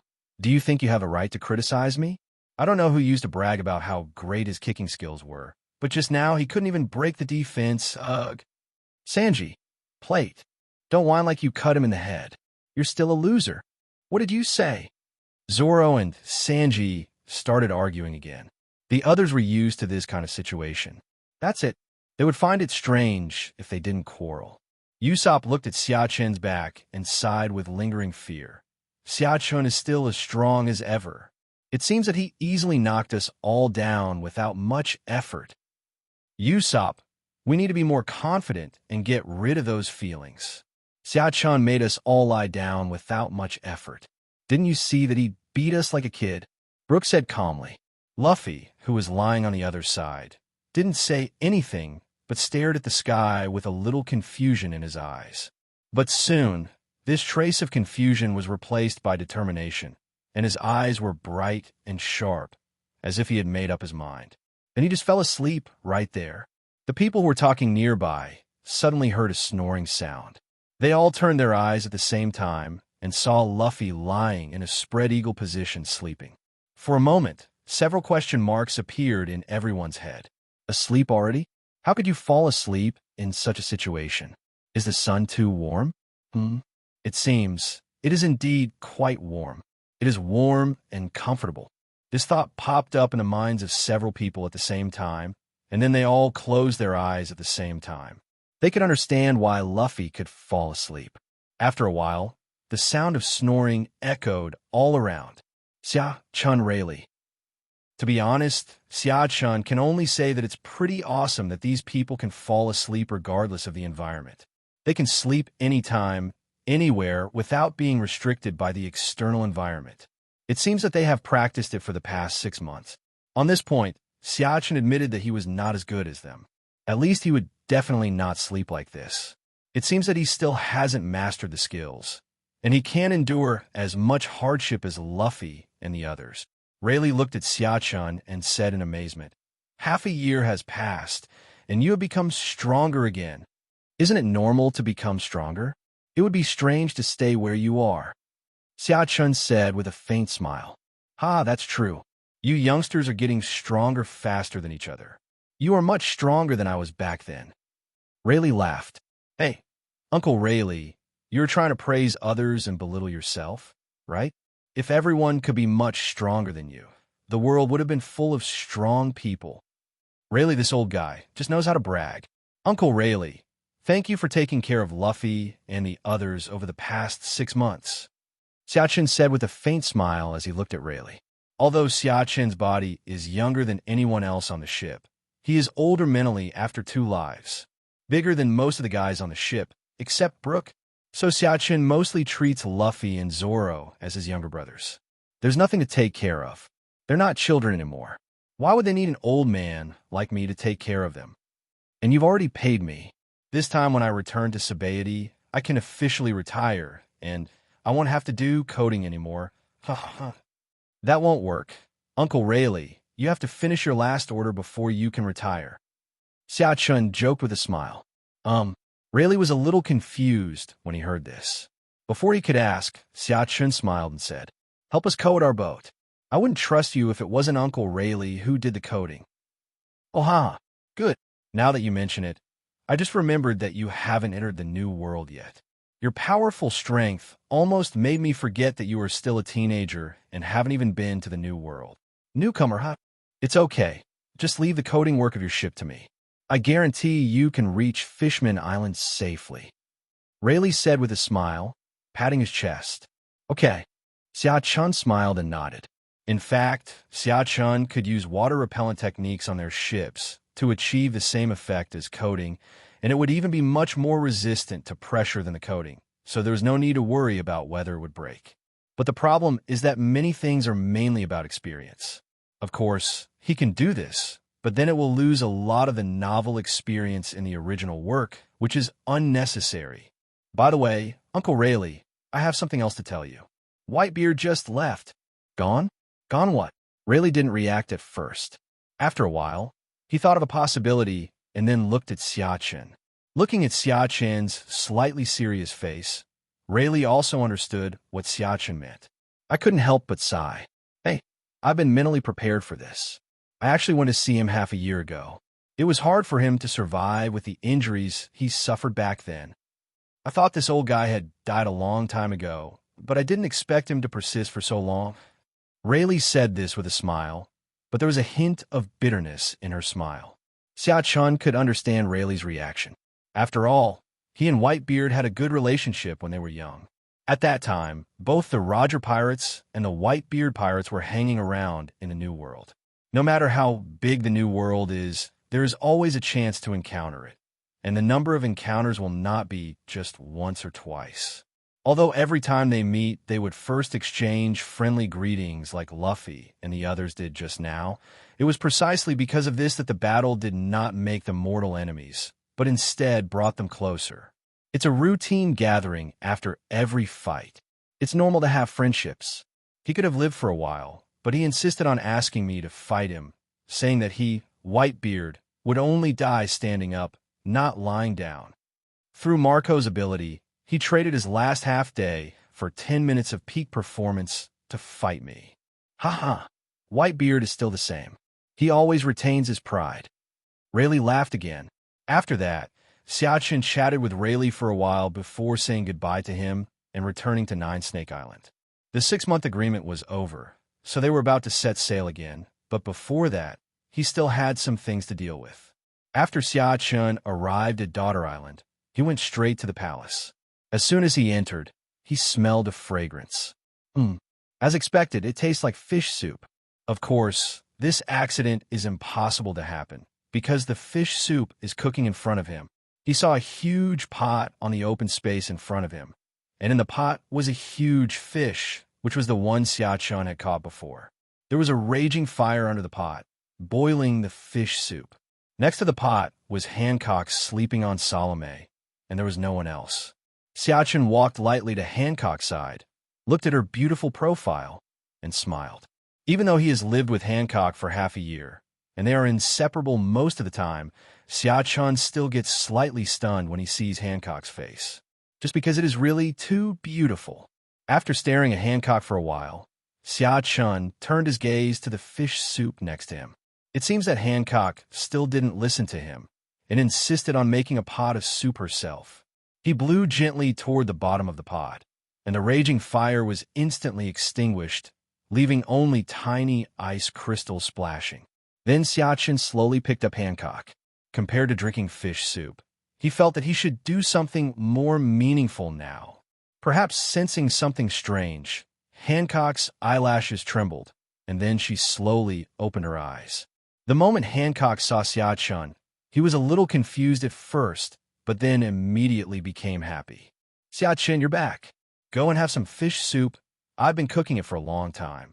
Xia Chen smiled and responded, I will definitely drink the fish soup, but not now. What I want to eat more now is... Xia Chen did not say the rest of the words, but from Hancock's slightly flushed cheeks and Xia Chen's lightning-fast movement into the bedroom, it was clear what he wanted to do. One day later, on top of the royal palace on Daughter Island. Xia Chen, are you leaving? Hancock snuggled in Xia Chen's arms and asked in a low voice, her emotions so calm that it was hard to tell what her mood was. Yes, half a year has passed, and we're going to set sail again, to conquer the last area of this ocean. Xia Chen said in a gentle voice, looking at the sea in the distance. After Xia Chen finished speaking, Hancock was silent for a long time, and after a while he asked, Then, when will you come back? Hearing this, Xia Chen turned around and looked at Hancock in confusion. When he saw her melancholy expression, he couldn't help but laugh and said, "I can come back any time. You know, I have a somersault cloud, and you also have a din mushy that can contact me.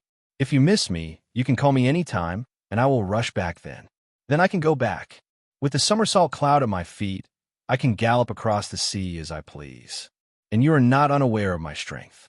For others, going out to sea may be extremely risky, but for me, it is just a simple trip. And I'll come back to be with you after we've traveled around the world. How about that?" Hancock stared at Xia Chun for a while, then suddenly smiled. "Okay, the Grand Line is located several thousand meters above the sea. A yellow cloud is flying at a very high speed. If an ordinary person saw this scene, he would probably say die. This was naturally Xia Chun's somersault cloud, and on the cloud, Xia Chun and the other 6 were sitting in a circle. Xia Chun looked at everyone and said, "You were the last group I picked up?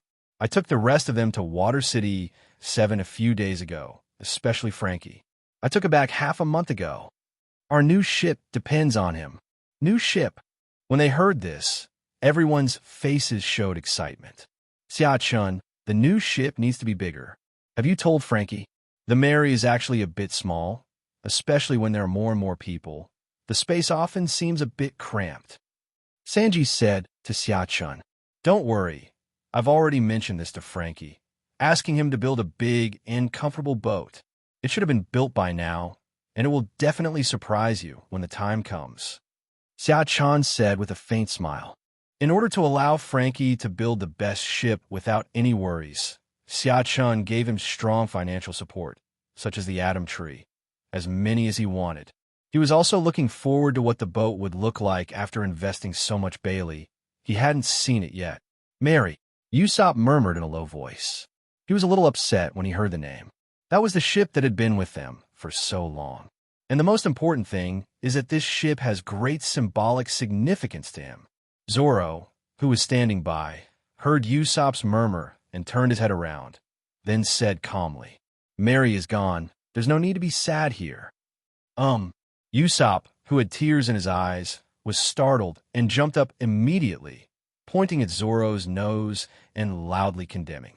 "You green algae head, do you have a heart? You actually said that.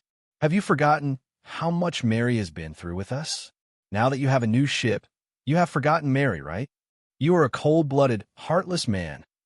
Usopp's words instantly attracted everyone's attention. Luffy was a little confused, but he probably understood something from Usopp's words, so he jumped up as well. Cold-blooded man. Heartless. He actually forgot about Mary, bah. Scumbag. Plate. Is there something wrong with your brain? Veins popped out on Zoro's forehead. Looking at the 2 people in front of him, his anger was rising rapidly. "You are so cold-blooded, and I don't want people to say anything about it. TSK, hypocritical man." Usopp curled his lips in disdain. Zoro couldn't bear it any longer, and the knife in his hand was instantly unsheathed. Then a blade of light whizzed past Usopp's hair, cutting off several strands of his hair.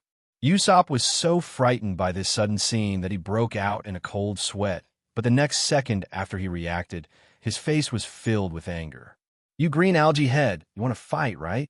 As soon as he finished speaking, Usopp's body grew rapidly, and soon he turned into the human beast form of the white tiger fruit, and then rushed toward Zoro.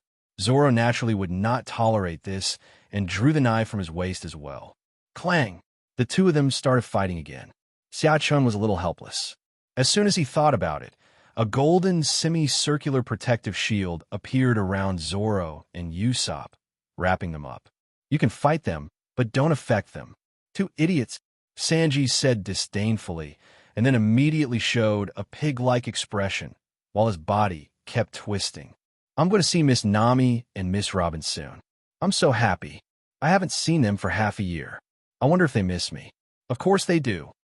Xia Chun and the other 2 subconsciously moved aside. They didn't know this person.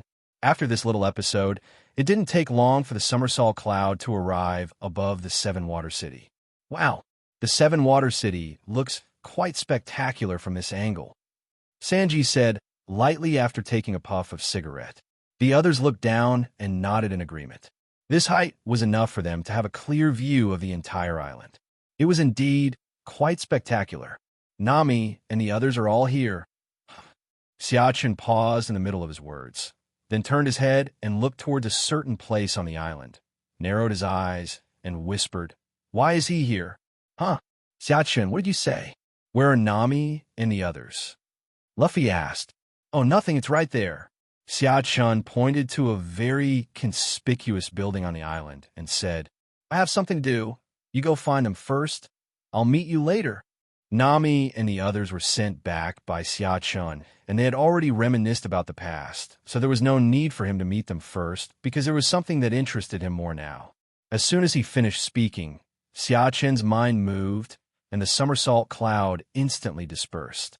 The 6 people fell down, and then Xiachen stepped on the moonwalk and rushed toward somewhere.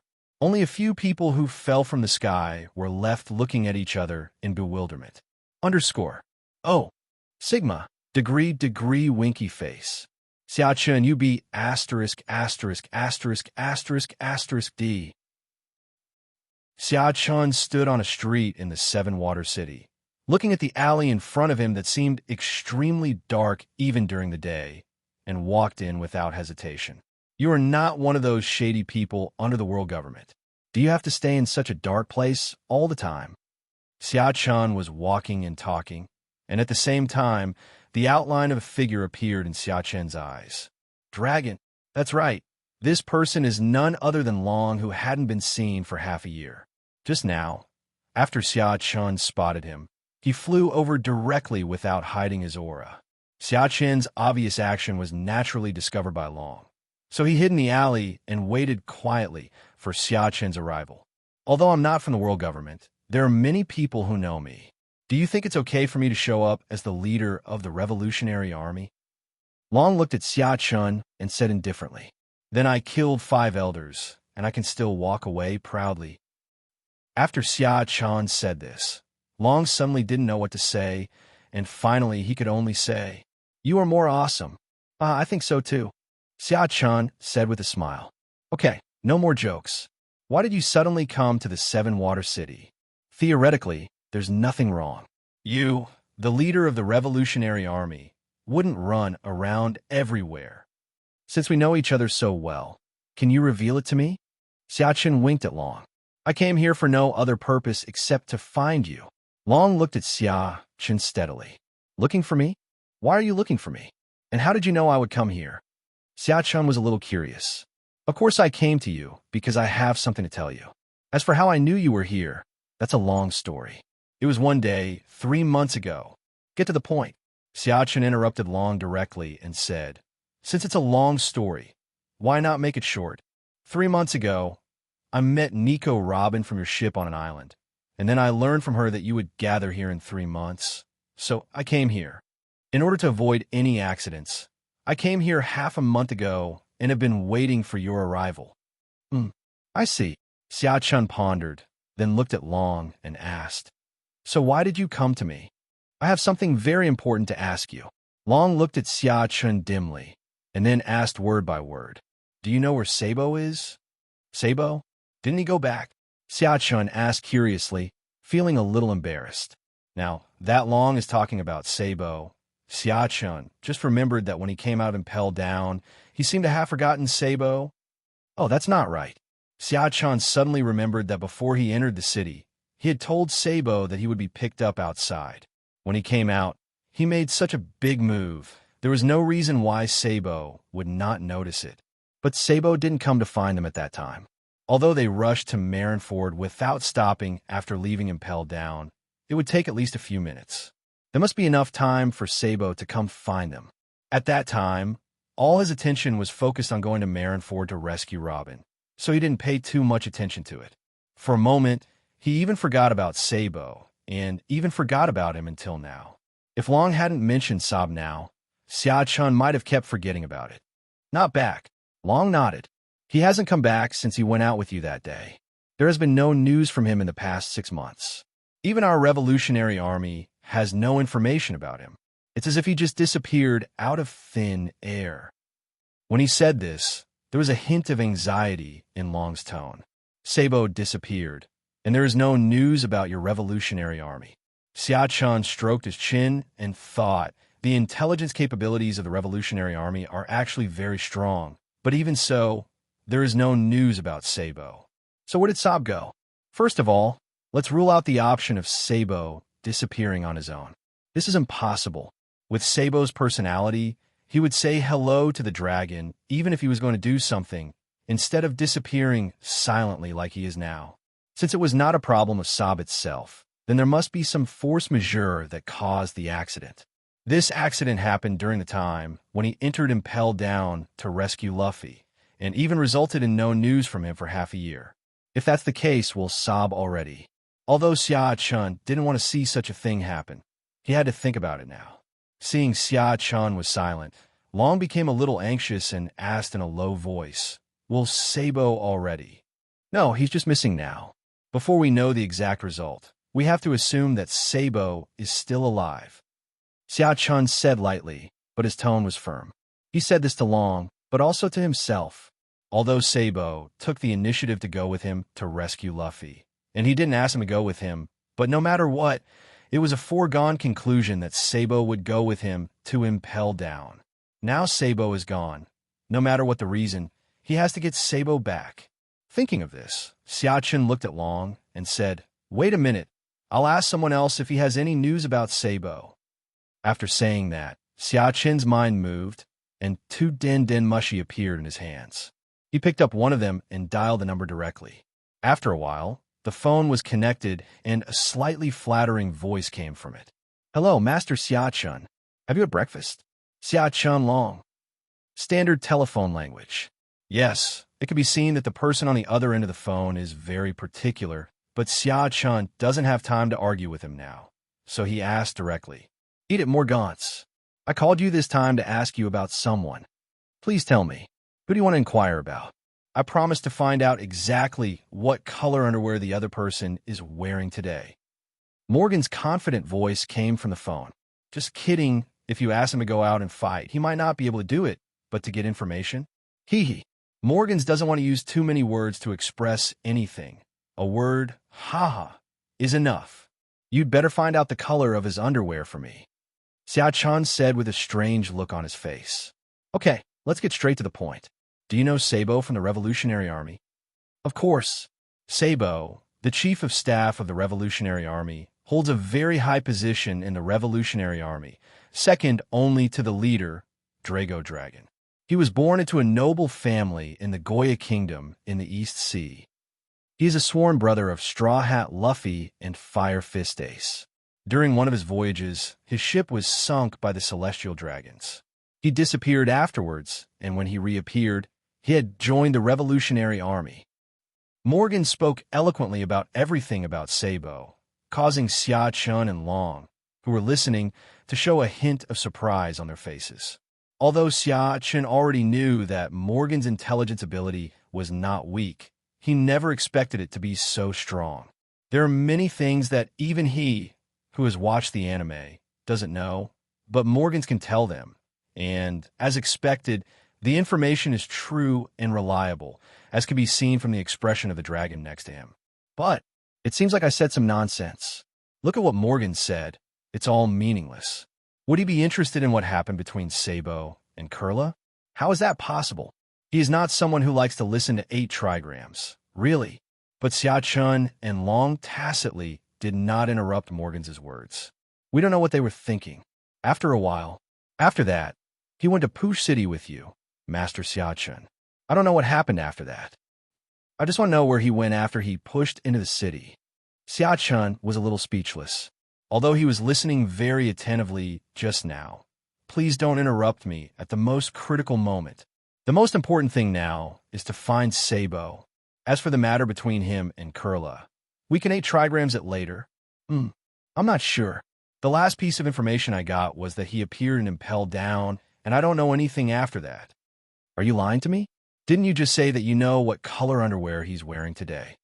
Xia Chun's tone was a little unfriendly when he heard this. Was Morgan's teasing him? Well, I used a little bit of exaggeration. You know, when people talk about something they're good at, they always embellish it a little bit. Goddamn polish. Xia Chun was already a little angry after hearing this. He felt that he had to find a time to let Morgan see what color his fist was. Perhaps he could sense Xiaoqin's anger through the din mushy, and Morgan said hastily, "Actually, I have another very important news. After you entered the city, something seemed to have happened outside the city. The initial inference is that someone was fighting outside the city. But the problem is that the noise of the fight disappears very quickly, only a few minutes at most." Upon hearing this, Xiaochun and Long's eyes narrowed. If Morgan's information was correct, then one of the people fighting was most likely Sabo. But the thing is, the battle was over in just a few minutes? Considering the current situation of Sabo's disappearance, it is very likely that the person who will be killed within a few minutes is Sabo, not his opponent. Then the problem is even bigger. Xiaoqin doesn't know how strong Sabo was half a year ago, but in the original work, after obtaining the Flame Fruit 2 years later, he was a man who could fight the Admiral on equal terms for a short period of time. Even if he didn't have the Flame Fruit now, and even if he had 2 less years, Sabo's strength wouldn't be much weaker. Sabo is not like Luffy, who has the halo of the destined protagonist. In more than 2 years, he has grown from a rookie who just went to sea to the Emperor level. Sob's growth rate cannot be so exaggerated. So how strong was Sob 6 months ago? Only by knowing this Xiaochun can one deduce the approximate level of his opponent and then lock onto the target. Xiaochun couldn't help but ponder. Suddenly, he seemed to have thought of something and turned to look at Long beside him. Yes, he didn't know Sabo's strength level half a year ago, but Long knew. Thinking of this, Xiaochun directly asked Long about his doubts. Half a year ago, Sabo's strength was probably at the level of a lieutenant general in the headquarters. Long replied, "Lieutenant General." Xiaoqin narrowed his eyes slightly, and then said word by word, "General level. That's right.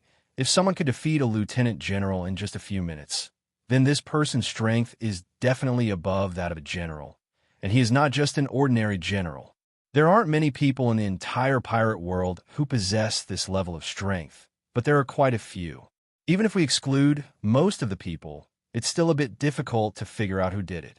Originally, Xiaochun thought that if Sabo had reached the level of a candidate admiral half a year ago, then it would be easier to judge. It takes only a few minutes to eliminate a substitute general. Not many people have this ability. The scope is narrowed a lot in an instant. But it's a pity that Sabo doesn't work hard. At the age of 20, he is still only a vice admiral. It's obvious that I haven't practiced hard enough in all these years.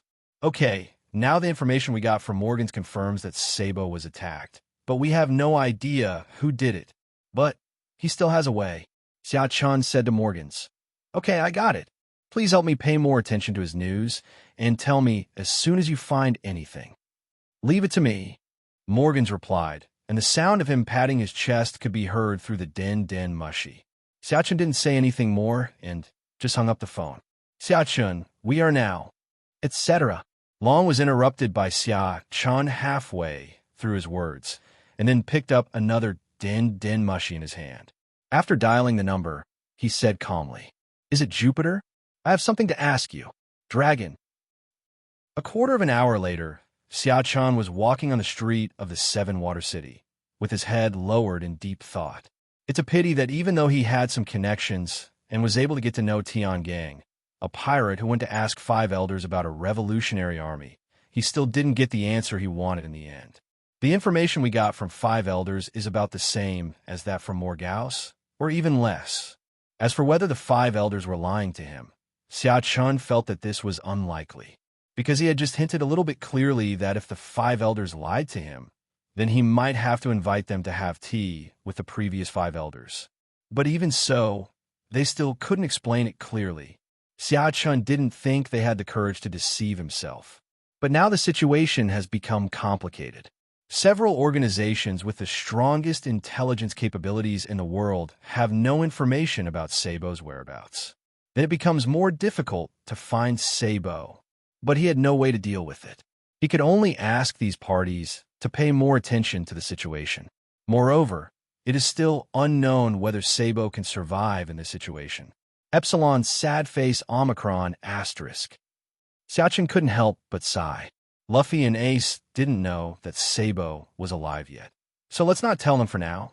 Otherwise, if they knew that Sabo was still alive but missing again, it would cause more trouble. While thinking, Xiaochen unknowingly came to a house. He looked up and said, "Forget it. There's no point in thinking so much. It's useless to think about it now. Let's just wait for news from Morgans and the others." After saying that, Xiaochen shook his head, decided to ignore it for the time being, and then pushed the door and walked in. Crunch! The sound of the gate of opening made everyone inside turn their eyes. The next second, 5 of them instantly jumped up from the ground and rushed towards Xiaochen, shouting, "Xiaochen, I want you to die." Seeing this, Xiaochen shook his head, a helpless expression on his face, and said lightly, "A bunch of guys who don't have a long memory."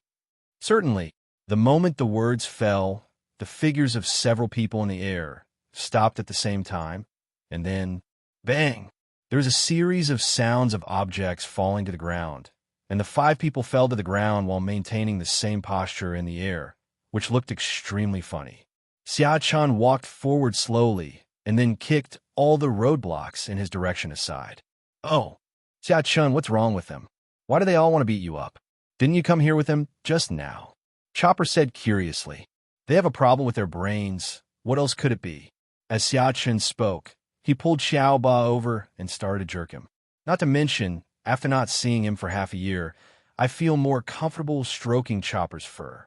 The cat in question was also made to feel extremely comfortable by Xiaochen's technique, and closed its eyes and lay in Xiaochen's arms, enjoying itself. In fact, as a passionate raccoon cat, no, reindeer, Chopper believes that he has his own pride. Some time ago, when Xiaochen picked him up and masturbated him for the first time, he firmly disagreed and he resisted desperately. But Xiaochen actually took out his favorite marshmallows to tempt him. Which cadre can withstand such a test? He can't. Then what happened next is very clear. If you get masturbated once, you will get marshmallows, and it feels good. So what if you do it again? After a while, Xiaochen snapped his fingers, and at the same time the 5 roadblocks on the ground finally regained their mobility. At this time, it had been an hour since Xiaochen entered the house, and the 5 people had been puppets for more than an hour. After resuming the action, the 5 people slowly got up from the ground and looked at Xiaochen with gloomy eyes, but this time they had no inclination to take action. There is no way. They cannot defeat him for now. They will come and punish him when they can defeat him later. "Xiaochen, our next island is Fishman Island. Do you know about this island?" Nami asked Xiaochen. "I know this. There are many beautiful mermaids on Fishman Island. I have longed to go there for a long time." Xiaochen didn't say anything. Sanji answered first, and at the same time his eyes turned into a heart shape, his hands crossed and clenched with a pig-like expression. Crowd. Everyone chose to ignore Sanji's words. Everyone knows that there are fishmen and mermaids on Fishman Island. Do you want to tell me? Generally speaking, Fishman Island is the only way for pirates to go to the New World. Of course, if you want to go through Marihoa, I can take you there too. Well, who among you is interested? Xiaochen looked at everyone and asked with a faint smile. Xiaochen, the Marihoa you're talking about isn't the Marihoa where the world government is located? Robin asked with a somewhat odd expression. What else? Have you heard of any other place called Marihoa?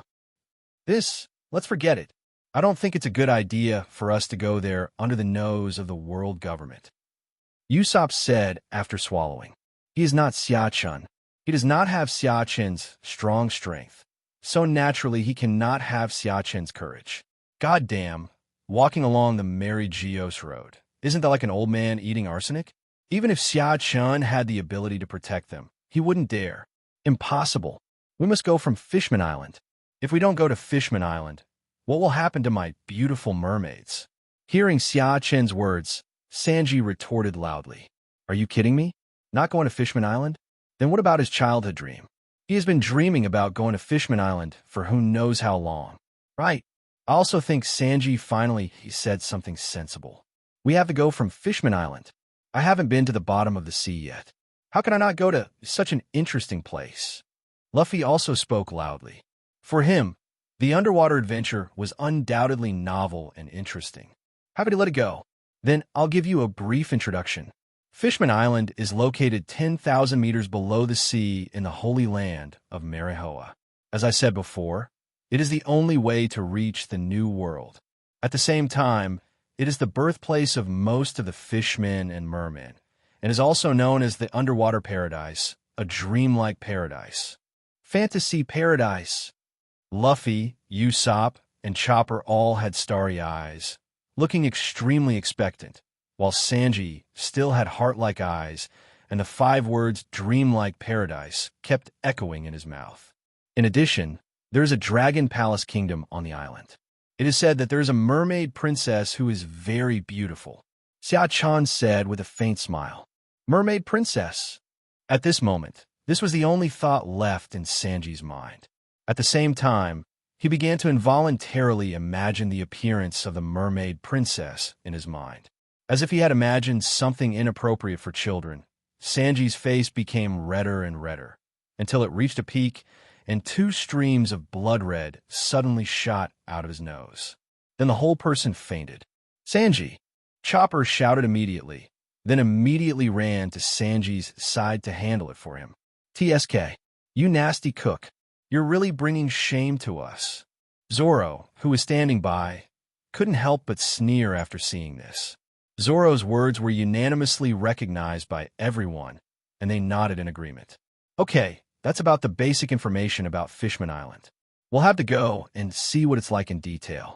I believe we won't be disappointed. Xiachen smiled. Xiachen's words also made everyone imagine, and they were full of expectations for Fishman Island. Xiachen was also very interested in Fishman Island, not to mention that he had never been to the bottom of the sea. The most important thing was that there were many interesting things on Fishman Island. Poseidon, the ship of the oath, Noah. Joy Boy left a historical text of apology to Fishman Island in the coral forest of the sea forest. These are the things that interest Xiachen. Xiachen continued. But before we go to Fishman Island, we have to go to the Sabeti archipelago and find a craftsman who can coat our boat before we go out to sea. As for this, I have already made an agreement with a person who is very skilled. When we get to the island, we could just go find him. Okay. Nami nodded. Then he suddenly said to Xiachen, by the way, let's go find Frankie. When he came to see us a few days ago, he said the boat had been built, but you hadn't come yet, so he didn't take us to see the boat. He said he would wait for you to come, and then go together for the boat unveiling ceremony. Is that so? You're making me look forward to it. New ship. The excited trio became excited again. The moment Chopper heard about the new ship, he even left Sanji, who was being treated, and started shaking excitedly. Sanji won't die if he's not rescued for a while, but if I don't get excited now, I won't be in the mood to do so later. Without any objection, everyone unanimously headed towards Frankie's place. At this time, in Frankie's house, Frankie sat on the main seat above, and below him were his younger brothers. Looking at them, Frankie looked a little hesitant, not knowing how to tell them that he had decided to board someone else's pirate ship. What Xiachen said was right. After the Battle of Marineford, the world government thought highly of him and actually offered him a bounty of 200 million for the first time. To be honest, when he first saw the bounty, he was completely stunned. When did his head become so valuable? What merits did he take? If Xiachen hadn't given him a large sum of money to build the ship, Bailey might have even handed himself over to the Marine for money if he had seen this amount before. Epsilon sad face Omicron asterisk. There was no point in thinking about these things now. The bounty had already been issued, so he definitely couldn't stay here any longer. Otherwise, not to mention himself, the people under him will also be very unsafe because by then it won't just be the world government and the Marine that will be targeting him. And those bounty hunters. This is not good news for Frankie, who knows that his strength is not worthy of the bounty. So there was no other way. Even if he couldn't bear to leave them, he had to say goodbye to them. The only way to protect them is to leave them alone. Thinking of this, Frankie's eyes became firm, and he said to the people below, "My friends, I have something to announce." After Frankie finished speaking, there was total silence. Everyone had a conflicted look on their face, and their expressions were extremely unnatural. Seeing that no one responded to him, Frankie was a little confused, but when he saw the ugly expressions on his men's faces, Frankie instantly understood something and couldn't help but sigh in his heart. Epsilon's sad face Omicron asterisk. Alas, it seems that these guys have probably guessed that I am leaving. That's why they are reluctant and sad. Thinking of this, Frankie's face turned a little ugly. The relationship between them as brothers for so many years was not in vain, and it was difficult for him to give up. But like he said before, there was no other way. So even if they were reluctant, he had to tell them the news with all his heart so as not to implicate them. The same thing happened with the 6-month agreement he had agreed to with Xia-Chun. At that time, the war had just ended. If he had gone back to Water 7 directly, wouldn't he have been doomed? Wait for half a year, stay out of the spotlight, and then come back. When you come back, don't stay too long, otherwise you will be easily exposed. Thinking of this, Frankie said loudly again, "Guys, I'm going to go out to sea with the Straw Hat Boys." You. Frankie didn't continue talking. When he said this, his tears welled up involuntarily. He really didn't know how to continue talking. When he thought about how these guys were in disbelief when they saw him when he came back half a month ago, and how they cried bitterly later, and how these brothers kept shouting things like, "Boss, you're not dead," he couldn't help but feel sad. But no matter how reluctant he was, he had to hold it in. Frankie forced himself to hold back his tears and looked at the silence in the audience. He understood why this happened. It was obvious that these guys couldn't accept the news after hearing it, and they didn't know what to say for a moment. Frankie adjusted his mood and was about to continue speaking to comfort them.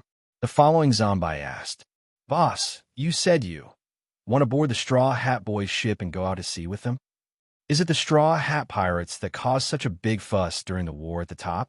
The pirate group that Xia-Chun belonged to that killed his way through the Marine headquarters?" "That's right. What's wrong? Is there any problem?" Frankie asked with a faint smile. He is now a member of the Straw Hat Pirates. Seeing that his pirate group is so famous, he is actually a little proud as a crew member. No problem. We just want to say, very good." Oh, after the praises were finished, there was a sudden burst of deafening cheers from the audience. Frankie? While Frankie was still confused, bursts of happy voices were heard from below. "The boss is finally leaving. Damn it. I'm really not used to having another boss over my head in the past half month. I thought he died half a year ago." Right. Having a boss is really annoying, and the bounty is so high. What if the enemy comes to our door and gets us into trouble? It's good to leave. No one will be around to complain if you leave. Plate. You guys. Frankie had already removed almost everything human about his body and replaced it with machines, but he still felt veins bulging on his forehead. There was a raging fire in his eyes. The next second, Frankie jumped directly into the crowd, then raised his iron fist that he had remodeled over the past 2 years and started committing incest. The screams echoed in the house. After a while, when Xia-Chun and others came to Frankie's side, they looked at the house that had been more than half demolished and a large number of Frankie's brothers lying on the ground wailing and groaning, and several question marks appeared in their heads. It was especially eye-catching when seeing Frankie standing in the middle of the group of people in his underwear with his super pose. However, what surprised Xia-Chun was that Frankie's current appearance was no different from his appearance 2 years later in the original book. It seems that no matter what the situation is, this look is Frankie's favorite. As for the other people's clothing, although it was different half a year ago, it is still different from their appearance 2 years later in the original book. For example, Zoro no longer has the scar on his eye, and Nami walks around without wearing a bra, as if she is afraid that others will not know how big her breasts are. "Frankie, what are you doing?" "What are they doing?" Zoro asked curiously as he looked at Frankie, who was posing. "I was ignorant, so I had a cordial exchange with them." "Your communication is indeed quite cordial." Sanji's mouth twitched slightly as he listened to the painful wails of Frankie's brothers. "I can't help it. I haven't communicated with them like this for a long time. This is it. Okay, let's not talk about this anymore. Now that you're all here, You came here to find me because you want to see what the new ship looks like. Frankie looked at everyone with a slight smile on his face. That's right. We are here to see the new ship. New ship. New ship. New ship. Luffy said this excitedly first, and then Usopp, and Chopper danced in unison with their arms around each other's shoulders. Hee hee. I know you are very excited, but don't be so excited yet, because you will be excited later. The ship built for us is the pinnacle of my current shipbuilding technology. I believe I will be able to give you a big surprise later, Frankie said with a confident smile. When Frankie said this, everyone's faces showed interest. A work that can make Frankie so confident must be really good. At this time, Xiachen on the side was also a little curious. He also wanted to see how good the ship was that Frankie praised so much. And he sponsored Frankie with a large sum of money, so it should be better than the Sunny in the original book, right? With excitement and without hesitation, Frankie led everyone in a certain direction. Only Frankie's brothers were left there, continuing to wail. When the figures of the crowd disappeared from their sight, Frankie's brothers who were lying on the ground just now climbed up instantly without making a sound, and no longer looked like they had been beaten badly. This is actually because they were not seriously injured. Frankie was not serious when he attacked just now, and they also knew that Frankie would not be serious. It was as if Frankie knew why they had just said that. How could they really be afraid of Frankie dragging them down? Having been brothers with Frankie for so many years, they truly regarded him as their elder brother. Half a year ago, when they did not see Frankie coming back, they cried so hard that they were heartbroken. They even cried from time to time during the past 6 months. Who could understand how excited they were when they saw Frankie again half a month ago? It was great news for them that Frankie was not dead, but with it came the problems they had to face now. Frankie's bounty is 200 million Baileys. This bounty is unimaginable to them, so naturally they would worry about Frankie. Frankie was afraid that he would drag them down, so why shouldn't they be afraid that they would drag him down? If the enemy uses them to threaten Frankie and ask him to surrender, based on their understanding of Frankie, he will definitely compromise. So during this period of time, while they are happy, they are also worried about how to deal with this matter. It wasn't until a few days ago when Frankie occasionally mentioned that he wanted to join the pirate group that they had a general idea of the current situation. Frankie joined a pirate group, but was afraid that they wouldn't be able to accept it, so he mentioned this vaguely. Don't ask them why they know this. All we can say is that they know Frankie too well after spending so many years with him. I even learned that I could predict what color underwear he would wear tomorrow.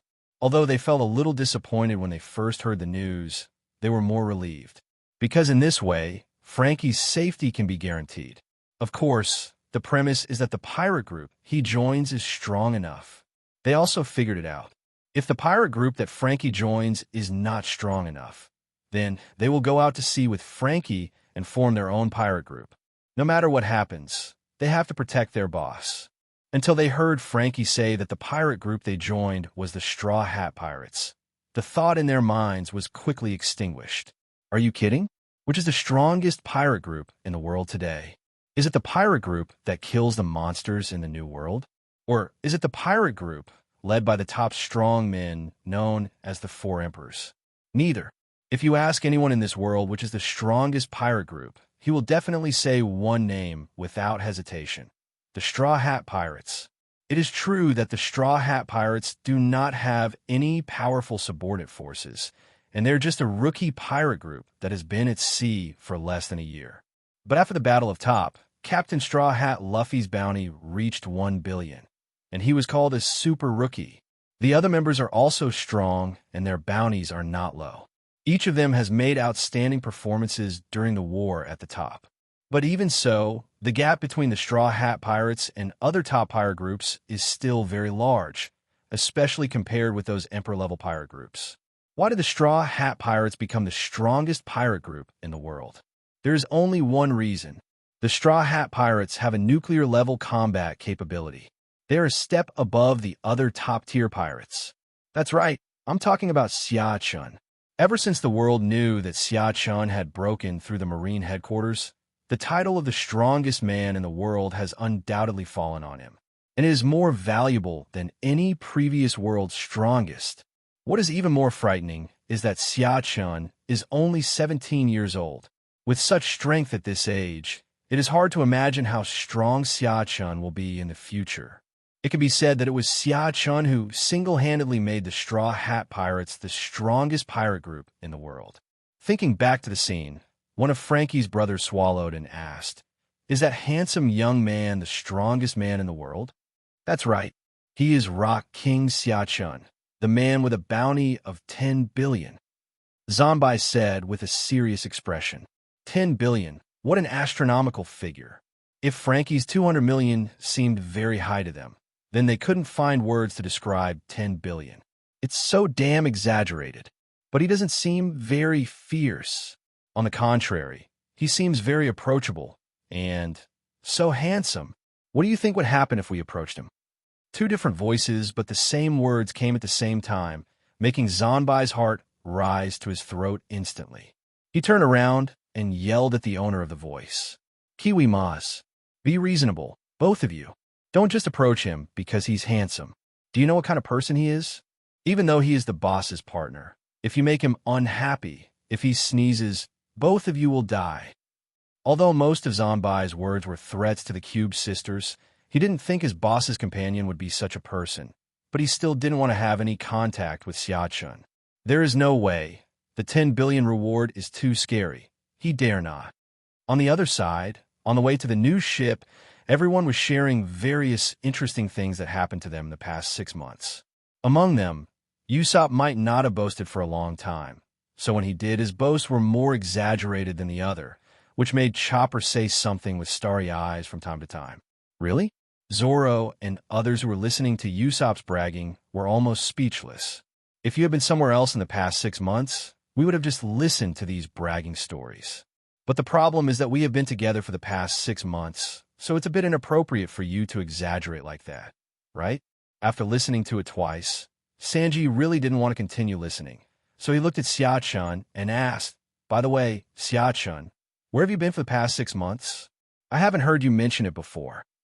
As soon as Sanji said this, everyone couldn't help but look over. They were also very curious about where Xia would go in the past 6 months. "I basically stayed on an island and didn't go anywhere." Stay on an island? And don't go anywhere? Xia, this is not like your style. Come on, tell me, which island have you stayed on that allowed you to stay there for half a year? It can't be an island with many ladies, right? Sanji winked at Xia and teased. "Sanji, do you think Xia is a pervert like you?" "He definitely can't. Yes, I am on an island full of women. I am the only man on the entire island." Usopp's words were blocked in his throat by Xia words, and then he looked at Xia with disbelief, his eyes full of shock. It's as if to say, "I misjudged you. I didn't expect you to be this kind of person. I even helped you explain it. An island without men. Could it be an island of daughters?" Robin asked, touching his chin. "Yes, it's Daughter Island. Hancock and I are as close as Guan and Bao." "Friendship like Guan and Bao? What does that mean?"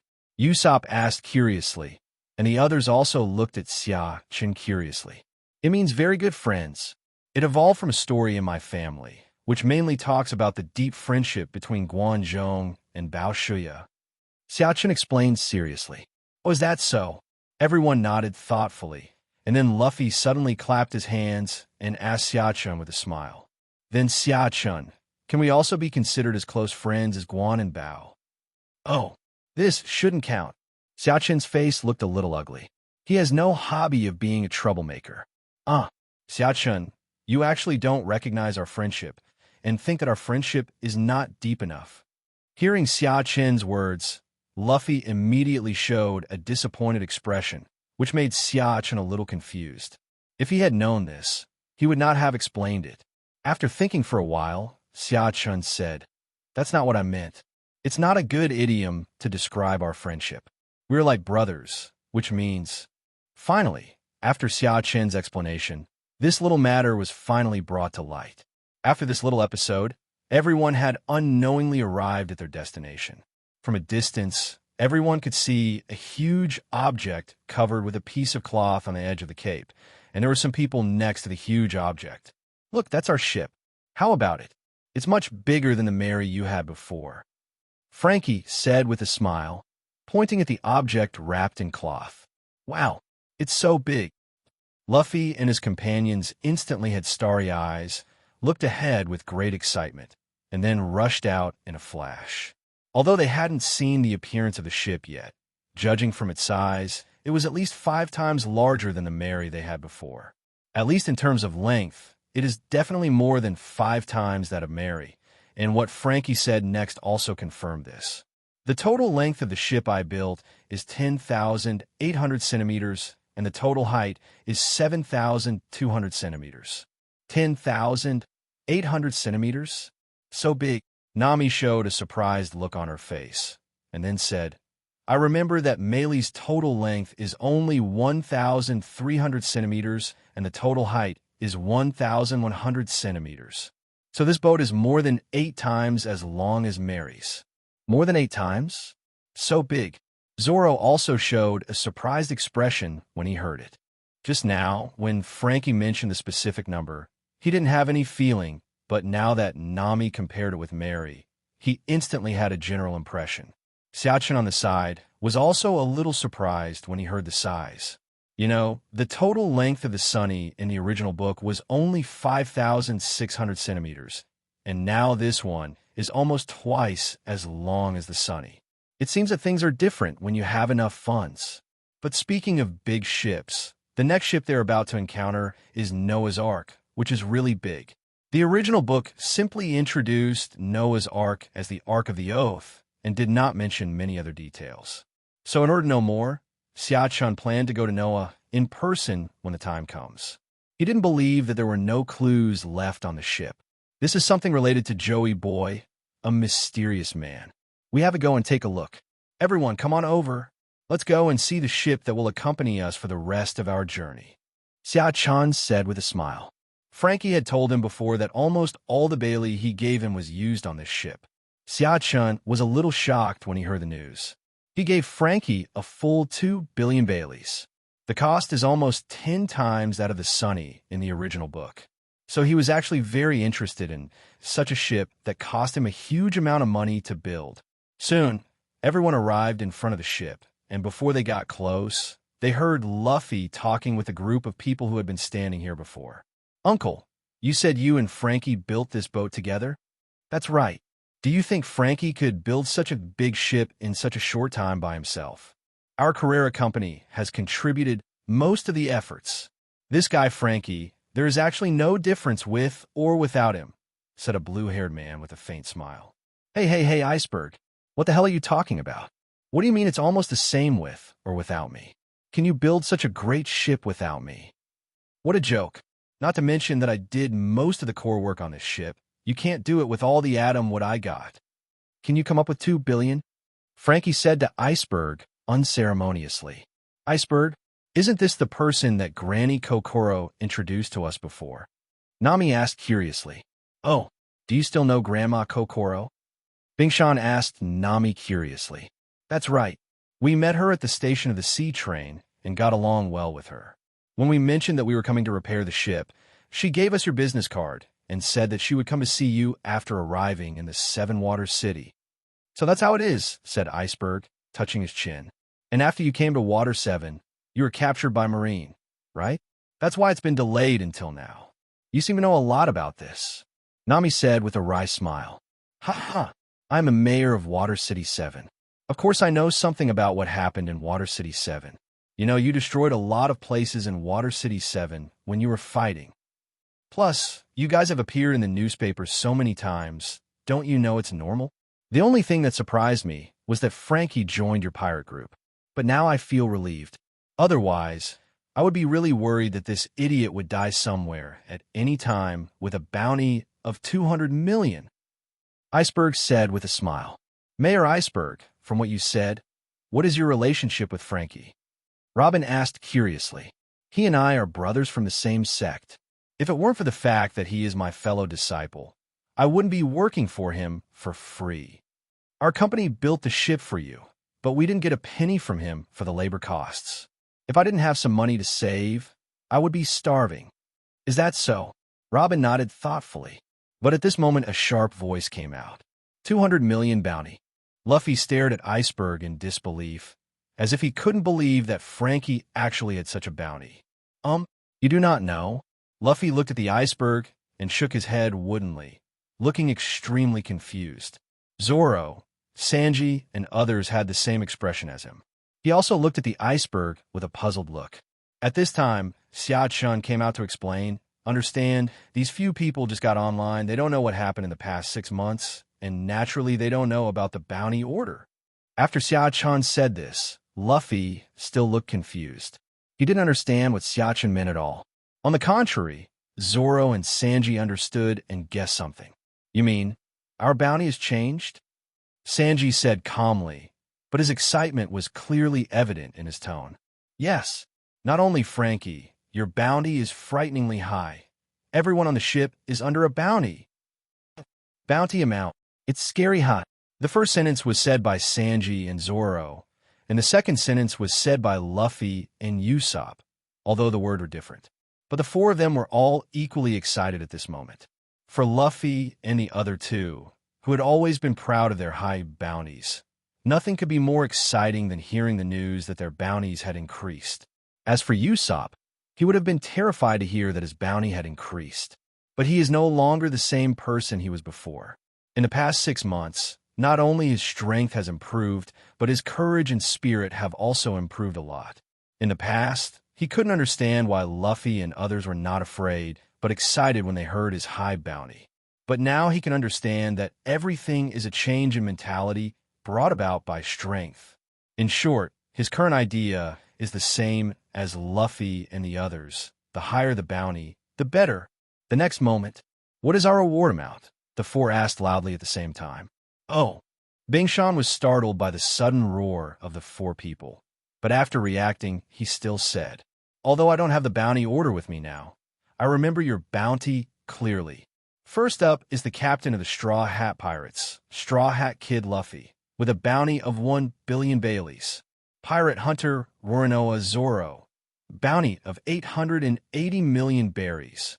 Blackfoot Sanji, bounty of 720 million berries. White Tiger Usopp, bounty of 500 million berries. Nami, the Lightning Witch. We don't need to talk about ours. We have always been connected to the internet and know how much our bounty is. Nami interrupted Bing Shan halfway through his words and imitated Xia Chen's words. 1 billion Baileys. Hee. Last time it was only 150 million Baileys. Now, it has increased a lot. Luffy laughed happily. 500 million belly? It seems like Marine and the others have seen the strength of my Uncle Usopp. Usopp also laughed. He was extremely excited at this moment. After all, apart from Xiao-Chun, he had never met anyone with a bounty of more than 500 million Baileys before. Even the previous bounties on the 2-7 warlords of the sea they defeated were not that high. Although the bounties stopped increasing after they became Shichibukai, a bounty of 500 million berries was enough for him to be proud of. Luffy looked at the iceberg and shook his head woodenly, looking extremely confused. Zoro, Sanji, and others had the same expression as him. He also looked at the iceberg with a puzzled look. At this time, Xiao-Chun came out to explain, understand, these few people just got online, they don't know what happened in the past 6 months, and naturally they don't know about the bounty order. After Xiao-Chun said this, Luffy still looked confused. He didn't understand what Xiao-Chun meant at all. On the contrary, Zoro and Sanji understood and guessed something. You mean, our bounty has changed? Sanji said calmly, but his excitement was clearly evident in his tone. Yes, not only Frankie, your bounty is frighteningly high. Everyone on the ship is under a bounty. Bounty amount, it's scary high. The first sentence was said by Sanji and Zoro, and the second sentence was said by Luffy and Usopp, although the words were different. But the four of them were all equally excited at this moment. For Luffy and the other two, who had always been proud of their high bounties, nothing could be more exciting than hearing the news that their bounties had increased. As for Usopp, he would have been terrified to hear that his bounty had increased. But he is no longer the same person he was before. In the past 6 months, Not only his strength has improved, but his courage and spirit have also improved a lot. In the past, he couldn't understand why Luffy and others were not afraid, but excited when they heard his high bounty. But now he can understand that everything is a change in mentality brought about by strength. In short, his current idea is the same as Luffy and the others. The higher the bounty, the better. The next moment, what is our reward amount? The four asked loudly at the same time. Oh, Bing Shan was startled by the sudden roar of the four people. But after reacting, he still said, although I don't have the bounty order with me now, I remember your bounty clearly. First up is the captain of the Straw Hat Pirates, Straw Hat Kid Luffy, with a bounty of 1 billion Baileys. Pirate Hunter Roronoa Zoro, bounty of 880 million berries. Blackfoot Sanji, bounty of 720 million berries. White Tiger Usopp, bounty of 500 million berries. Nami, the Lightning Witch. We don't need to talk about ours. We have always been connected to the internet and know how much our bounty is. Nami interrupted Bing Shan halfway through his words and imitated Xia Chen's words. 1 billion Baileys. He. Last time it was only 150 million Baileys. Now it has increased a lot. Luffy laughed happily. 500 million belly? It seems like Marine and the others have seen the strength of my uncle Usopp. Haha. Usopp also laughed. He was extremely excited at this moment. After all, apart from Xia Chun, he had never met anyone with a bounty of more than 500 million Baileys before. Even the previous bounties on the 2 warlords of the sea they defeated were not that high. Although the bounty stopped increasing after they became Shichibukai, a bounty of 500 million berries was enough for him to be proud of. Zoro, who was standing by, also smiled faintly and said, 880 million Baileys? Not bad. As usual, this is Zoro's usual style, mainly for the people around him who have less bounty than him to hear. As expected, Sanji couldn't help but grit his teeth and said, damn it, they're not as good as this green algae. Do these Marines have any sense? Hearing this, Zoro snorted in disdain. Isn't it normal to be lower than me? Anyone with a discerning eye can tell who is stronger, right? But you said that this Marine has no vision. I think so too. You actually changed your previous title of pervert to this Blackfoot. You really don't know how to behave. You used to be so good at S*X. Epsilon sad face Omicron *O. At the end, Zoro even sighed pretentiously, as if he was missing Sanji's former title of pervert. Damn green algae head. Plate. Sanji's eyes instantly filled with anger, and then he rushed towards Zoro without any hesitation. Look, I'm going to kick you to death. Be *****************. D. That's exactly what I want. I've been wanting to kill you for a long time. Bing Shan was a little embarrassed watching this scene, and couldn't help asking, what are they doing? It's okay. They have always been like this. Just get used to it. Xiachen said lightly. Mayor Iceberg, thank you for this ship. Name a price, and I'll pay you. No. Frankie and I were just joking. How could we possibly ask for your money? Not to mention that Frankie is my junior fellow apprentice. You actually helped me half a year ago. Bing Shan said quickly, waving his hands. Are you kidding me? How dare he ask for money from a man with a bounty of 10 billion Baileys? The reason he can talk to Xia Chun so calmly now is all thanks to his years of cultivating his chi, which allows him to remain calm in the face of any situation. Otherwise, go and ask how many people in this world are not afraid to speak in front of Xia Chun. There are not many. Well, he actually dared to talk to Xia Chun because Frankie was Xia Chen's partner. His so-called chi cultivation skills were actually useless. Without strength, no matter how advanced your chi cultivation skills are, it will be useless when facing this ruthless man who killed all the Marine headquarters. We helped you? How can you say that? Several question marks appeared in Xia Chen's head. If I remember correctly, they had arrived at Seven Waters not long ago, and all of them, except him, were taken away to impel down. How could they still have time to help Iceberg? Half a year ago, I had a secretary named Califa, and there were several boatmen in our Carrera company, Lucci, Kako. They have been here for several years, but I didn't expect that they are actually from World Government CP9. They have been lurking around me just to get information about something from me. If they had continued like this, they might have succeeded in the end, but your appearance made them turn their attention to you. So in the end, they didn't get anything from me. That's why I said you helped me. Maybe you didn't expect it to be like this, but in the end, you did help me. I see. Stop chatting there. The ship can't wait any longer. Frankie's voice came from not far away, and he had walked to the side of the boat without knowing when, holding the cloth in his hand. Everyone is here. Let's welcome this new ship together.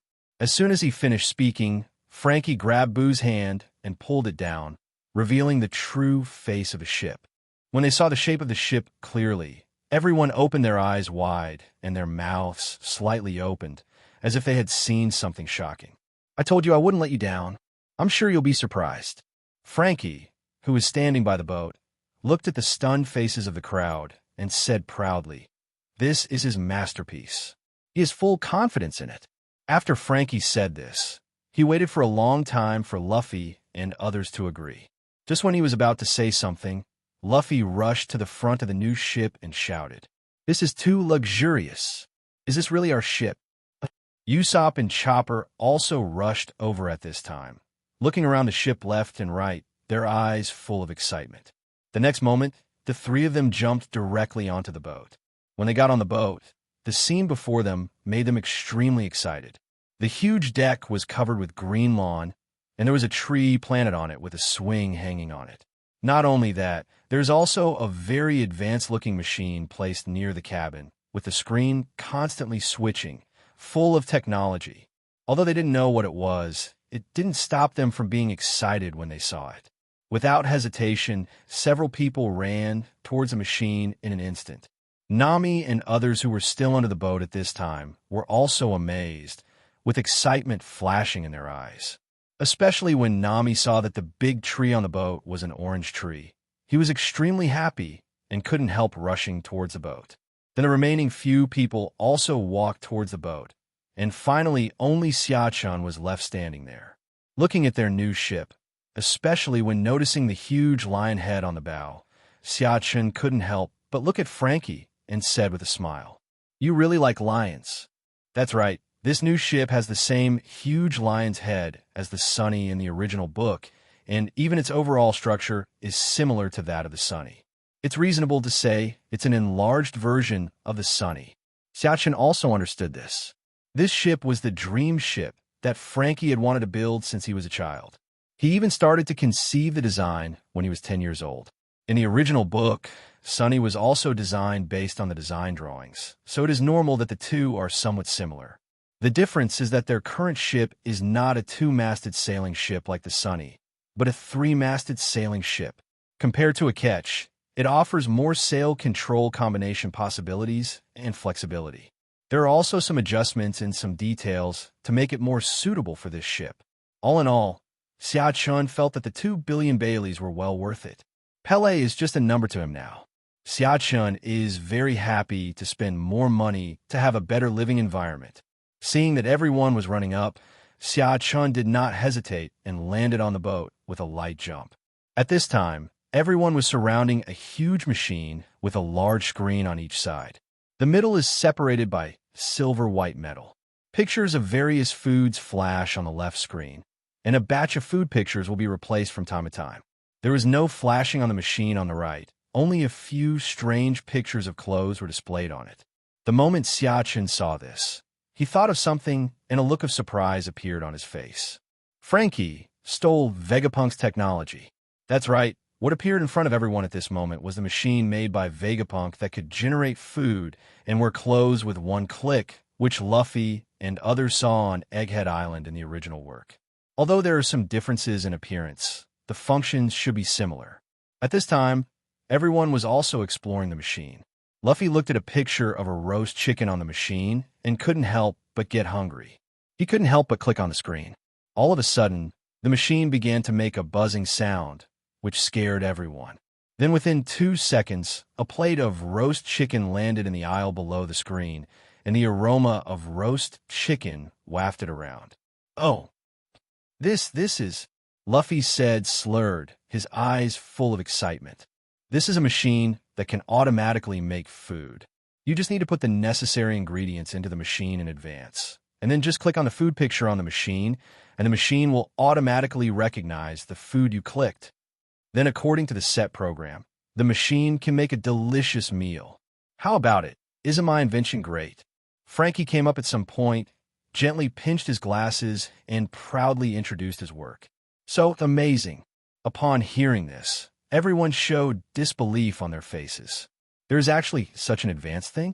Only Sanji raised his eyebrows. Automatically making food? Isn't this stealing his job? Humph.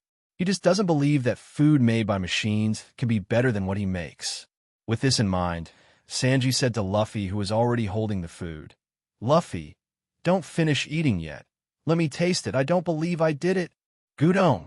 Before Sanji finished speaking, Luffy swallowed the roast chicken on the plate in one gulp, and then his eyes immediately turned into stars, and he shouted excitedly, "It's delicious." "Really? Let me try it too." Seeing Luffy's expression, everyone became interested and walked to the machine and started turning it on. Sanji felt bad the moment he saw this scene. No way. Was he, the chef, going to be disgraced? Thinking of this, Sanji hurried to the machine and ordered a meal. He must try what the food made by this machine tastes like. After a while, everyone ate the food made by the machine, and Sanji showed a relieved expression after eating it. Fortunately, he won't lose his job. The food made by this machine tastes okay, but it's still a lot worse than what I make, Sanji said calmly, his tone full of confidence. He didn't mean to exaggerate at all when he said this. It was just the fact that the food made by this machine was indeed much worse than what he made himself. His words were recognized by everyone. Nami nodded and said, "Yes, Sanji's cooking is indeed more delicious." "It's nutritious, Ms. Nami. The food I make is much more nutritious than this.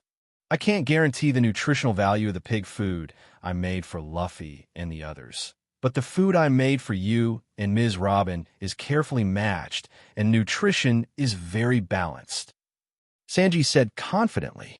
Finally, everyone came to a conclusion. This machine is very useful for Luffy and others, because occasionally there may be a situation where Sanji is unwilling to cook for them.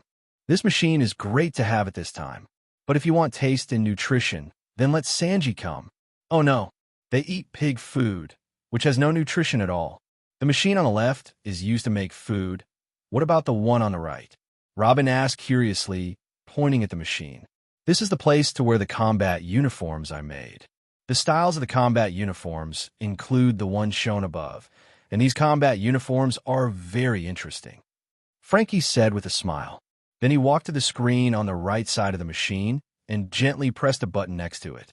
The next second, there was another sound from the machine, and then the screen began to move slowly upwards, revealing the space inside the machine. A small room, full of high-tech style, appeared in front of everyone. There were many mechanical arms on the top of the room. There was also a screen inside the machine, which was not much different from the screen outside just now, except that it was a little smaller. Frankie turned around and looked at everyone and said with a smile, "Who among you wants to try out the effect of this machine?" I. Luffy, Usopp, and Chopper shouted, but Usopp didn't follow the rules and ran directly into the machine, which made Luffy and Chopper very angry. "Usopp, you cheated. You actually did this little trick when we weren't paying attention." Luffy was a little indignant. "That's right, Usopp. You're so bad." Chopper also echoed, "What do you mean by a trick? You guys couldn't have come in by yourselves, so why blame me? And the food-making machine, just now, was your first time to try it out, Luffy. So this time it's my turn to be the first to try it out, right?" After that, Usopp ignored Luffy and Chopper and turned to Frankie and asked, "Frankie, how does this work?" "Just click on the corresponding clothing picture on the screen." "Okay." Usopp nodded, then turned his gaze to the screen in front of him, and after choosing for a while, he chose a white outfit. The moment the finger touched the screen, the mechanical arms at the top of the room started moving as if a switch had been turned on, heading towards Usopp. After a crackling sound, Usopp, wearing a white combat suit and jet boots, appeared in front of everyone. At this moment, Usopp looked at his clothes with surprise, raised his feet, and looked left and right. Usopp, how do you feel? Luffy asked excitedly. It feels very comfortable. And this dress looks quite thick, but I didn't expect it to be quite cool. Of course, this is a piece of clothing that can automatically adjust the internal temperature according to the external temperature conditions. It's a high-end product, Frankie said proudly again. Although he was able to build these machines largely because of the manufacturing information left by Vegapunk, the information was not completely complete. He was able to create it largely because of his genius. So now, every time Luffy and others marvel at something he created, Frankie will feel proud. In order to shock everyone more, Frankie continued, Usopp, go outside and press the button under your feet. Button? After hearing Frankie's words, Usopp looked at his feet curiously. After observing for a while, he found a very conspicuous blue button on his calf. Is this it? Usopp asked curiously, pointing at it. Yes, that's right. This is a fun thing, but you have to go outside. You can't use it inside. Frankie smiled mysteriously. Not only Usopp, but everyone else became interested. Luffy even urged him directly. Usopp, come out and show us. Good. Usopp nodded, walked out of the machine, then put his finger on the blue button on his foot and pressed it lightly. Blat! A distinctive button click sounded, and the next second, 2 flames suddenly burst out from under the boots, pushing Usopp's body into the sky. Usopp was caught off guard by the propulsion force under his feet and was shocked. In addition, it was his first time to come into contact with this thing, and he was not familiar with its specific usage. After flying for a few seconds, he crashed directly into the cabin, and his long nose was knocked back. At the same time, Frankie's voice sounded again. I added fuel to these boots. Just press the button on the foot, and you can fly directly like Usopp did just now. Let those of us who can't fly enjoy the fun of flying. If it is applied properly, it can even give us some help in battle. Sri Lanka. Luffy was extremely excited after hearing Frankie's words, and immediately ran into the machine, shouting, I want one too! I want one too! In the following time, everyone chose their favorite clothing styles and then tried out its flying function. For a moment, everyone was immersed in the fun of this. Half a day later, everyone gathered together for a heated discussion. They had spent the previous half day getting familiar with the ship. Since the ship was very large, it would take some time to understand it. Now that everyone is familiar with the ship, there is only one crucial question left before everyone. What should the ship be named? If you ask me, we should call him White Tiger King Usopp. Look how domineering this name is. Usopp shouted. No, what a rubbish name that is, and it even includes your own name. I'm a captain of this ship. A ****. Luffy immediately retorted. Then he said, I think we should call it the Sun Meatball. Look how appropriate it is. No. The Golden Lion sounds better, and it's very suitable for this ship. Zoro also joined in. Everyone expressed their opinions and started arguing with each other. After a while, stop, Nami shouted loudly, quieting everyone down, and said, It's no use discussing this way. No one is satisfied, and what we're discussing now is not a discussion for all members, right? As soon as Nami said this, everyone's eyes instantly turned to Xiao-chun, who had not participated in the discussion. Xiao-chun and Frankie tilted their heads at the same time. What are you shaking your heads for? I'm talking about you. We are on the same boat. There are only 8 of us discussing this. What do you two mean by not joining in? Xiao-chun, tell me what you think. Nami asked. Xiao-chun smiled and said, You guys can't name it, and I'm even worse at it, but I think we can ask the maker of this ship about the name. After that, everyone's attention shifted to Frankie. Hey, why are you looking at me like that? No one said a word. The atmosphere was so silent. Well, actually I have an idea. I had actually considered this problem when I was building the ship with Carrera and his friends. This is what Bing Berg said at the time. As vigorous as the sun, crossing the cruel sea. How about this name? The Thousand Sunshine. What a great name. Chopper shouted excitedly. Indeed, it's much better than the Maruko Gorilla Lion I just thought of. Luffy also looked excited. Are you playing Idiom Chain? Usopp slapped Luffy on the head. Zoro, better than the Lionel boss I worked so hard on. Robin, it's also better than Dark Pill I thought. Sanji, it is indeed slightly better than my Sunflower Master. Hey, are you guys here to make fun of me? Are you really thinking seriously? Usopp was speechless. Are the brain circuits of these guys so unique? It's really great to cross the vast ocean. And the sunshine, the sun too. It suits this ship very well. Robin couldn't help but admire again. For a while, everyone was praising the name Iceberg. Seeing this, Frankie couldn't help but smile slightly. The name Bing Shan came up with caused such a big reaction. So wouldn't the one he came up with be jaw-dropping? Thinking of this, Frankie shouted loudly, "Wait a minute. The name just now was just a suggestion, and the real name was chosen by me. New fighting machine, Frankie, Lion Gang Champion. Luffy, just use the name Uncle Iceberg gave me. I like it very much." The others also echoed. Seeing that no one paid any attention to him, Frankie shouted even louder, "Lion Gang Champion. 10,000 Sunshine is a really good name." Agree. Xiao Chen's mouth curled up slightly when he heard the name. It seemed that without his interference, the name was still the same as the original one.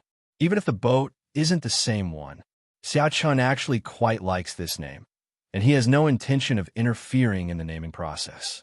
Otherwise, you won't be used to it by then.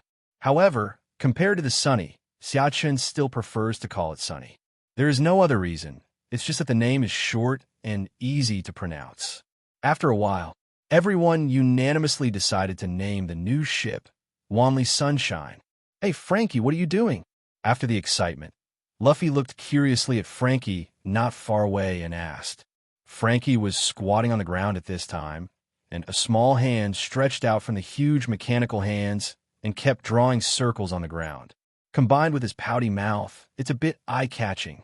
"No, nothing." Frankie stood up and sighed in his heart. Judging from the situation, his idea of a great ship name probably has no chance of coming up with one.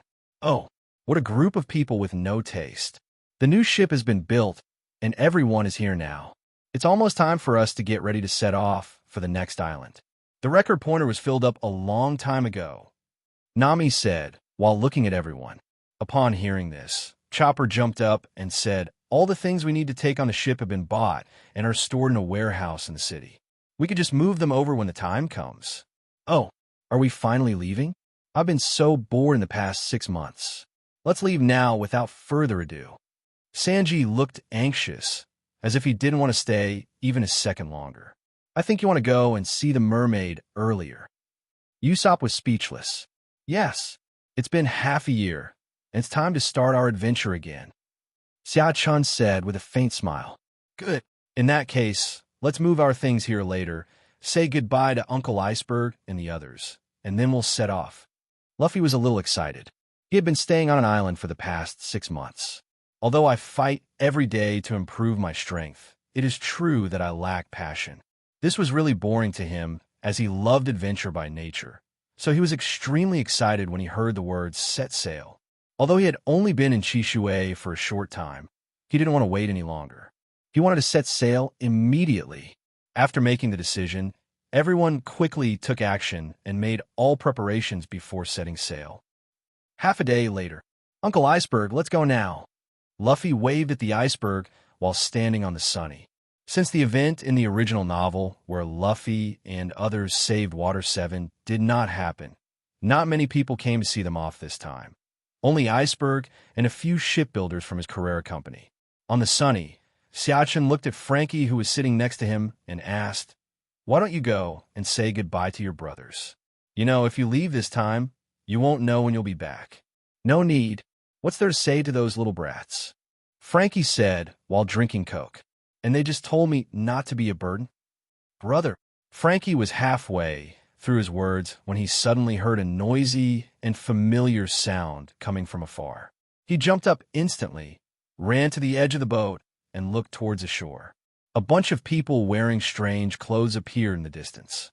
Of course, Frankie was very familiar with such clothes because he saw them every day. That's right, it's Frankie's subordinates. At this time, they were shouting on the shore. Brother, take care of yourself at sea.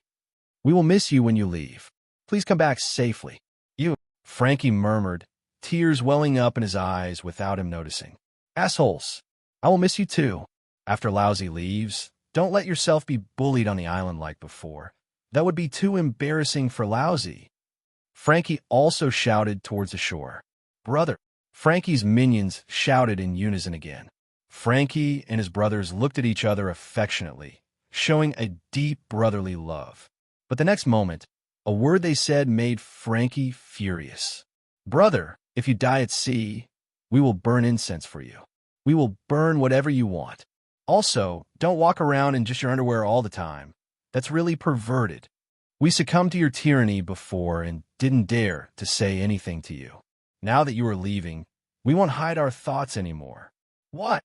Plate, you bunch of bastards. Have you grown wings? Lousy hasn't even gone far yet, and you dare to provoke me like this. Frankie looked at them with a gloomy face. Ha ha. Frankie, they are right. Don't walk around wearing only your underwear. It's too embarrassing. Sanji laughed loudly, completely unaware of Frankie's increasingly dark face. At one point, Frankie did a frog jump and pounced directly towards the laughing Sanji. You're dead. The Grand Line, somewhere on the sea. A ship with a bow shaped like the sun and a lion is sailing here.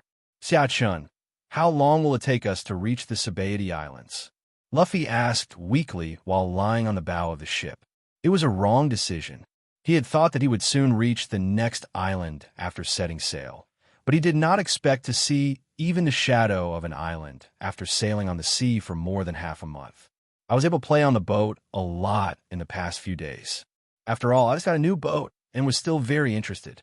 But after a while, no matter how interesting something is, it will become boring, and that's exactly what he is in now. It's almost there. If nothing goes wrong, it will be here in half a day at most. Xiao-chun replied calmly. Since he had been to the Sabaody archipelago several times, he was very familiar with the geographical location of Sabaody and could roughly guess how far they were from Sabaody without looking at the map. However, this time they did not enter the Devil's Triangle again, but sailed directly to the vicinity of Sabaody. The Sabaody archipelago is a very interesting place.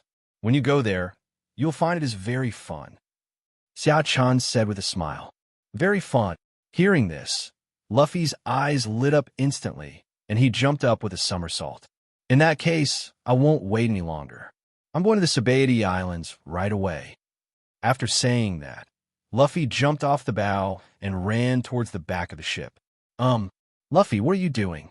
Usopp, who had just come out of the cabin, asked curiously as he watched Luffy running quickly past him. I want to go to the Sabaody archipelago as soon as possible to have some fun. I'm almost dying of suffocation during this period. Luffy replied without turning his head, and continued running towards the stern of the ship. What does your hurry to the Sabaody archipelago have to do with you running behind a ship? Why are you so excited here? Usopp asked again. I'm going to take Xiao-chun's approach. Xiao-chun, the previous method? What is that? Why are you talking so incoherently? Usopp was a little curious, but also a little speechless. However, in order to find out what Luffy was trying to do, he couldn't help but run after Luffy. Xiao-chun on the other side was also a little confused. He adopted his previous method. What did he do? Xiao-chun's thoughts at this moment were the same as Usopp's. Luffy's words were not something that ordinary people could understand, but when you think about the fact that he was a fool, you can understand it. That's it. So, Xiao-chun also followed over to see what Luffy was going to do. When it comes to curiosity, everyone on their ship has no shortage of it. When Xiao-chun arrived at the stern, Luffy had already stood on the edge of the boat and raised his right hand. The next moment, the armed color-domineering aura instantly covered it. Make a fist-pumping gesture. Luffy, are you planning to? Before Usopp could finish his words, Luffy swung his fist out rapidly, and the armament domineering on his fist instantly poured out and bombarded the sea behind the ship. Boom! A huge, deep pit suddenly appeared on the sea surface and was still expanding, but to Xiao-chun and the others it seemed to be getting smaller and smaller because they were flying in the sky at this time. That's right. Luffy released his armament haki, just like Xiao-chun did before. and when it hit the sea surface, it formed a huge reaction force, enough to push the ship into the sky. Sure, Luffy, you're pretty quick-witted and actually came up with this idea, but you might get your favorite fist eaten later. Xiaochen looked at Luffy and said with a smile, with a hint of teasing in his tone, "Because, what happened?" Nami's voice came from the front of the cabin. Luffy laughed loudly when he heard Nami's voice. "It's okay. I want this ship to reach the Sabati archipelago as quickly as possible, so I just let it fly. This way it will be faster. What do you think? I'm smart, right?" After a while, Nami came over, followed by Sanji, Robin, and others. But at this time, Nami had a blank expression on his face and walked towards Luffy step by step, emitting a heart-pounding aura. Of course, only the people on their ship could feel this momentum. As Nami gets closer to Luffy, the momentum becomes stronger and stronger. Feeling this heart-pounding breath, Usopp couldn't help but shudder and hurriedly moved away from Luffy.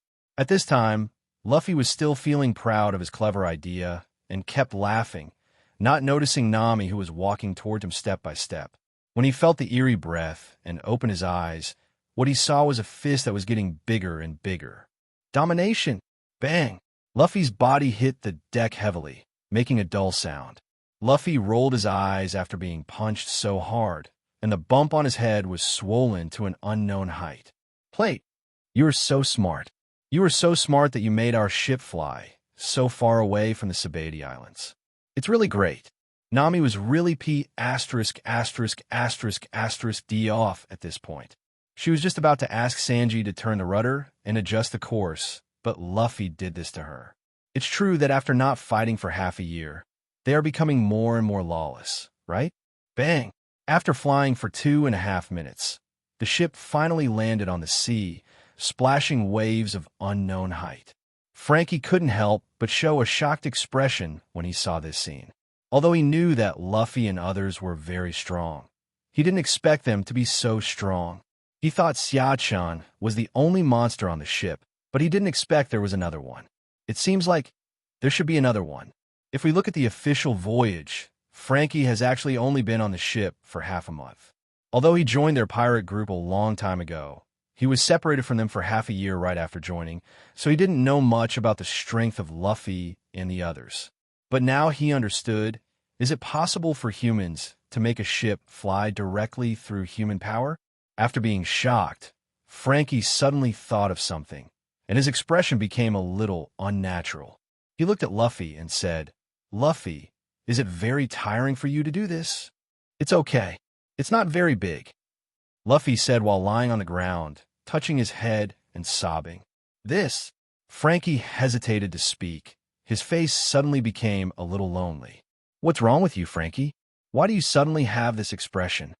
Usopp on the side was a little curious. Epsilon's sad face Omicron asterisk. "Although you have become very familiar with this ship in the past half month, there is still one function of this ship that I have not told you about. It is the secret room at the bottom of the ship that I told you about before. I was thinking of giving you a surprise when I encountered a situation in the future, but I didn't expect." "What didn't you expect?" Usopp asked. "I didn't expect it's useless now. My hidden function can achieve the same effect as Luffy, making our ship fly into the sky. The name of this function is Phoenix Comes to Blast. I thought I could shock you guys greatly, but now it seems..." A look of disappointment appeared on Frankie's face. Luffy can now create the same effect with just a punch, and it doesn't consume much energy and there aren't that many restrictions. In comparison, his Phonely Blast not only requires pre-swing preparation time, but is also subject to air restrictions. If it is at sea, it is fine, but if he goes into the sea and there is no air, it will be useless. For a moment, Frankie suddenly felt that the function he had created with so much effort was just a decoration. In fact, the function you invented is very different from Luffy's direct use of his fists. "Don't underestimate yourself," Xiaochen said lightly. "Really? Do you think my Phonely Blast is useful? What's the difference between it and Luffy's?" Frankie asked excitedly. In Frankie's opinion, in terms of results, there is no difference between the two. Both of them make the ship fly into the sky, and in fact, the principles are similar. They all make the ship fly by releasing huge energy that hits the sea surface to generate reaction force. It's not very useful, but it's true that it's very different from Luffy. Because if you use the wind to blast the ship to fly in the opposite direction, then Nami would not be hitting Luffy, but you. Do you think it makes a big difference? Frankie, you really know how to talk. After Xia Chen's interruption, Frankie's disappointment faded significantly, and he continued. Now that I've told you this secret, I'll let you see it even if it's not very useful now. After that, Frankie walked forward, and when he was about to disappear from everyone's sight, he turned around and shouted, Nami, remember to adjust the course first. Not long after Frankie's Phoenix Blast and Luffy's several armed color release attacks, everyone soon saw the shadow of the Sabaody Islands. What a big tree. Chopper opened his mouth wide, looking extremely shocked. The reactions of the others were similar to Chopper's, all with shocked expressions. It's really huge, just like O'Hara's tree of all-knowing. The problem is that there's only one tree of all-knowing in O'Hara, but here there are so many huge trees, it's really incredible. Robin spoke, with a hint of excitement in his tone. Wow, what a big bubble. Usopp exclaimed while holding the telescope. No, let me see. Luffy ran over in an instant, snatched the telescope from Usopp's hand, and looked into the distance. The next moment, his expression also became excited. They're really big. This is the first time I have seen bubbles this big.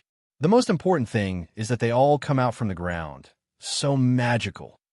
Those bubbles are the biggest feature of the Sabaody archipelago. They're not as easy to burst as the ordinary bubbles we have seen. These bubbles can easily bear the weight of several of us without any weakness. Bubble cars, bubble Ferris wheels, houses built on bubbles. Bubble culture permeates every place on Sabaody Island, just like the shell culture of Sky Island. But the premise is that it must be within the unique climate range of the Sabaody archipelago, otherwise the resin component will explode because it cannot fully exert its power. Xia Chen explained with a smile.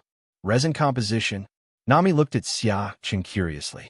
That's right, resin. The roots of these giant trees secrete special natural resins due to respiration. The resin expands due to the air to form bubbles, which then fly into the sky. This is the origin of these bubbles. Bubble culture? The Grand Line really has everything. Sanji took a puff of cigarette and said in a calm voice. Zoro on the side also said calmly, That's right. After all, everyone has curly eyebrows, so it's not so strange to have these things. Plate, you are looking for death. Amid everyone's expectant expressions, the Sunny got closer and closer to the Sabaody Islands and soon arrived at the island shore. Yeah, then I'll go to the island and take a look. Luffy jumped directly onto the ground of Sabaody, then ran inside, his eyes full of excitement. Wait for us! Usopp and Chopper shouted, and then jumped over in the same way. Xia Chen could understand the situation. After all, he hadn't seen a new island for half a year, so he would definitely be excited to see it all of a sudden. Xia Chen did not tell everyone about the fact that many pirates and bounty hunters gathered in the Sabaody archipelago. Are you kidding? They're the most vicious pirates and don't need to worry about these things. These guys run so fast. Frankie said with a smile as he looked at Luffy and his friends who were almost out of sight. Robin, let's go to the island together and buy some clothes. Nami invited Robin. Okay. Robin smiled, and then the two of them walked toward the island. Looking at the backs of the two, Sanji shouted, Ms. Nami, do you want me to accompany you to protect you? I can also help you get your clothes. The bubble car on the clothes island can be left there. You don't need to take it, Sanji. Xia Chen said with a faint smile. Is that so? That's a pity. Sanji, Robin, and I can go by ourselves. Nami smiled and waved. Why? My heart hurts so much. Sanji knelt down on the spot, looking at the backs of Nami and Robin with resentment. But he jumped up the next second and rushed in front of Xia Chen in an instant. He grabbed Xia Chen by the collar and said angrily, Xia Chen, you did this on purpose. You are the one who stays on Daughter Island every day, but I haven't seen a woman for half a year. Now you have deprived me of the opportunity to follow the two ladies openly. You have already received your death. Sanji, don't be so excited. Am I excited? Sanji roared again. No one will believe you if you say you are not excited. Xiao-Chun continued. Think about it. Nami and Robin are always on the boat and can be seen at any time, but other ladies don't have this opportunity. Look at how big this island is and how many beautiful ladies are there on it. As soon as Xiao-Chun said this, Sanji's anger disappeared instantly, and he calmed down immediately, turning into extremely excited. He immediately loosened Xiao-Chun's collar, helped Xiao-Chun tidy up, and said with a smile, "Ha ha, Xiao-Chun, I'm sorry. I wronged you." After finishing the arrangement, Sanji's eyes immediately turned into loving eyes, and he twisted his body and ran towards the island, shouting, "Beautiful ladies, your knight is here." After running a few dozen meters, Sanji seemed to have thought of something, stopped, turned around, and looked at Xiao-Chun, punched his chest with his fist, and said, "Good brother, in my heart." After saying that, Sanji twisted and ran forward again. Crowd. Sabaody Islands, Rip-Off Bar. Uncle Rayleigh, I'll leave the coding work of our ship to you. I don't trust the coding done by others. Xiao-Chun said with a smile after taking a sip of wine. Haha, just leave it to me, an old man. Rayleigh also picked up a glass of wine and poured it into his mouth. By the way, why are you alone? Where are Luffy and his gang? They haven't seen the world for half a year. When they first arrived here, they were so excited that they all ran to the island to play. Xiao-Chun spread his hands. Is that so? Rayleigh nodded, then seemed to remember something, and a smile appeared on his face. You are now famous on this island. You might even run into pirates affiliated with your pirate group when you go out for a walk. What do you mean? You'll know when you go to the island. Rayleigh said with a mysterious smile. Seeing that Rayleigh was not going to tell him what was happening on the island, Xiao-Chun raised his lips slightly and said calmly, Uncle Rayleigh, who says you have to go to the island to find out what happened. As soon as he finished speaking, his observation haki was released instantly, and soon the entire island was covered. After a while, Xiao-Chun retracted his observation haki, and a strange expression appeared on his face. Rayleigh on the side was also a little shocked at this time, and then burst out laughing. I forgot that your observation haki can easily cover this island. What happened on the island is very interesting. You're a large fleet now. It's really interesting. Xiao-Chun nodded. To be honest, these guys are really brave. The pirates on the island also have some problems with their eyes. Interesting. I want to see what these guys can do. And I just felt Kizaru's presence. If nothing unexpected happens, he should be looking for us too. It should be fun to meet you then. Sabaody Islands, number 66, near the Marine Garrison Base. A man wearing a marine cloak with yellow stripes lining was walking on the road, with a somewhat happy expression on his wretched face. This person is none other than one of the 4 great marine admirals, Kizaru Borsalino. The reason why he was happy at this moment was that he was about to teach those counterfeiters a lesson, which had made the marine frightened for half a month. Kizaru was really speechless. Half a month ago, they received the news that the Marines were stationed in the Sabaody Archipelago.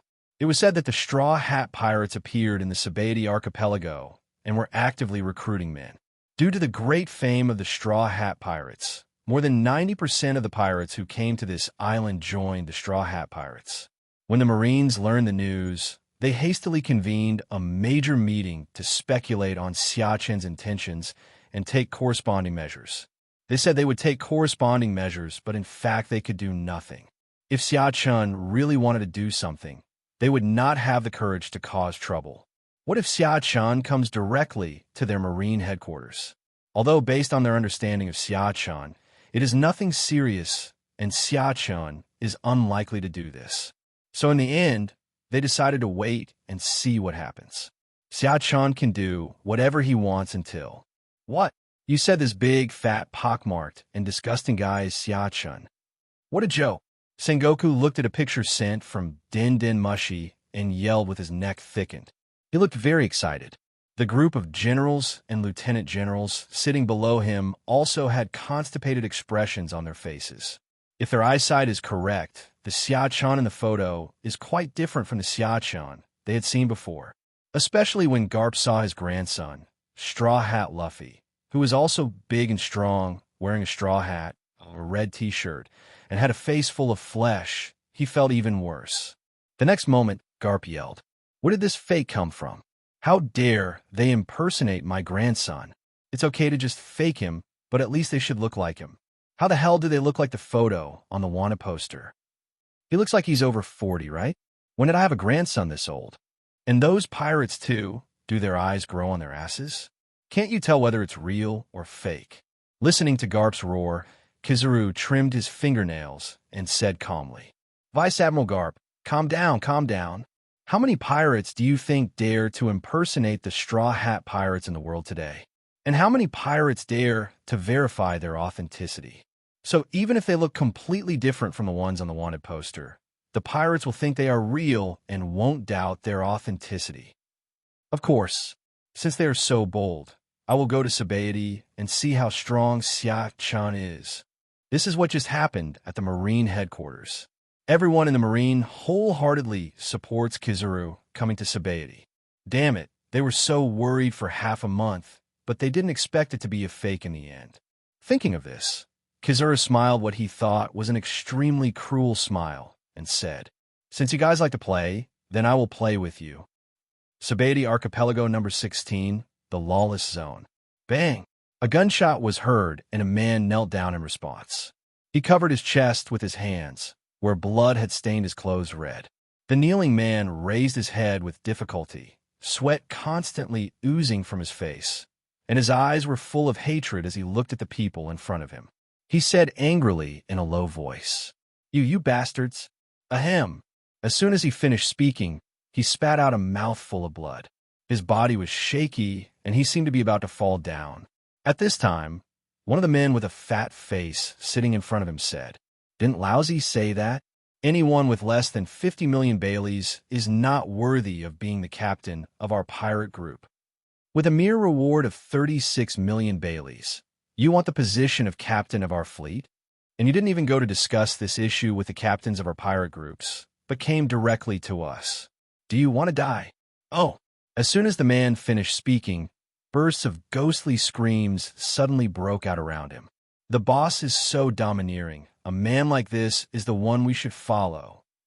"That's right. Boss is right. You want to be our captain? You should talk to the captain of our ship, who has a bounty of more than 100 million berries. What status do the captain and the officers have? Can you easily see them? How dare you come to block our way? You really don't know how to live or die." Looking at the cheers of his men, the man who had just spoken showed a satisfied smile on his face.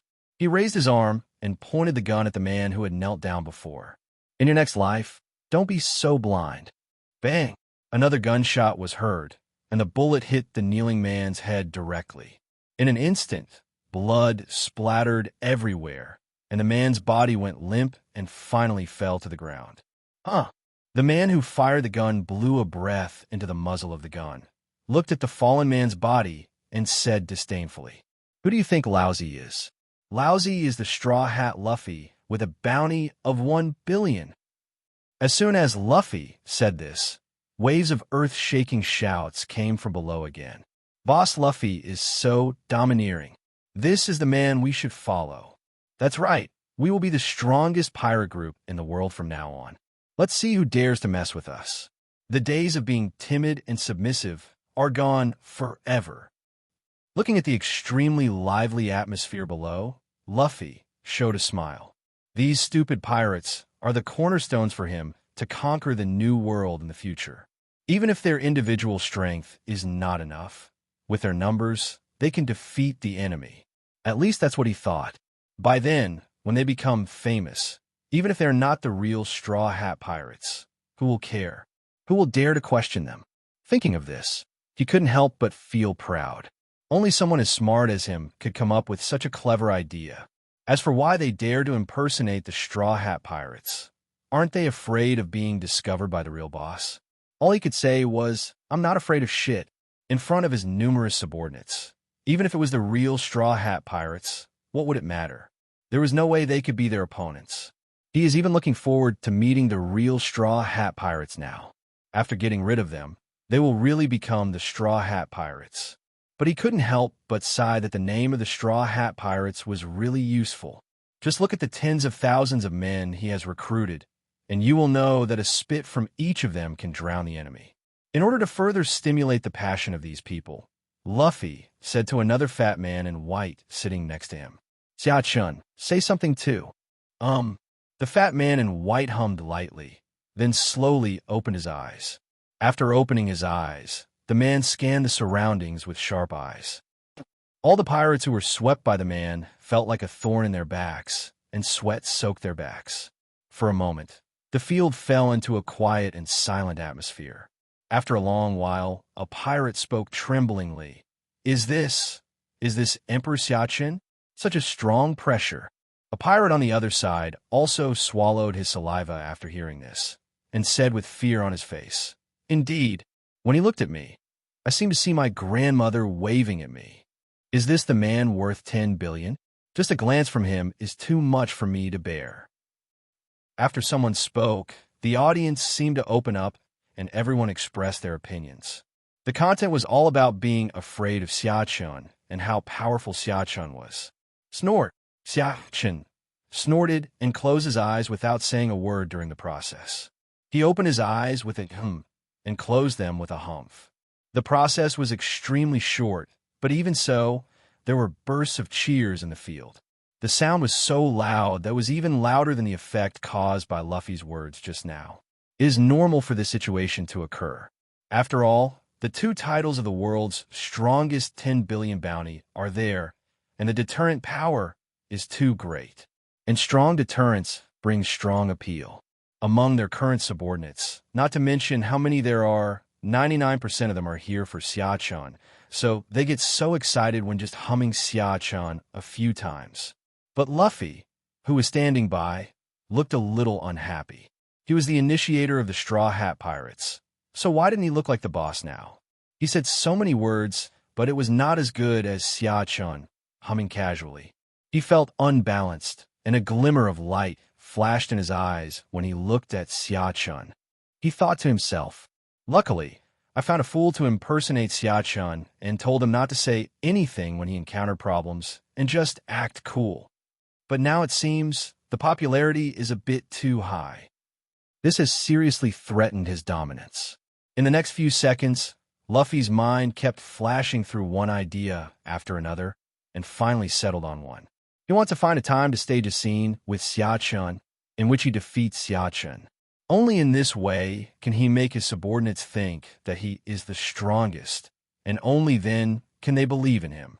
He actually thought about killing Xia-chun just now, but after thinking it over, he gave up this idea.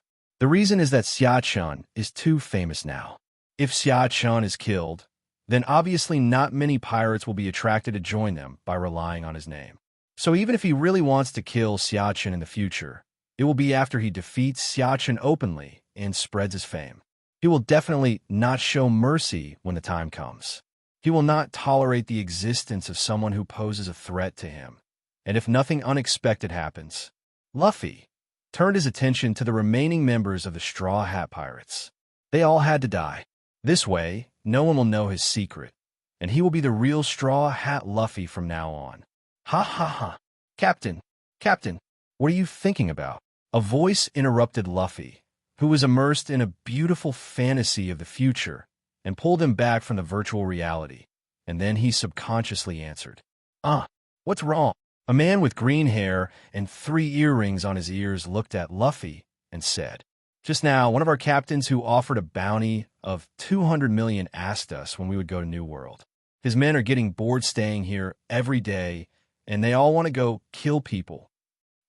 Hearing this, Luffy remained silent and estimated in his mind the current forces under his command. All the pirates in the pirate group under his command now add up to tens of thousands, and there are more than a dozen captain-level pirates with bounties exceeding 100 million, not to mention those small captains with bounties of more than 50 million, but less than 100 million. There must be at least dozens of them. With their current strength, they can indeed enter the new world. Moreover, as time went by, most of the pirates who wanted to join him basically joined his team. For example, the number of people who joined in the past few days was much less than that of half a month ago. With this in mind, Luffy made a decision and said to the green-haired man, "Zoro, go tell them tomorrow. Tomorrow we will officially march in a new world. Tell them to be prepared. When we get to Fishman Island, there will be plenty of mermaids and fishmen for them to kill." And as if he had thought of something, Luffy let out a classic villain laugh, which lasted for a while before stopping. "I heard that the mermaids are all very beautiful. Let's vent our passion and experience something different." Sabaody Islands, Marine Garrison Base. Following Kizaru, several other figures walked towards the base. The difference from Kizaru was that these figures were exceptionally tall. The leader was a tall, fat man with fair skin, carrying a huge axe on his shoulder. Before arriving at the base, the man turned to the tall figures behind him and said, "Stay where you are and wait for me here." Instructions received. The man nodded, then walked straight into the base. After asking a few Marines, he quickly arrived at his destination. As soon as I pushed the gate of opening, I saw a man sitting on the sofa with his legs crossed, drinking tea leisurely, with a somewhat obscene expression on his face. "Uncle Kizaru, you came early, didn't you? Why are you still sitting here drinking tea instead of catching those fakes?" That's right, the man drinking tea was Kizaru. After hearing this, Kizaru slowly put down the cup and said, "Jean Tawan, calm down. Let them be cool for a while. Don't you think it would be better to give them a fatal blow when they're most excited? Besides, there are a bunch of pirates there. You must bring pacifists to deal with them. Otherwise, it would be embarrassing for me, a Marine Admiral, to deal with these scum." Jean Tawan was speechless again. He was obviously lazy, so what was he talking about? It was shameful. TSK, even dogs don't believe it. Shaking his head, Jean Tamaru didn't dwell on this question anymore. Instead, he looked at Kizaru and asked, "Can we go and deal with them now? Otherwise, it will be troublesome if they escape to the new world. I brought 5 pacifists with me. They are more than enough to deal with those small fry." "Okay, let's go." After saying that, Kizaru took another sip of tea and slowly stood up, looking in a certain direction, as if he could see something through the wall. Then Kizaru said in a voice that only he could hear, "I really can't beat you, so I can only vent my anger on you fakes. Get ready to feel the cruelty." On the other side, somewhere on the island. Have I been here before?" Zoro couldn't help but say something as he looked at the very familiar scene in front of him, and then looked at the scene in silence. After a while, Zoro clapped his hands, thought of a good idea, and then walked in a certain direction. He planned to keep going in this direction without turning halfway. If he encountered an obstacle, he would chop it down. However, Zoro had only taken 2 steps when he heard a discussion. "Hey, hurry up. Boss Luffy is waiting for us at number 46. This is a big deal. I heard that all the pirates under the Straw Hat Pirates will be there to discuss the sailing tomorrow." Haha, is Boss Luffy finally going to march into the new world? It's exciting just to think about it. I can finally kill people again. I've been feeling so depressed these past few days. Okay, if you have anything to say, let's go there first. We have to hurry over now, otherwise it will be bad if Luffy and the old Yamato officers wait for a long time. By then, Emperor Xia-chan might just blow his breath and we'll be finished. Yes, let's go. The sound became farther and farther away, but Zoro stopped walking. If you look at it from the front, you'll see that Zoro has a confused look on his face. Luffy? Xia-chan? Entering New World? He knew each of these words, but why couldn't he understand them when they were combined together? He just arrived on the island not long ago, right? How come there are so many pirates under his command all of a sudden, and they're going to New World tomorrow? How come he didn't receive any message? With this question in mind, Zoro decided it was necessary to follow them to take a look. At this time, there was a person who had already arrived at the location of Pirate Gathering Place number 46, but it is at the top of tree number 46. Xia-chan stood comfortably on the huge tree canopy, holding a drink specially prepared by Sanji in his hand, looking calmly into the distance. Don't mention it, this tree is really tall, and the view from the top is really far. You can even see some islands in the distance, which is a bit outrageous. However, although Xia-chan was looking into the distance, most of his attention was actually on the Straw Hat Pirates below. His powerful observation haki allowed him to clearly sense the situation below, even in the treetops. To be honest, he has no opinion on these other counterfeits, but he dares not to look so abstract as the person who is counterfeiting him. Does he look anything like him? Except for the clothes he's wearing. That's how those pirates thought it was him. If anyone who is very unlike him can impersonate him, then anyone on the street can be a Xia-chan. After watching for a while, Xia-chan shifted his attention away.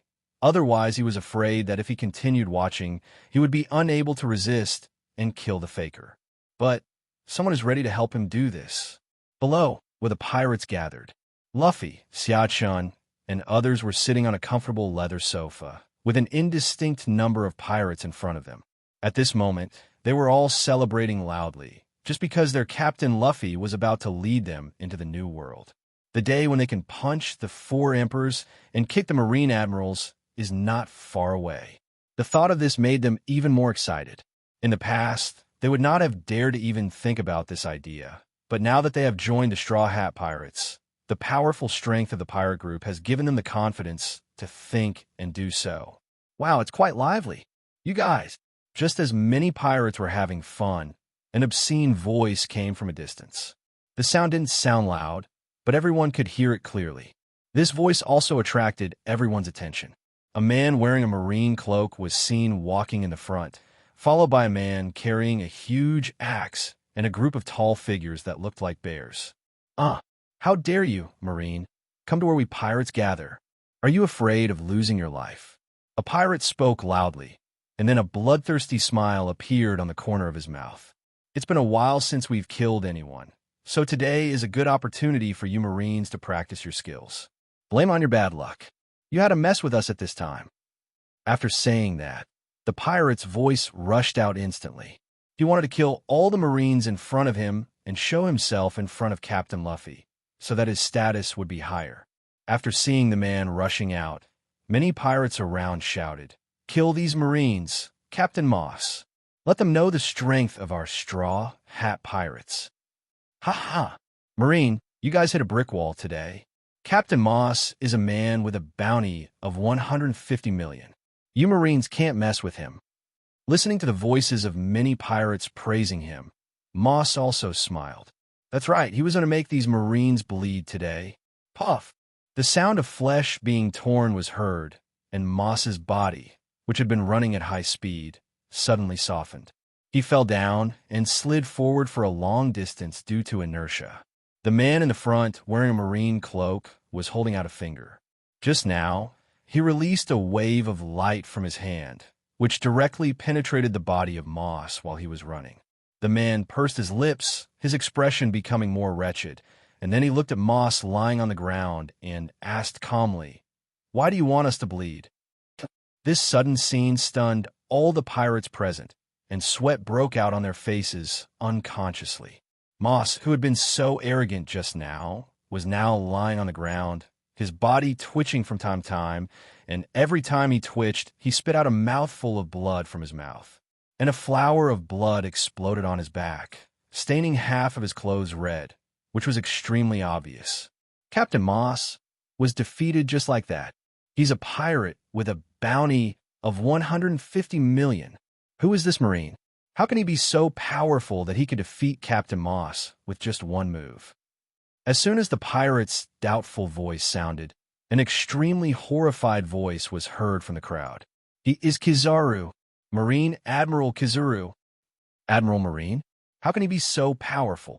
Upon hearing this, many pirates couldn't help swallowing their saliva, and at the same time, they couldn't help but take a step back subconsciously. The look he gave Kizaru was filled with fear. Even those captains with bounties of over 100 million were the same. If they had wanted to go up and show off their authority and strength before, they no longer had that idea. Although some of them were stronger than Moss, they were only so strong. Moss was killed in one move, which showed that they were not at the same level of strength as the Marine Admiral in front of them. They're going to fight with their heads. At the same time, the appearance of Kizaru also made them realize how big the gap is between them and Admiral Marine. Before this, none of them had experienced failure, and even if they failed, they could quickly get back on track. They also defeated some Marine generals. This gave them the impression that the Marines were nothing special. Even the Marine admirals were the same. However, they now discovered that they were extremely wrong and they were no match for Kizaru. But they're not panicking because they have someone who can kill through the Marine headquarters. Thinking of this, one of the pirate captains shouted loudly, "Don't be afraid. We are from the Straw Hat Pirates." Lord Xia Chen once killed his way through the Marine headquarters. How dare a mere Marine admiral come and cause trouble for us? Are you looking for death? As this pirate shouted, many pirates around who had lost their will to fight instantly became eager again, and their eyes became as unruly as before. Yes, they have Emperor Xia Chun. What are they afraid of? Let alone one Marine admiral. What would happen even if there were a few more? Instantly, all the pirates looked towards Xia Chun, who was sitting on a chair not far away, their eyes full of fanaticism. If they were not aware of Xia Chen's strength before and only joined because of his title as the world's #1, now they're truly full of admiration for Xia Chun. For a moment, deafening shouts rang out on the field. "Master Xia Chun, teach this Marine a lesson and let them know that we, the Straw Hat Pirates, are not to be trifled with." What level? You dare to cause trouble for our pirate group? Kill these Marines, Master Xia Chun. Kill, kill, kill. The word kill was uttered over and over again by these pirates, causing Kizaru, who was not far away, to raise his eyebrows. He turned to look at Jean Tamaru behind him and said, "Let the pacifists deal with these small fry. It sounds a bit noisy." "Okay." Jean Tawan nodded, then said, "PX5, PX6, come on, capture all these pirates. Learn." Several mechanical voices responded at the same time, and then several pacifists behind Jean Tawan instantly rushed into the crowd. Boom! Instantly, the sound of gunfire echoed all around, and flames filled the sky. After the pacifists entered the crowd, they were like a whirlwind. The pirates were no match for them at all. Even those captains with bounties exceeding 100 million are the same. Soon, at least several thousand of the tens of thousands of pirates have been killed. Feeling that their lives were threatened, these pirates hurriedly shouted, "Boss Xia Chun, hurry up and do something. If you don't do something, we're all doomed." "That's right. Xia Chun, why don't you take action? Are you just going to watch the pirates under your command being slaughtered?" Kizaru came in front of Luffy and others, with the corners of his mouth slightly raised, and said to Xia Chun. At this time, Luffy and others were sitting on the chairs motionless, as if they didn't take Kizaru seriously at all. But if you look closely, you can find that each of their legs is shaking constantly.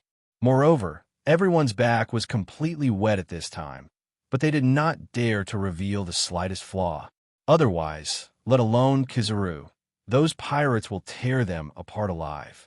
Xia Chun, who was being questioned at this time, followed what Luffy had said to him before, and tried to be as cool as possible and talk less. So, Xia Chun opened his eyes. Snort. Xia Chun closed his eyes. After this series of operations, the air around them seemed to freeze in an instant. Even though the sound of fighting not far away was extremely loud, Luffy and others felt that they could hear each other's heartbeats. At this time, Kizaru was also extremely confused, with a series of question marks appearing on his head. Even if Xia Chun is really here, he can't pretend like you. Looking at the fake guy in front of him, Kizaru laughed in anger, but this smile looked eerie no matter how you looked at it. Luffy, on the side, wanted to curse Xia Chun to death. If he could escape today, the first person he would kill would be you. But now is not the time to think about these things. The first thing he needs to consider now is how to escape. Luffy calmed down and said in a calm tone, "General Kizaru, I haven't seen you for half a year. I hope you are doing well. I missed you so much after we parted ways." After saying that, Luffy showed a smile that he thought was very peaceful, as if he and Kizaru were old friends who hadn't seen each other for many years. Kizaru. Kizaru now knows why Xia-chan can act so pretentiously. It turns out that it was all because of you, the senior, who taught him well. Don't even mention you're a fake. Even if you're the real Straw Hat Luffy, you have no right to talk to me like that. In Kizaru's opinion, the strength of the other members of the Straw Hat Pirates might indeed be quite good, but for him, a Marine Admiral, to be afraid of them? That's impossible. To be frank, if it weren't for Xia-chun, the current Straw Hat Pirates wouldn't even be ranked in his eyes. So when one fake and two fakes spoke to him like this, he was not angry. These people are all brainless idiots who are about to die. There is no need to get angry with them. As for why he died, isn't it normal for him to accidentally kill one or two pirates while performing his mission? After all, these pirates are not simple creatures. However, after finally coming out to play, Kizaru didn't want to get rid of these people in front of him so quickly, so he followed Luffy's words and deliberately said doubtfully, "That's not right. Straw Hat Luffy, didn't we just meet 3 months ago? And what have you been eating recently? How come you become so fat all of a sudden? I remember you were quite thin back then." Hearing what Kizaru said, Luffy panicked instantly. Cold sweat broke out on his forehead, and his heart was spinning with anxiety. How should he answer this? Ahem. Ha. I remember now. We did meet 3 months ago. Oh, so many things happened during this period that I forgot about it.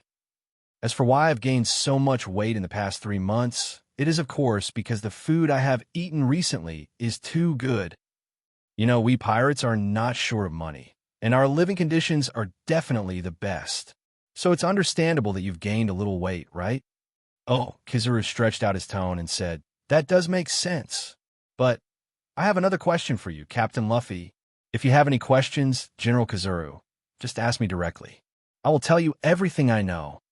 Luffy patted his chest and said loudly, while secretly breathing a sigh of relief in his heart.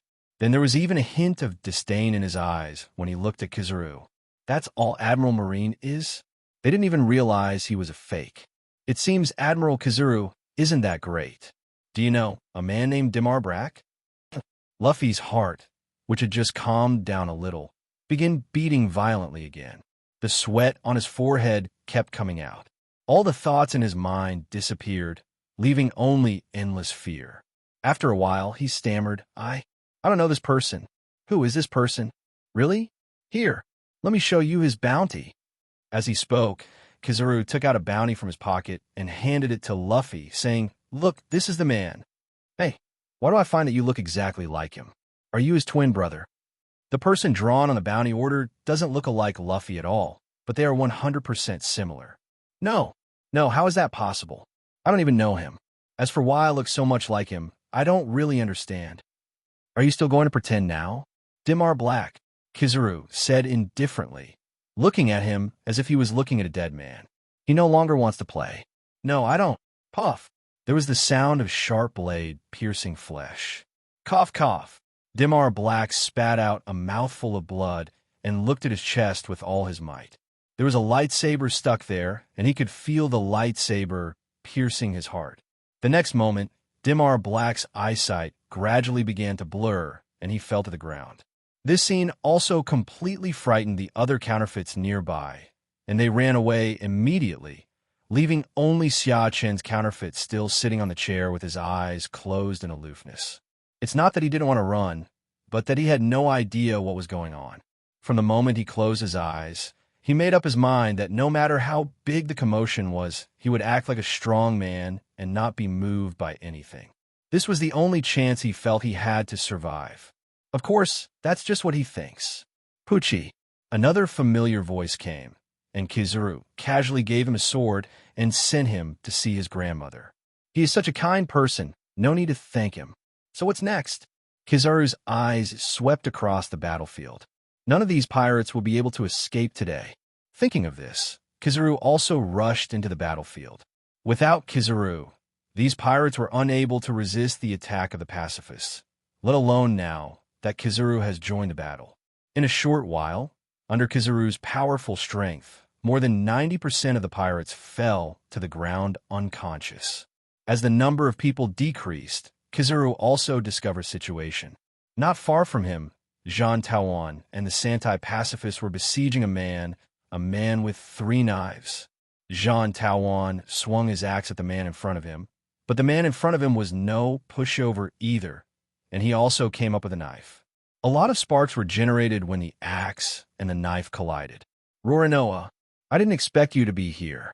I was originally planning to catch a fake, but I didn't expect to catch a real one. Do you think I have good luck or bad luck? Tell me quickly, why are you here? Does this mean that your pirate group is here too? Sentamaru asked loudly as he attacked Zoro. I feel like I have bad luck, Zoro said lightly. He was really speechless. He just heard about Luffy and Xiachun and followed out of curiosity to see what was going on, but he didn't expect that in the end he would be entangled by Marine. As soon as he arrived here and saw those abstract people, he already knew what was going on, especially when he saw the green-haired man who was more than 3 times fatter than him. He almost couldn't help but draw his sword. Then he quietly watched the group of pirates trying to do something, but he didn't expect that Marine would come while he was watching. What was even more unexpected was that after arriving, he attacked them directly without even taking a break, making it impossible for him to leave, so the current situation occurred. But even if he couldn't leave now, he was not worried at all.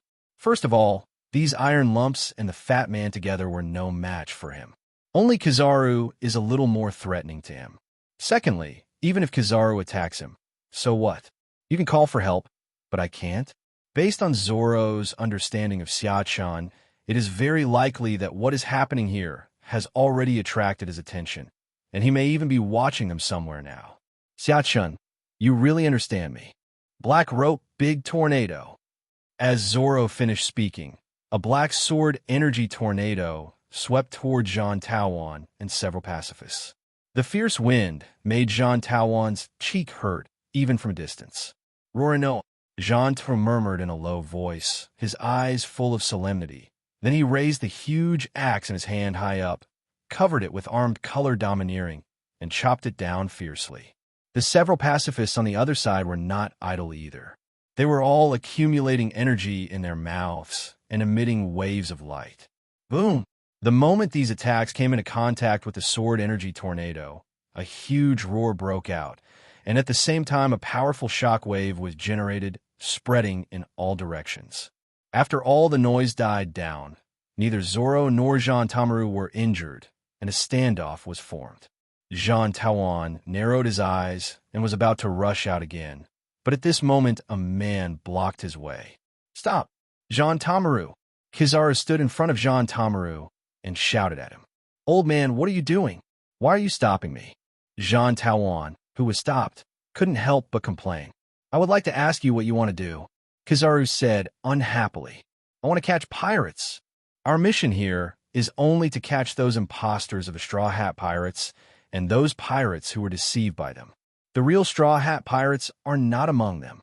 After that, Kizaru turned to look at Zoro and said, Pirate Hunter, Rorinoa Zoro, why are you here? Hearing this, Zoro raised his eyebrows and said, As a pirate, there is no need for me to tell you, Marine, why I am here, right?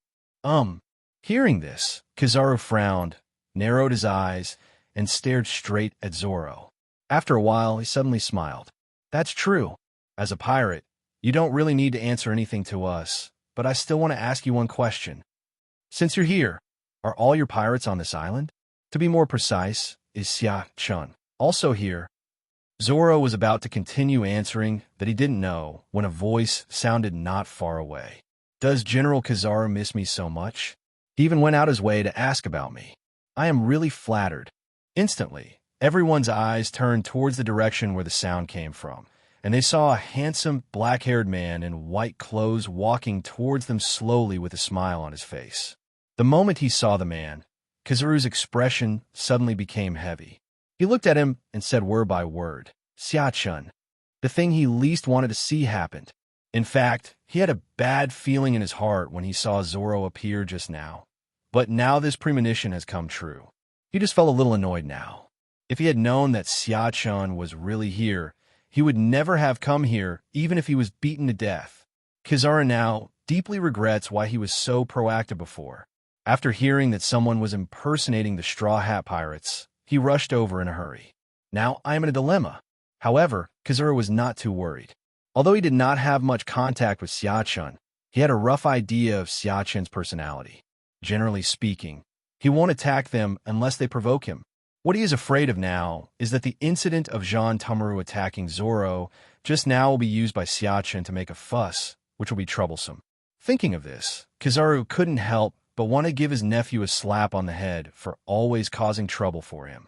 At this time, the remaining pirates who had not fallen at the scene could not help but widen their eyes when they heard Kizaru's words, and their eyes all fell on Xiachun.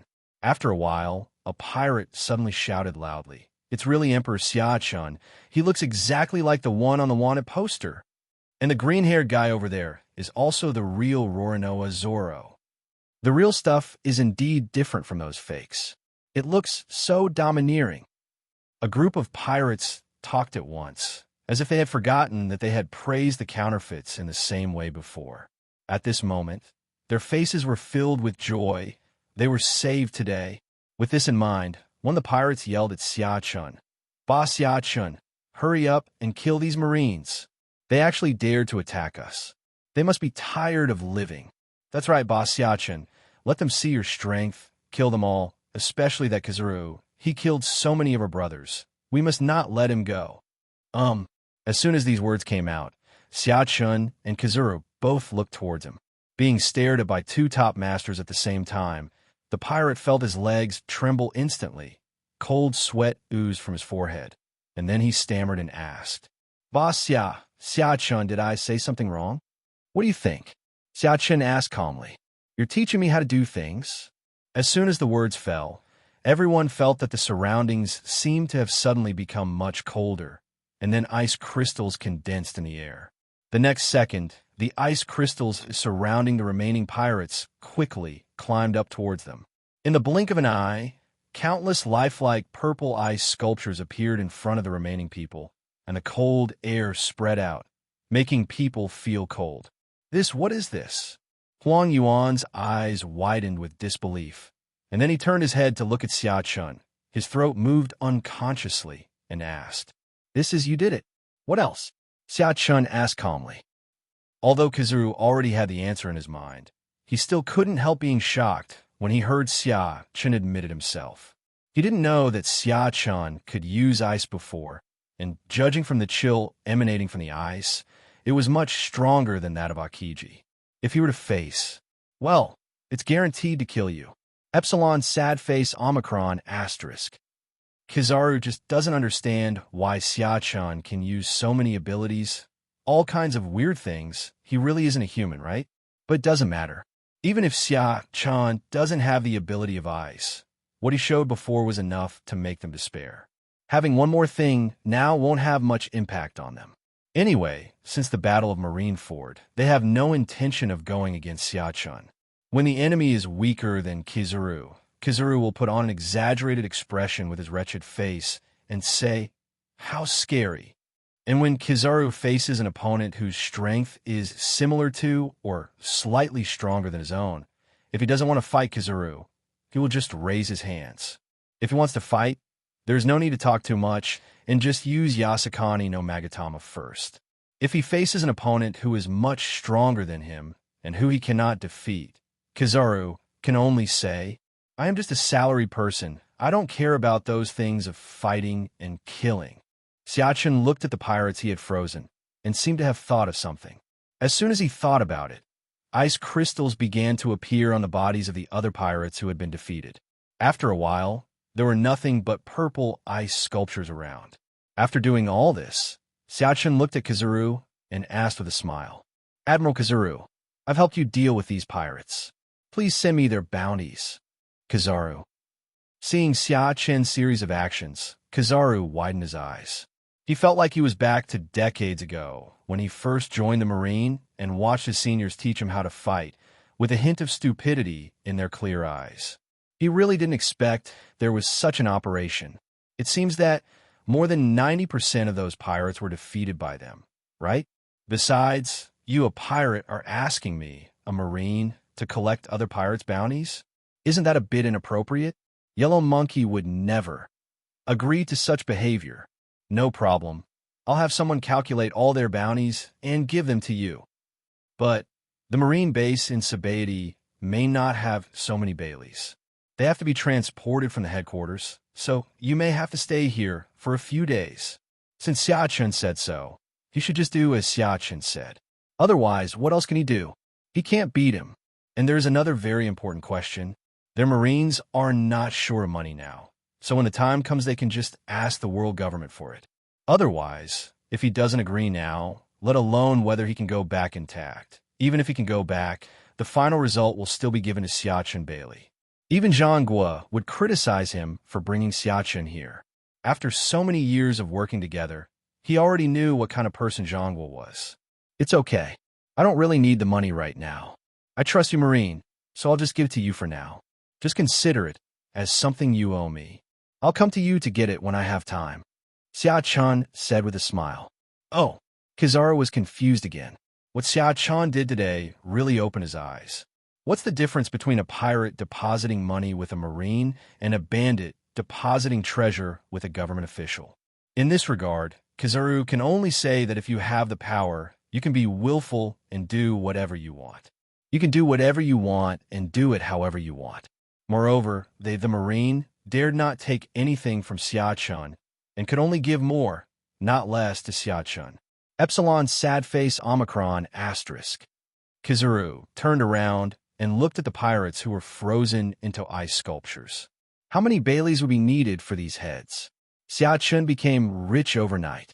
He earned much more than he had earned working diligently in the Marine for so many years. Maybe he made the wrong choice. Should he become a pirate or a bounty hunter? But Kizaru is just thinking about it. Compared to Bailey, he values other things more. Otherwise, with his current strength, if he didn't work as a Marine, it would be easy for him to get Bailey. Shaking his head, Kizaru stopped imagining. He was afraid that if he continued to think about it, he would lose his original intention. After all, Bailey was still very tempting. Kizaru looked at Xiachun and nodded, saying, "Okay, I'll tell Sengoku Fleet Admiral to prepare Bailey for you. You can come get it any time." Hearing this, Xiachun looked at Huang Yuan with a satisfied look, then walked over, put his arm around his shoulders, and said with a smile, Admiral Kizaru, to celebrate our agreement. Let's go. Have a couple of drinks. Your treat. Kizaru. Kizaru was dragged by Xiachun towards a certain direction, leaving Zoro and Jean Tamaru standing there staring at each other. Jean Tawan hasn't said a word since Xiachun showed up. He was a participant in the war, and Xiachun's skylifting stick still left a deep impression on him. So if you don't become a quail now, when will you become one? As for why he attacked Zoro, it's because he has some friendship with Vice Admiral Flying Squirrel in the Marine. In the Battle of Marineford, Flying Squirrel was defeated by Zoro. He just wanted to get back at Zoro, but judging from the situation just now, it seems that he cannot do it. Even with the help of a few pacifists, he was not confident that he could defeat Zoro. And even if he could really defeat Zoro, he wouldn't catch him in the end, and what he just said was just a threat. There's nothing we can do. His background is too strong. It's okay to teach him a lesson, but it won't work anymore. With this in mind, Jean Tamaru carried the axe on his shoulder, looking as if he had no intention of continuing the fight. Seeing this, Zoro slowly put away his knife. He didn't have any irreconcilable hatred with the Marine in front of him. Since the other party didn't want to fight anymore, he had no reason to continue fighting. For a while, the two of them remained silent. After a while, Jean Tawan spoke first. "Going to have a drink?" Zoro run. In the rip-off bar, Shaki and Rayleigh couldn't help but twitch their lips as they looked at the four people sitting and drinking in front of them. When will pirates and Marines be able to sit down and drink in harmony? This wine is really good," Zoro said with a smile after drinking a large glass of wine. "It's really good, but a bit expensive."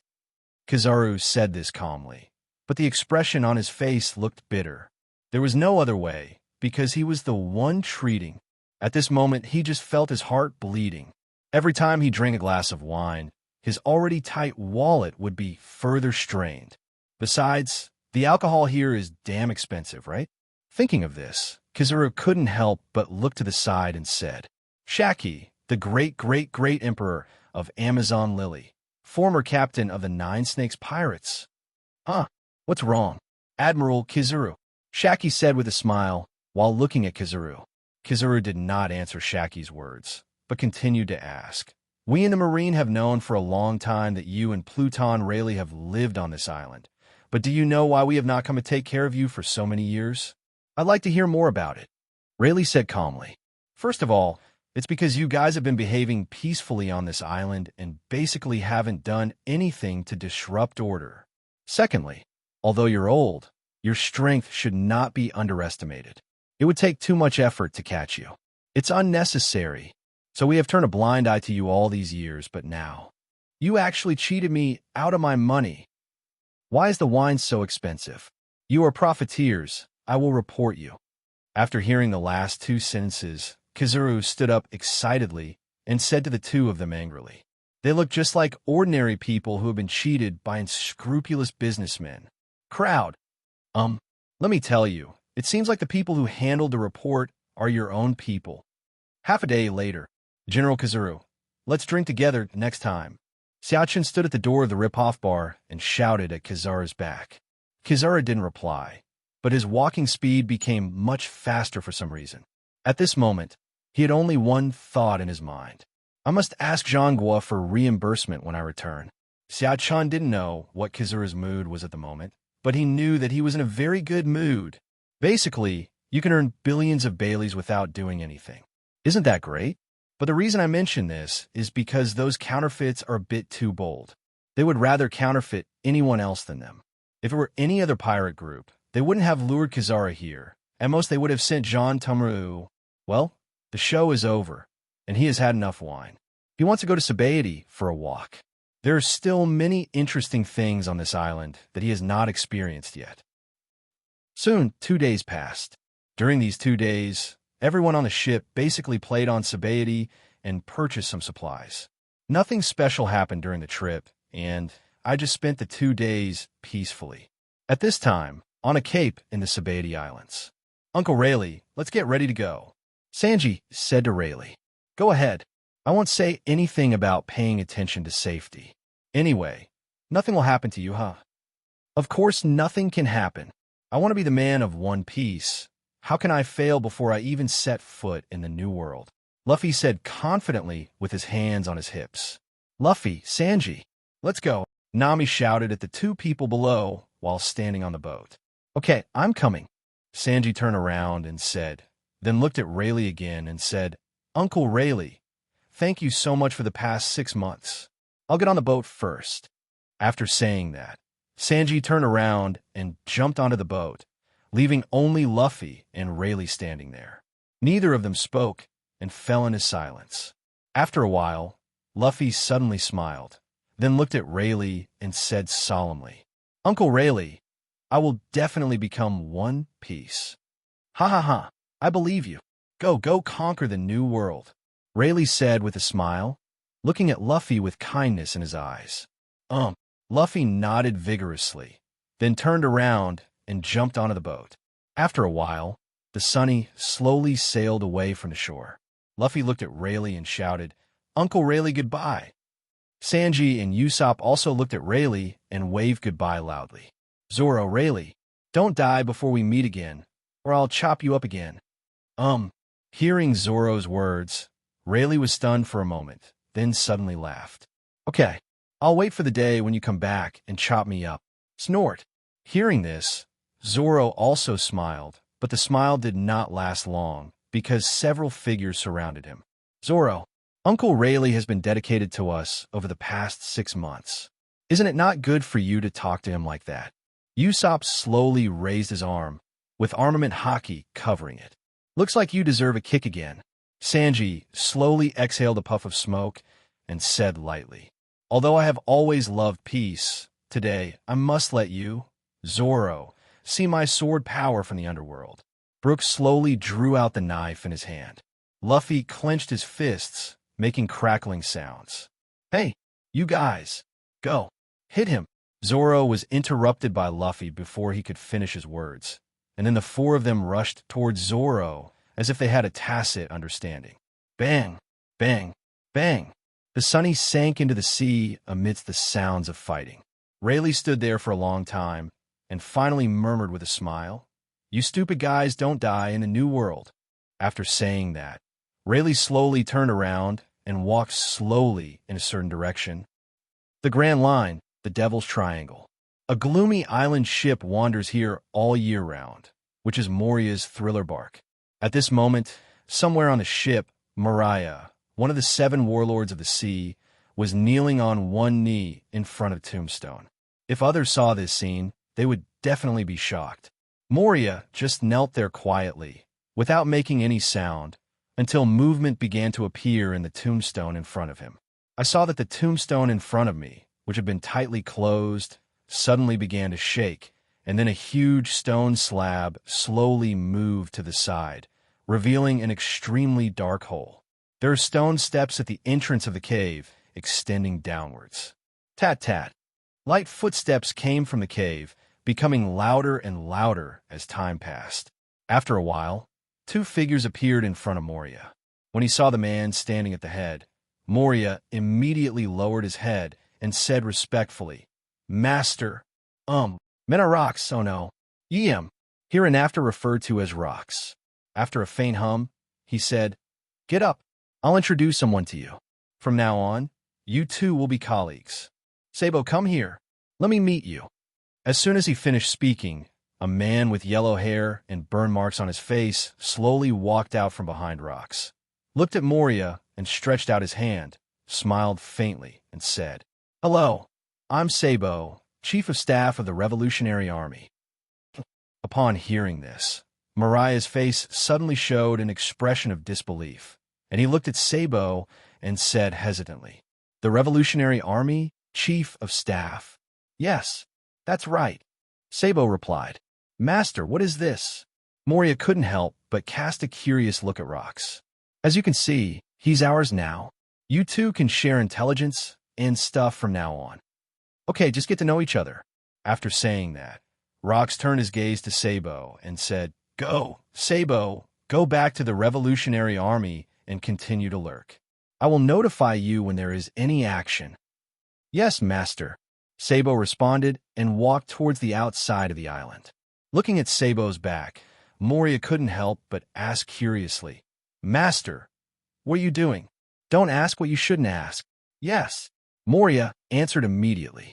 "Is there anything I can do for you?" "Not yet, but I'll let you know if there is one. Also, I won't be here for the next while, so don't come to me if you need anything." "Yes." This time Moria did not say anything more, but responded directly. Rox looked at Sabo's back with a gloomy look and whispered, "It really took me a lot of effort to control you. Will you be the key to my dealings with Joy Boy one day? I'm looking forward to it." 1,000 meters below the sea surface in the Sabeti Islands, a ship was slowly descending. It was the Sunny, and in a room on the Sunny, Xiao-Chun sat cross-legged on the bed with his eyes closed, like an old monk in meditation. At a certain moment, Xiao-Chun's tightly closed eyes suddenly opened, bursting out with a ray of light. Is this the limit to which the observation hockey can reach? It doesn't make sense. I feel like it can be improved further.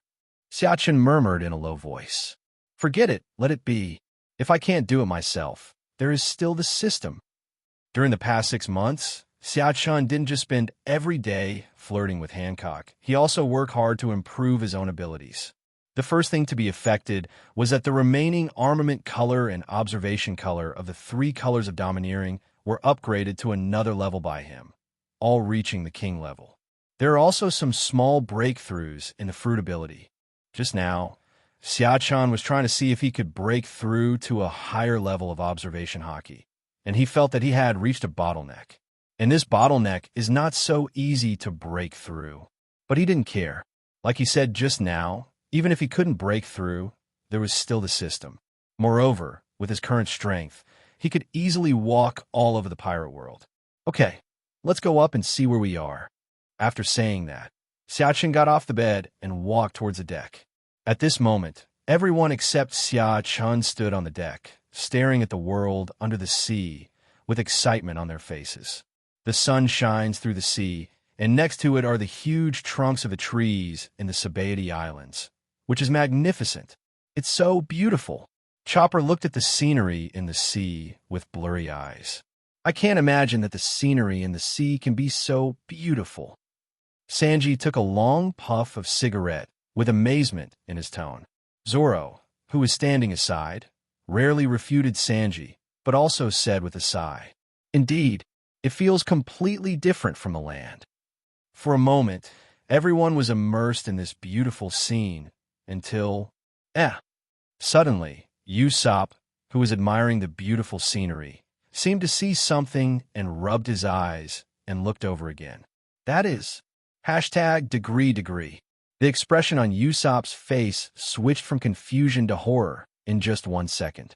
Then he shouted hurriedly, "Come over here and see if there's a huge dark shadow over there." Usopp's shout attracted everyone's attention, and they all gathered together and looked in the direction Usopp pointed. They saw a huge black shadow appearing in front of their ship, and it was getting bigger and bigger. The next second, when the true face of the black shadow appeared in front of everyone, everyone couldn't help but sweat on their forehead. What is this?" Luffy stuttered. "Shark? But why is it so big?" Robin was a little surprised. "Nami, it should be a super large Poseidon type." "Luffy, can I eat it?"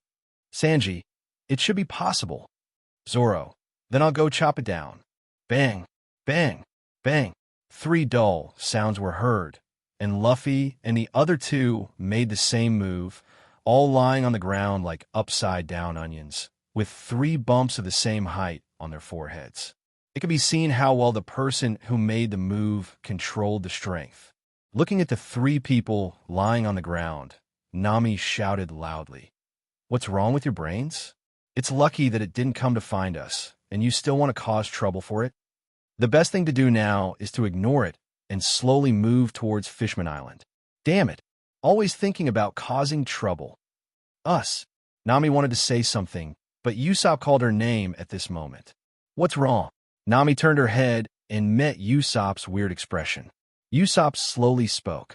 "What do you think we should do if this shark wants to eat us?" "Oh, you mean..." Nami turned her head stiffly and looked in the direction of the shark, and what she saw was an extremely huge mouth of the abyss. Sigma, degree, winky face. "Zoro, hurry up and chop it."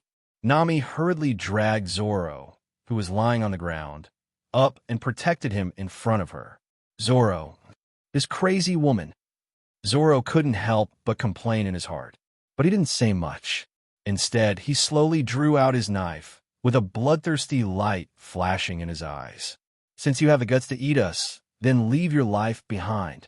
Zoro was about to swing his knife when a hand grabbed his arm, blocking his movement. Xiachun, what are you doing?" Zoro asked curiously, looking at Xiachun, who stopped him. "Didn't you read the manual about membranes that Rayleigh gave me?" Xiachun asked quietly while looking at the few people, most of whom looked at Nami. It's okay that Zoro and the other simple-minded guys didn't read the manual, but how come even Nami didn't read the precautions? Well, it seems not. Nami felt a little embarrassed as Xiachun looked at her. She was so immersed in the joy of shopping these 2 days that she really didn't read any manuals. As a navigator on the ship, it was indeed a bit of a dereliction of duty. Seeing this, Xiachun did not say much, but explained, "The film on the outside of our hull can indeed allow some small objects to pass through, and it can also withstand a certain amount of pressure. But if you cut it directly like Zoro, you can imagine that it will break with your feet, right? It's only 1,000 meters below the sea surface. Even if it breaks, at most it will drown a few people with special abilities and then float up. But if we reach the deep sea under the strong water pressure, once the membrane outside our ship breaks, then, you know." As soon as Xiachun said this, Nami's face immediately showed an expression of surviving a disaster. Fortunately, Xiachun stopped Zoro, otherwise she would have been doomed. "What should we do now? Think of a solution quickly. This shark is about to eat us." Sanji said hurriedly, "Why are you in such a hurry? You can't move too much inside, but it will be fine outside." Xiachun gave a mysterious smile and then looked at Zoro's butt. Don't get me wrong, he doesn't have any special hobbies, but he wants to. Bang! A dull sound was heard, and Zoro's figure instantly flew out. When he touched the membrane, he only paused for a moment before passing through it. Xiao-chun, what are you doing? Why'd you kick Zoro out? Luffy shouted with his eyes wide open. Do we want to feed the green algae heads to this shark so that it won't eat us later? Sanji pondered. That's not right. Green algae heads, tiny arms and legs can't even fill the gaps between the shark's teeth. It's the same as not eating anything. Xiao-chun probably wants Zoro to go out and chop the shark. But the problem is that we don't know how long Zoro can hold his breath. If he can't hold his breath and hasn't dealt with the shark by then, it will be troublesome. Chopper said from his side. Chopper, you're half right. I did want Zoro to go out and fight the shark, but I didn't say he couldn't breathe. Xiao-chun said with a faint smile. Hearing this, everyone was stunned for a moment, and then all looked towards Zoro. At this time, Zoro in the sea looked normal, with no sign of his face turning red due to holding his breath. It's just that at this time, my hands are on my buttocks, and I'm rubbing them constantly. Upon closer inspection, everyone discovered that there was a layer of faint white light outside Zoro's body, wrapping him completely. Seeing this scene, Nami seemed to have thought of something and asked Xiao-chun, Xiao-chun, is this the water-avoiding spell you cast on us when we went to Sky Island before? Yes. Xiao-chun nodded. With my water avoidance technique, he won't be affected by the water pressure in the water, and he can breathe normally. It's not much different from being on land. The only difference is the touch. Hey, is this useful to people like us with special abilities? Will it be affected by sea water? Luffy asked curiously. Wouldn't it be better if you try the answer yourself? Xiao-chun showed an evil smile on his face again and kicked Luffy out before he could react. Plop! As soon as Luffy passed through the membrane, out of his instinctive fear of the sea, he couldn't help dancing and shouting, Help! Help! But after a long while, Luffy didn't feel the feeling of losing strength and being unable to breathe, and blinked in confusion. Oh! Luffy looked at his hands in surprise and said excitedly, Really, I don't feel any loss of strength. It's not much different from being on land. Hee hee. In that case, let me tame this shark and make it our little brother. Luffy pressed his fist, and his knuckles made crackling sounds. Hearing Luffy's words, Zoro on the other side immediately became unhappy. Luffy, what do you mean? This is my prey. I was here first. Zoro, are you sitting at the children's table when you eat? Why do you talk like a child? What do you mean by you go first and I go first? That's so childish. Luffy retorted bluntly. You guy. Several blue veins popped up on Zoro's forehead immediately. Just as he was about to say something, another voice came from behind him. Luffy is right. Whoever kills the prey first gets it. The two of them turned their gazes instantly and saw Sanji walking towards them at a leisurely pace, with a cigarette in his mouth. With Xiao-chun's water avoidance technique, Sanji can enjoy smoking even in the sea, which is unique in this world. Hey. Sanji, Zoro, I told you that I want to subdue it as my little brother. Don't fight and kill it at every turn. Luffy said dissatisfiedly to the two of them. It's definitely better to tame a shark this big as a subordinate than to kill it directly, right? Hey, what's wrong with you three? It's almost swallowed us, and you're still making such a fuss. Nami looked at the three people arguing in the distance and shouted, Really? Is this the time to discuss this? Can't you see that they're about to fill the gaps in the shark's teeth? Leave it to me, Miss Nami. Sanji responded instantly after hearing Nami's voice, then looked at the huge shark in front of him and said calmly, Seawalk. As soon as he finished speaking, Sanji rushed out like an arrow from a bow, and his speed was so fast that everyone on the boat showed surprised expressions. So fast. What's this speed? Chopper said in great surprise. It seems that Sanji's strength has improved a lot in the past 6 months. Frankie picked up his glasses, with a hint of surprise in his tone. Of course, the 5 of us haven't been idling around for the past 6 months. And compared to the others, I'm the one whose strength has improved the most in the past 6 months. I'm not showing off now, just because this little scene isn't worthy of my taking action. As you know, the protagonist usually appears when everyone is in despair, and I am that protagonist. When you encounter a crisis that you cannot solve, I will become the savior and save you from the water and fire, Usopp said in a light tone, and there was a sense of pretense in the air. But the problem was that there was actually a stupid raccoon cat who would believe such pretense. Chopper, really? Usopp, hearing you say that, you must have become much stronger in the past 6 months. I really look forward to seeing the day when you can take action. Usopp, don't worry, there will be another chance in the future. Crowd. Xiaochen looked at Usopp with a strange expression. Okay. I haven't seen you for half a year. Let's not talk about your strength, but you're really good at bragging. However, Usopp was right about one thing. His strength improvement in the past 6 months was indeed the greatest. This is also normal. After all, he has the biggest room for improvement. After a moment of silence, everyone turned their attention back to Sanji in the distance. At this time, Sanji had already arrived in front of the shark's head. His right foot turned red in an instant, and bubbles appeared in the surrounding sea water due to the high temperature. Devil's wind leg. Boom! Sizzle, sizzle. Sanji kicked the shark's head with his right foot, making a loud roar, and the front half of the shark's head was directly roasted under the high temperature. The next moment, the giant shark that was about to eat Sunny flew out in an instant at an incredibly fast speed. The surrounding sea water even generated turbulent currents under the push of its huge body, pushed the Sunny a long distance. After all the noises disappeared, everyone saw the body of shark with its belly up and falling downwards in the distance. It was obvious that it was dead. Sanji, I told you not to kill it. Now it's not so exciting without a mount. Luffy looked at Sanji and yelled, then sighed after a while. Now that you've killed it, it can't be wasted. Zoro, go cut some shark meat and eat it. Sanji, Zoro. You know what, this shark meat is quite delicious. I should have brought back more. Luffy stuffed big mouthfuls of shark meat into his mouth with a satisfied expression on his face. Haha, you actually said that your little brother's meat is delicious. Luffy, that's a bit off. Sanji said with a mocking tone. Oh, Luffy suddenly stopped eating halfway through, and then he ate even more happily. Are we almost at Fishman Island now? Robin asked, looking at the dark sea around him. It's almost there, Nami said with a smile. Fishman Island, mermaids. How exciting. Sanji's eyes immediately turned into hearts. Suddenly, Chopper looked at the sea below with a look of horror on his face and shouted, Come and see. That's light?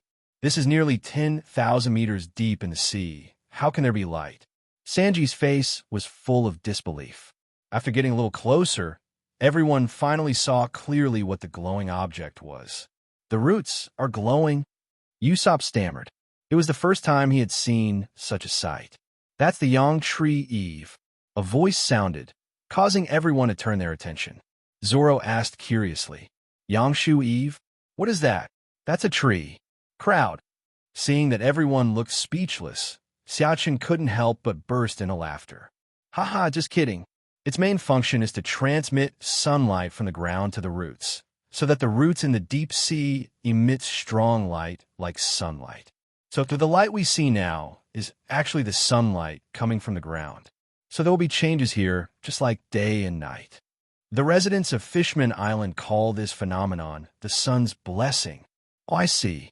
Sanji showed an expression of sudden enlightenment, and then seemed to react to something. His expression immediately became extremely excited, and he looked at Xiaochen with burning eyes. You just said, the residents of Fishman Island? You mean Fishman Island is nearby. You'll know if you look down yourself, Xiaochen said with a faint smile. After hearing Xiaochen's words, not only Sanji, but the others also immediately looked down, and then each of them showed a shocked expression on their face. That is... Luffy stuttered a little. That's right. That's Fishman Island. Xiaochen said calmly while looking down. An island wrapped in a huge double-layer, semicircular bubble film shield suddenly appeared in front of everyone. Even through the bubble film, You can still see the colorful and dreamy scenery of the island. Go, go, go. Let's get there quickly, Luffy shouted excitedly. After a while, the boat arrived at the outermost layer of bubble membrane of Fishman Island, and everyone could see the scenery of the island more clearly, more beautiful than it looks from a distance.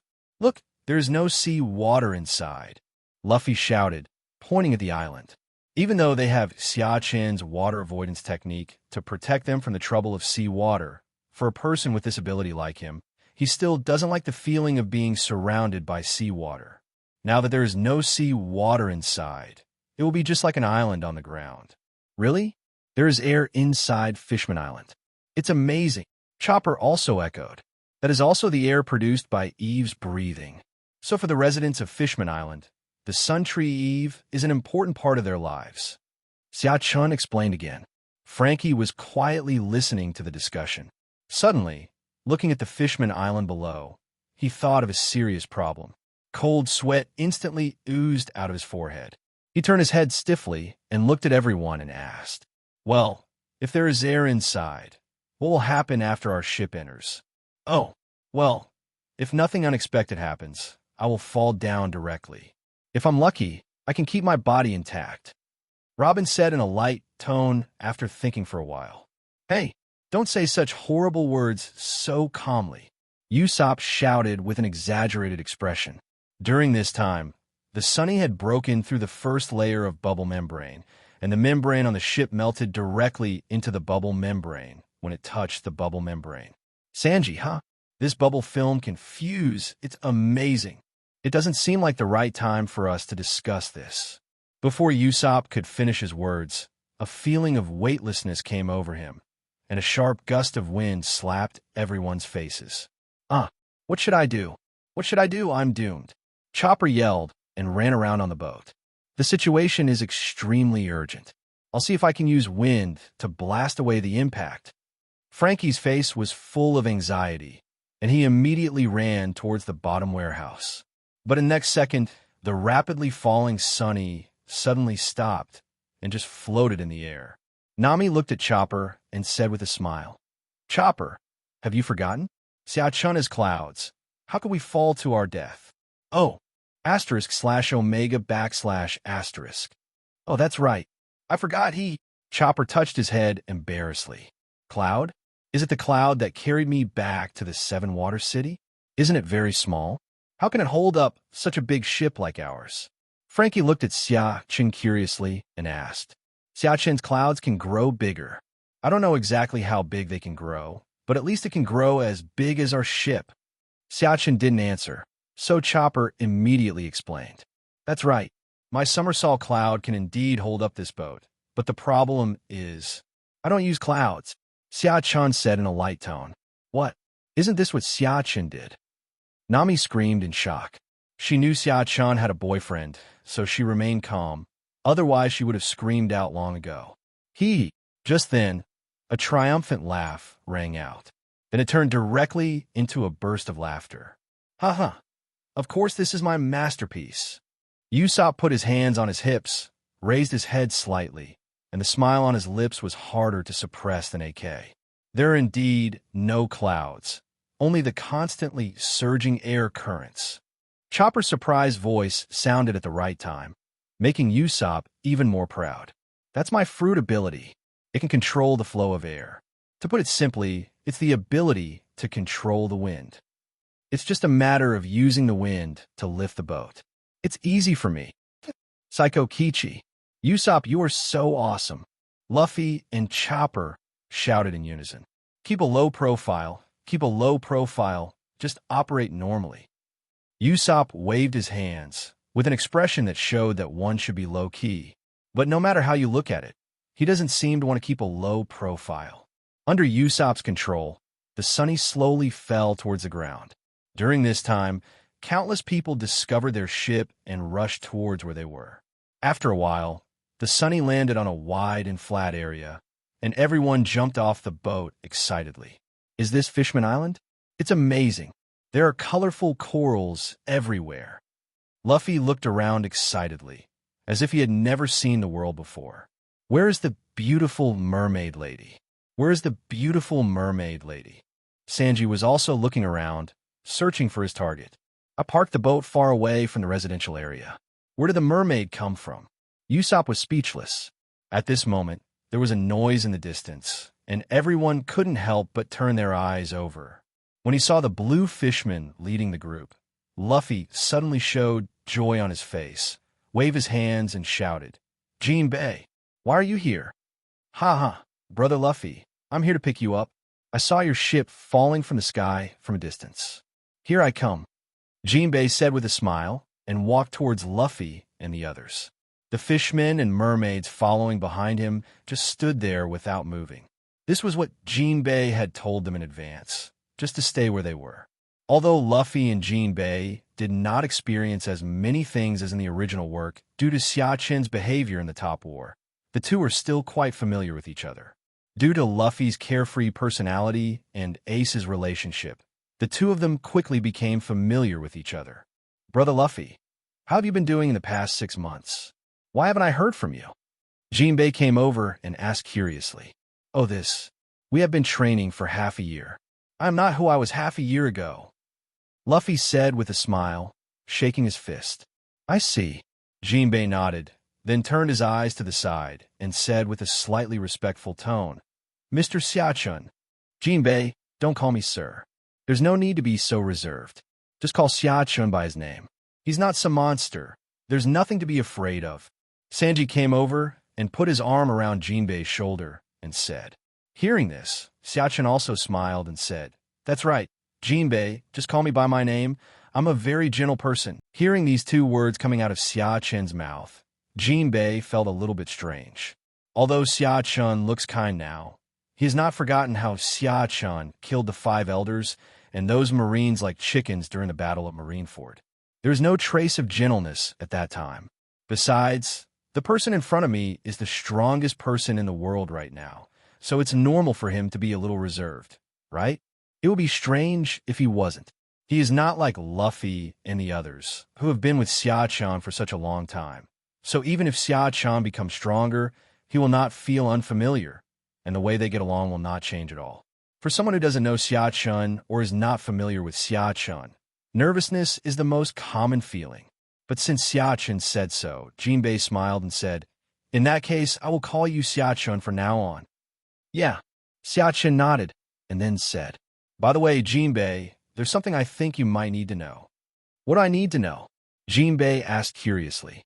"The Arlong pirates were destroyed in my hands," Xiachun said lightly, all the while observing Jinbei's expression. Xiachun didn't mention this when he first met Jinbei in Impel Down, because his focus at the time was mainly on saving Robin. So I didn't care too much. But the situation is different now. If nothing unexpected happens, Jinbei has a great chance of becoming their partner. Well, in that case, he has to make it clear. Along was Jinbei's subordinate, and now he has killed Along. This matter must be made clear. Otherwise, if I don't mention it now, and this matter is brought up after we become partners, and Jinbei doesn't know about it, then the problem will be difficult to solve. "I know," Jinbei said calmly. "I already knew about this when their pirate group was just destroyed by you. But it's not your fault. It's Arlong and the others who brought this upon themselves. They hold hatred for humans and wantonly bully them. It's only a matter of time before something like this happens. Even if you weren't there, they would have been dealt with by others." Eren. Nami couldn't help but tremble when she heard the name. Even though she can easily deal with Eren with her current strength, the fear and oppression Eren brought to her before were real, so she still felt a little traumatized when she heard the name again. Xiachun was keenly aware of Nami's emotions, walked over slowly, held her in his arms, and patted her back gently. The moment Nami was hugged by Xiachun, she trembled again, but this time was different from the previous ones. After this tremor, Nami's whole body and mind relaxed, and she leaned lightly in Xiachun's arms. "Huh? What are they doing?" Jinbei showed a hint of confusion on his face. How come they were discussing life and death one second and hugging each other the next? At this time, Usopp slowly came over and explained to him what happened between Nami and Arlong. After a while, I didn't expect that Eren had done so many evil things. I didn't know about it before and thought he just did some evil things, Jinbei said in a low voice. Then Jinbei walked up to Nami, looked at her, and said solemnly, I'm sorry. Aaron has caused such great harm to you, Nami. Although he is no longer my subordinate, I still have to say sorry to you. It's okay. Jinbei, this is none of your business. And Along and the others were killed by Xia Chun. So let the past be the past, Nami said with a smile. Hey, stop chatting, I'm so hungry. Is there anything delicious? Seeing that several people wanted to continue talking, Luffy finally couldn't help it. In order to taste the delicacies of Fishman Island, he had not eaten for a while, and now he was starving. If I don't eat something, I'm really going to starve to death here. Ha ha, there are so many delicious things, Jinbei said with a smile. Let's go. I'll take you to eat. By the way, the snacks at Fishman Island are delicious. Dessert.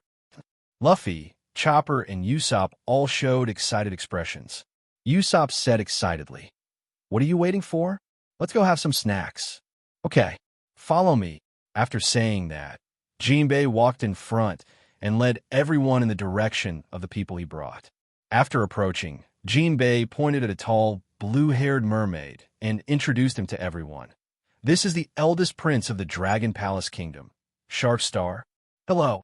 Sharkstar greeted everyone with a smile. Please allow me to take you to the Dragon Palace City, the royal palace of the Dragon Palace Kingdom.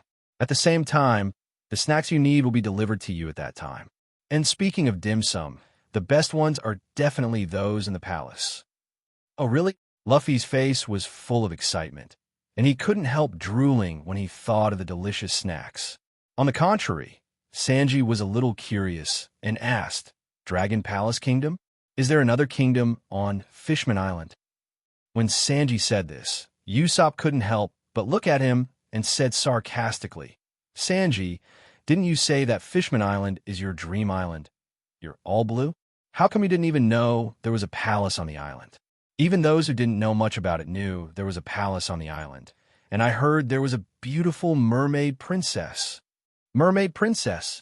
These 4 words firmly occupied Sanji's mind, and he even ignored Usopp's mocking words. Then Sanji flashed and immediately appeared in front of Sharkstar, jumped up, held Sharkstar's arm, and said, Please introduce your sister to me. Sharkstar. Crowd. After this little episode, everyone followed Sharkstar and walked toward the Dragon Palace City with a smile on their faces, excitement written all over their faces. However, before Xia Chun left, he looked in a certain direction and gave an ambiguous smile. Then, with a thought, a golden shield appeared out of thin air and wrapped Sunny in it. A few little ants have come. We can't let you do anything to the Sunny, Xia Chun murmured in a low voice, then followed the crowd and walked forward. After everyone disappeared, a long while passed before 2 figures slowly walked out from the direction Xia Chun had just looked at. Boss Hody, did that human just now discover us? A shark man with black and white stripes on his body looked at a great white shark man and asked, with fear on his face. When Xia Chen's eyes swept towards him just now, he felt as if he was being stared at by a Shinigami, and his body couldn't help but tremble. It should be. The great white shark man, also known as Hody Jones, said with a serious expression. He was also frightened by Xia Chen's gaze just now. He could clearly feel that Xia Chun was looking at them. It was the first time for him to experience the feeling of having no secrets at all. After a moment of silence, Hody whispered, The strongest man among humans, Xia Chun. He was the one who killed the evil dragon boss. Although humans are an inferior race, as the strongest among them, they still have some strength. It seems that if nothing unexpected happens, he will become the biggest obstacle to our plan. What should we do, Boss Hody? The Sharkman Geo asked hurriedly. He didn't want to confront Xia Chun. The look in his eyes just now had already frightened him. Why are you panicking? Even if we can't beat him now, have you forgotten that we still have a secret weapon? Hody roared in a low voice. You mean? Jiao seemed to have thought of something. A drop of cold sweat dripped down his forehead, and then he asked hesitantly, But that's a banned drug. I heard it has serious side effects. Geo, Hody yelled, We are fishmen, the noblest race in the world. but these lowly humans keep hurting us. We are the men of the evil dragon's will, the fishmen chosen by God to be given power in order to punish mankind. Revenge on mankind should be achieved by us. For this, I am willing to pay any price, even my life." After listening to Hodi's words, Gio was silent for a long time. Finally, his eyes became firm, and he said in a firm voice, "I understand." Hodi stared at the place where Xia Chun and others left, and then said, "Notify them to execute the plan ahead of time and kill the evil dragon boss. Their pirates have already arrived here, so there is no need for us to wait any longer. Let the Straw Hat Pirates become a stepping stone for our new Fishman Pirates to become famous around the world." As for Xia Chun, he was following behind everyone, and like Luffy and the others, he was also looking around curiously. Although fishmen and humans are two different races, many of the buildings and facilities on Fishman Island are actually similar to those in human towns on land, and the differences are not too great. But there are indeed a lot of mermaids, and this is the first time he has seen one. Just now, he naturally noticed Hodi and the other man in the distance, but he had no intention of taking action. There was no other reason. These two guys were too weak, so Xia Chun called them little ants because calling them little mice was an exaggeration for them. In the original work, Hodi's strength before he took the deadly drug ES was not even worth looking at. Even after taking it, he was actually beaten by Luffy the whole time. Therefore, Xia Chun really had no desire to take action against such a small fry. Let's leave it to Luffy and the others to play with. After all, they haven't played much in half a year. As they were thinking, they soon arrived at Dragon Palace City under the leadership of Shark Star. At this time, there were already a group of people waiting outside Dragon Palace City, led by a tall mermaid with yellow hair and a crown. Seeing everyone coming, he hurried over and said, "Hello, I am Neptune, the king of the Dragon Palace Kingdom. Welcome to Fishman Island." "Oh, Uncle Mermaid, you are the king. I heard that you have delicious snacks here. Is it true?" Luffy asked loudly with drooling. "Oh." Neptune was stunned for a moment. Then he immediately reacted and said, "That's right. There are a lot of snacks in the palace, and everyone who has eaten them says they are good." "Really?" Luffy said excitedly. His eyes immediately turned into snacks. "I want to eat. I want to eat. I want one too." Usopp and Chopper also came over. "Okay, I'll take you in right now." Neptune smiled and led everyone into the palace. Looking at Neptune's appearance, Xia Chun, who was standing at the back of the crowd, narrowed his eyes. From the first time he saw Neptune, he noticed that Neptune had been looking at him intentionally or unintentionally. Although he might have done it very covertly, Xia Chun's perception was so sharp that he could certainly detect his little movements. Moreover, he also read two emotions in Neptune's eyes, nervousness and flattery. He could understand the nervousness. After all, he was now a famous person, so it was normal to be nervous when seeing him. But what does that flattering intention mean? Even if he is very powerful, there's no need to do this, unless Neptune needs him. Xia Chun felt that his guess was probably correct, but he didn't know what exactly Neptune wanted him to do for him. If it's not too difficult for him, he can consider it. That way, it will be easier for him to get close to his daughter.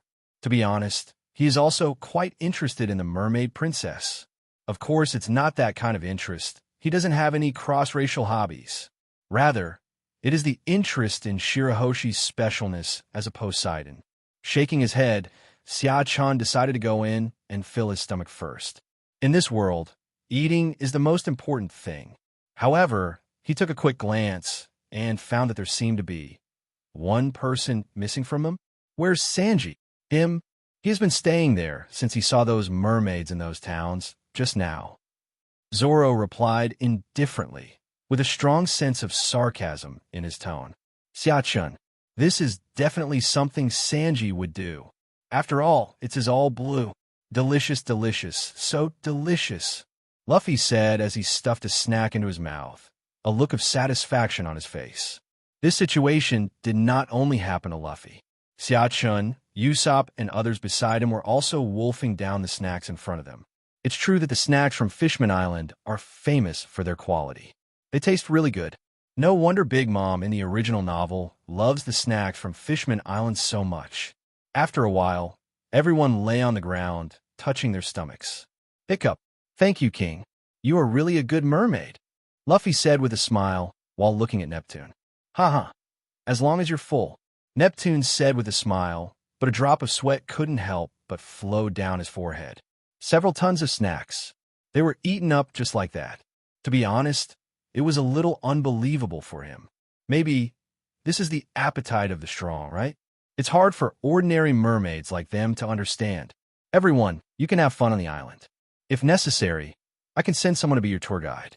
I guarantee that you will have an unforgettable few days on our Fishman Island. Really? King, Luffy is right. You really are a good mermaid, Usopp said in surprise. Unexpectedly, Nami looked at Neptune and asked calmly, King, do you want us to help you? Otherwise, logically speaking, you don't have to be so nice to us. Even though we are Jinbei's friends, it shouldn't be necessary for you, a king, to treat us like this, right?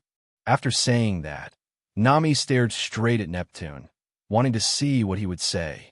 Neptune was silent for a while, then said, Yes, I do have a favor to ask you for, of course. It is not a big deal for you. I just want to use your pirate group's name to protect this island. What do you mean? Nami was a little curious. We will plant the flag of your pirate group on this island to tell the world that Fishman Island is under your protection. Originally, our Fishman Island was protected by a pirate group, but the captain of that pirate group passed away not long ago, so... After a pause, Neptune continued. As you know, Fishman Island is a must-go place for almost every pirate group heading to the New World, and there are many extremely vicious pirates among them. If there is no strong military deterrence, the order of Fishman Island will be destroyed, which will be a big trouble for us. There's nothing we can do.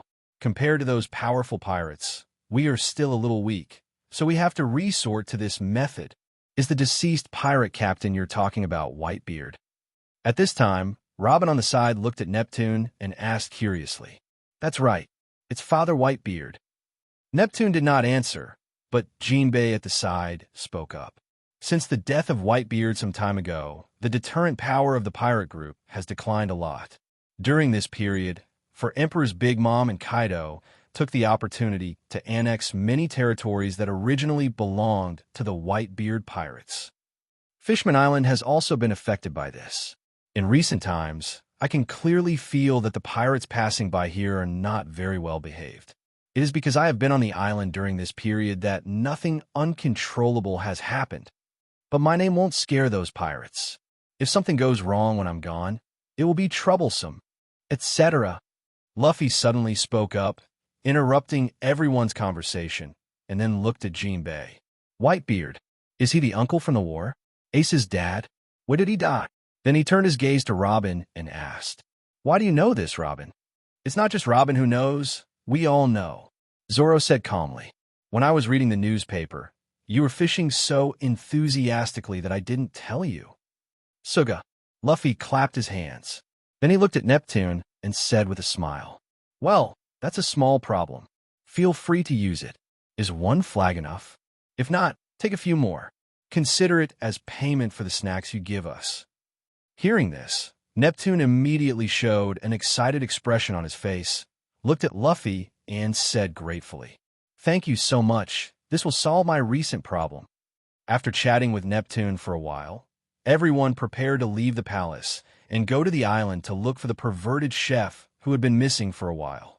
But Neptune turned to Xia-chan and asked, Mr. Xia-chan, can I talk to you alone? Xia-chan did not show any surprise when he heard this. He had seen before that Neptune needed help from him. The key point was that he needed help from him alone. If they just want their pirate group to protect Fishman Island, there is no need to ask him. Just tell Luffy. After all, Luffy is the captain. Seeing Neptune's situation, I'm going to talk to him alone. Thinking of this, Xia-chan nodded slightly and did not go out with everyone but stayed where he was. Soon, Neptune, the mermaid, and Xia-chan were the only ones left in the palace. Xia-chan didn't beat around the bush and went straight to Neptune and asked, King, is there anything you want me to help you with? Yes, It seems that Lord Xia-chun has already seen through my thoughts. Neptune nodded. Tell me, what's going on that's so mysterious that you need to send so many people away to talk to me alone? Neptune was silent for a while, then asked, Master Xia-chun, have you ever heard of the term blank 100 years? Xia-chun raised his eyebrows, then said calmly, I know a little bit. Why? Do you want to tell me about this? Strictly speaking, yes, but I'm not telling you about the history of that time. I'm telling you about a human being who existed at that time. Hearing Neptune's words, Xia-chun instantly thought of a person's name, and looked at Neptune and asked curiously, Joey Boy. Yes, it's Joy Boy. Neptune nodded subconsciously, but immediately reacted, his eyes widened, and he asked in horror, How do you know Joy Boy? Why, you're allowed to know, but I'm not allowed to know. Xia-chun asked back, Oh, that's not what I meant. Neptune said hastily, Then I want to ask you again, how much do you know about Joy Boy? I don't know much about him. I just know a few things about him, such as the promise he made with the mermaid princess of that generation 800 years ago, and the fact that you're guarding Noah in order to wait for the person who will fulfill the promise to appear. I didn't expect you knew all these things. Then let me tell you something you don't know. Neptune showed a confident smile on his face. Hearing this, Xia-chun's face also showed a hint of interest. He really didn't know much about Joey Boy, and it was only mentioned occasionally in the original book. Although there were a lot of things exposed, Xia-chun really didn't know any specific details. So Xia-chun still had some ideas about what Neptune said that he definitely didn't know. I always feel that. It's getting more and more interesting. Hello, everyone. As we wrap up this video, I want to share a quick note. I have a Patreon account. If you'd like to support me and enjoy on-demand audiobooks, you can become a Patreon member. Alternatively, you can check out my Google Drive link, which has 500-plus novel audiobooks available through my Ko-fi or Patreon shop. I appreciate your support.